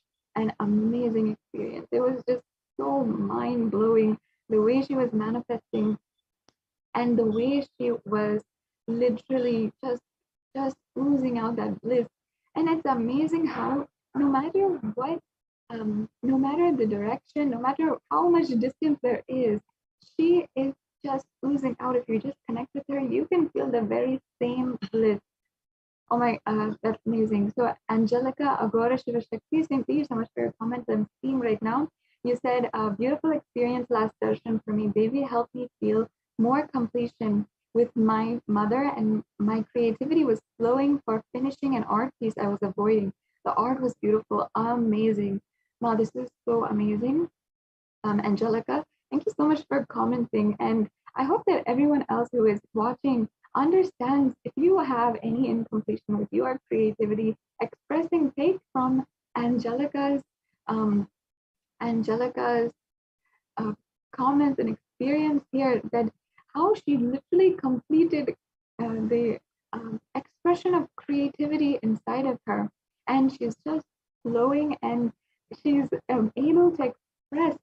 That is the power of the Devi Parashakti Akashic creating. Amazing. It's so wonderful to hear your experience. I invite you to share on Facebook, in more places, and you can make a video also and share about, and I'd love to see your art form. As an artist myself, I love when I'm able to hear that Devi Parashakti has literally awakened such beautiful dimensions in so many people. That is how she's manifesting for each and every one of us.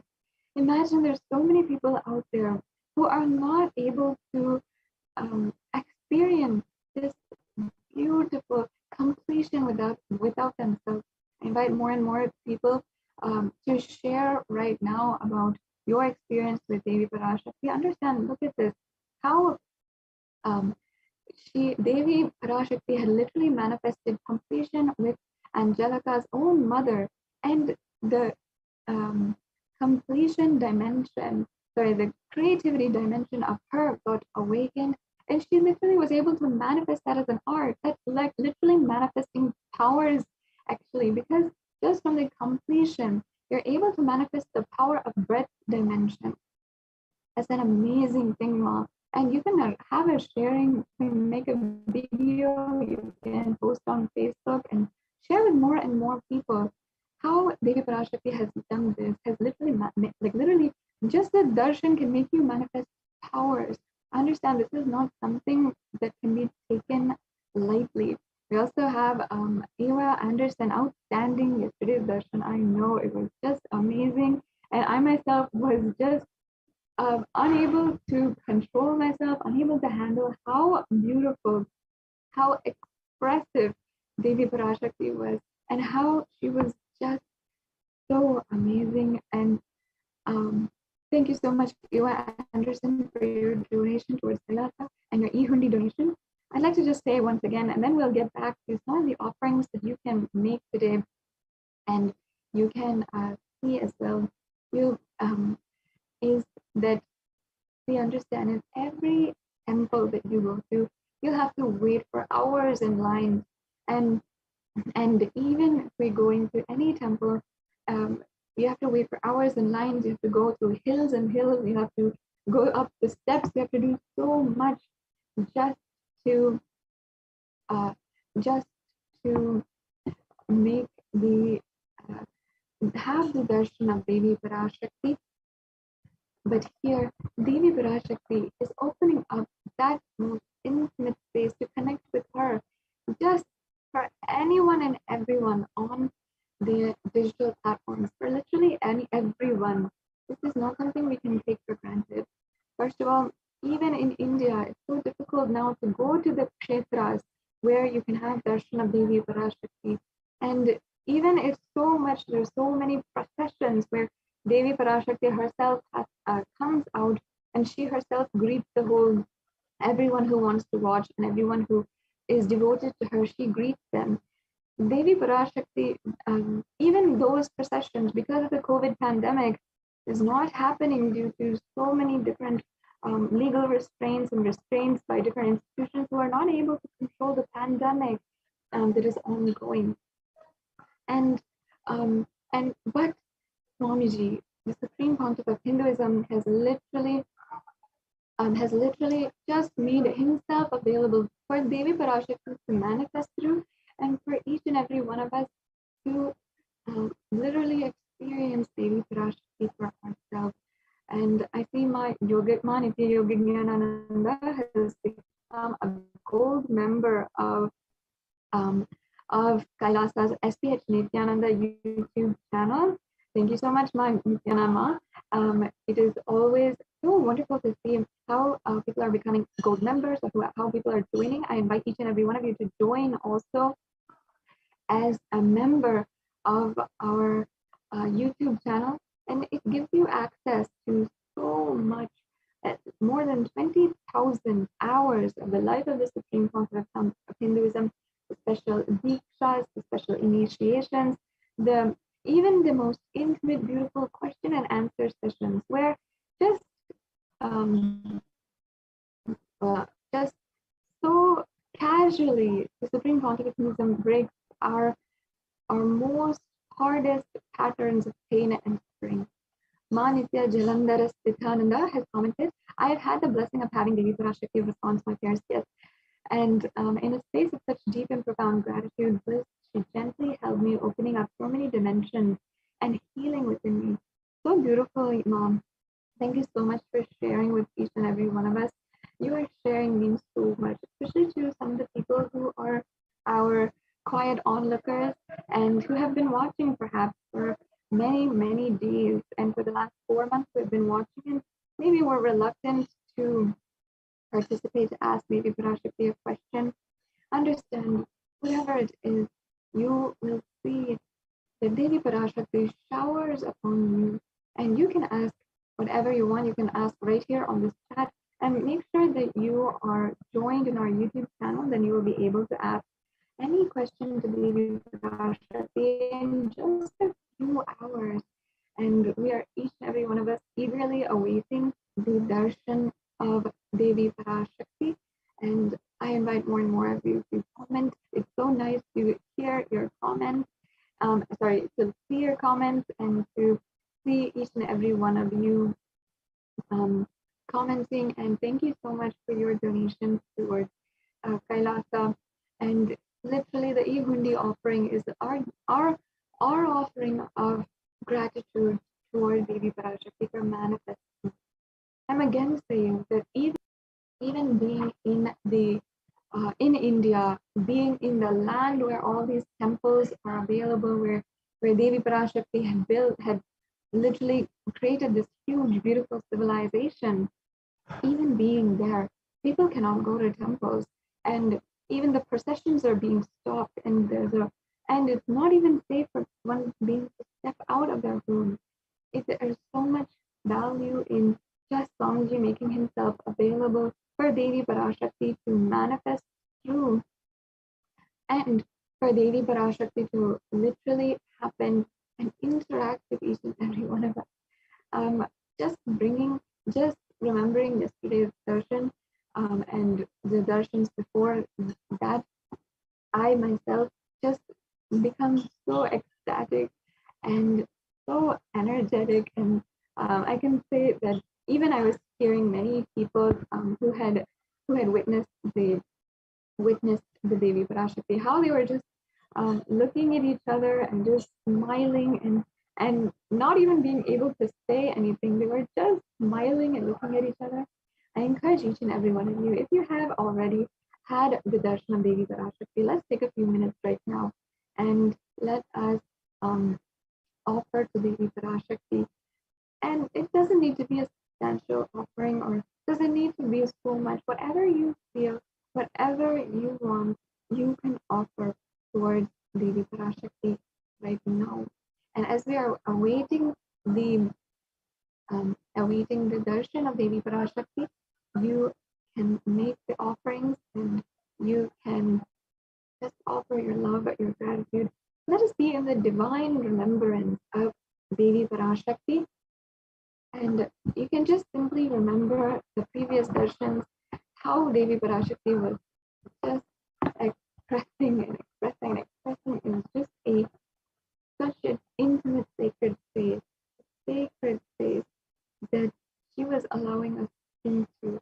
And just in that remembrance of yesterday's session and how she was manifesting so powerfully, let us offer our gratitude and let us eagerly await the session of Devi Parashakti, which is happening live now. So now, let us enter and continue understanding the various different offerings that you can make.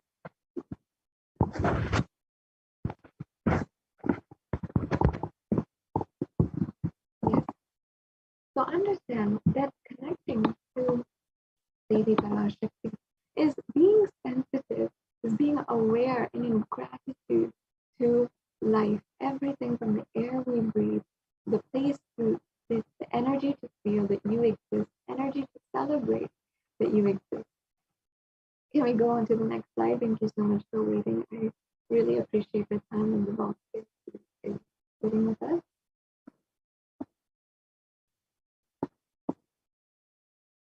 We can go on to the next slide, and more of you can comment down below with your comment.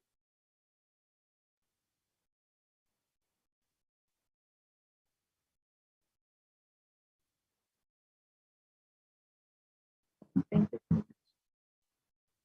Understand there's a few secrets of Hinduism that each and every one of us needs to know.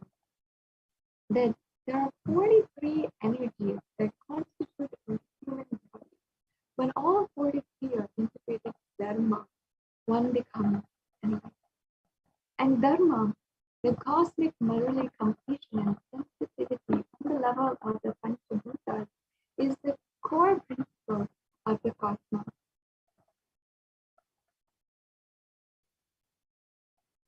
Yes.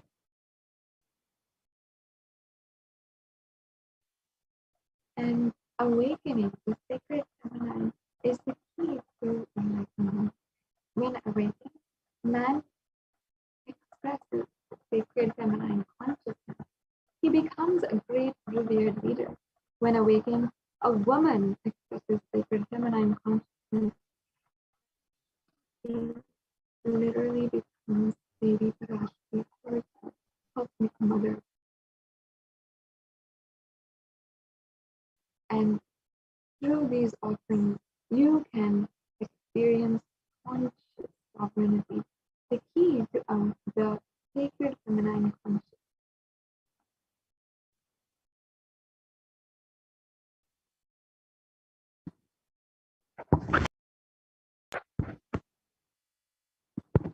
Yes, and just take a few minutes to read from the comments. We have Jnana Priyan.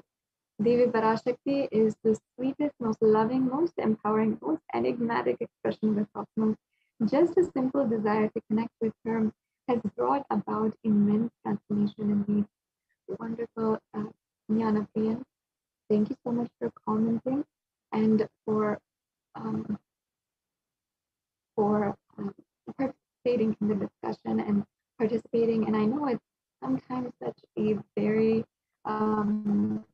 an intimate experience that it's not very we're not always open to sharing that on a public platform. So thank you so much to everyone who is commenting. And Jnanapriyan, I'm sure that Devi Parashakti has manifested in your life so much. Thank you so much for commenting. And thank you everyone who is joining with us right now.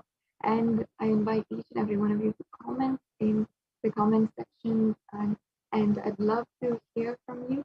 Ma Ananda Mahapurna, I hope you're doing so well. It's nice to see you on the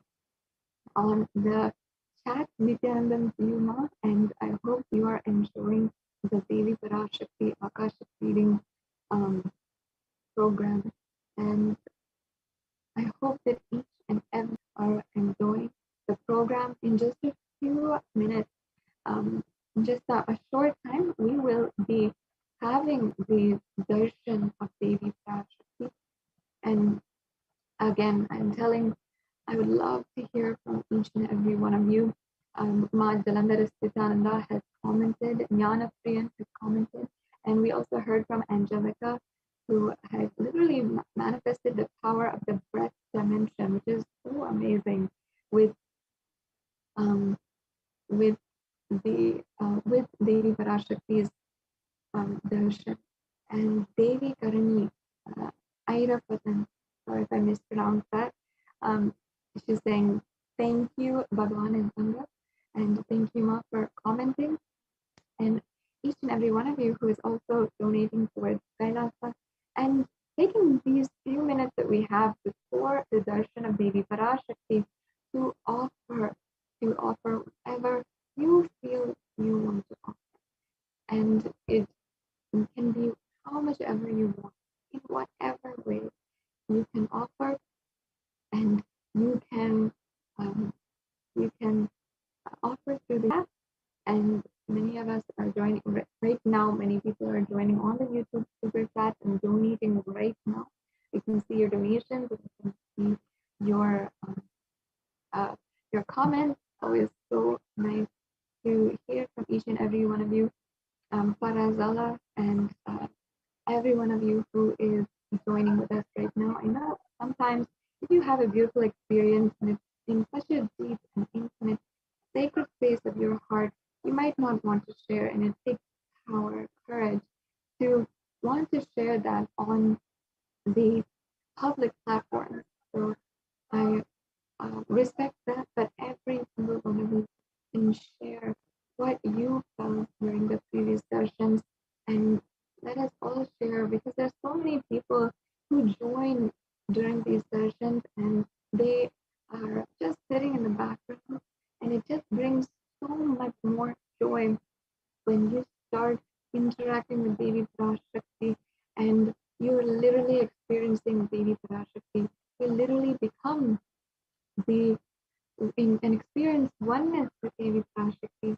Devi Karani is also saying Devi Parashakti darshan was so beautiful, felt so relaxed and rejuvenated. Yes, Ma, I know. And that is the power of the Devi Parashakti Akashic reading. The space that she is giving to us is that literally after that you feel the power of the blessings just through her her grace, and you just feel rejuvenated, and you found inspiration for life itself.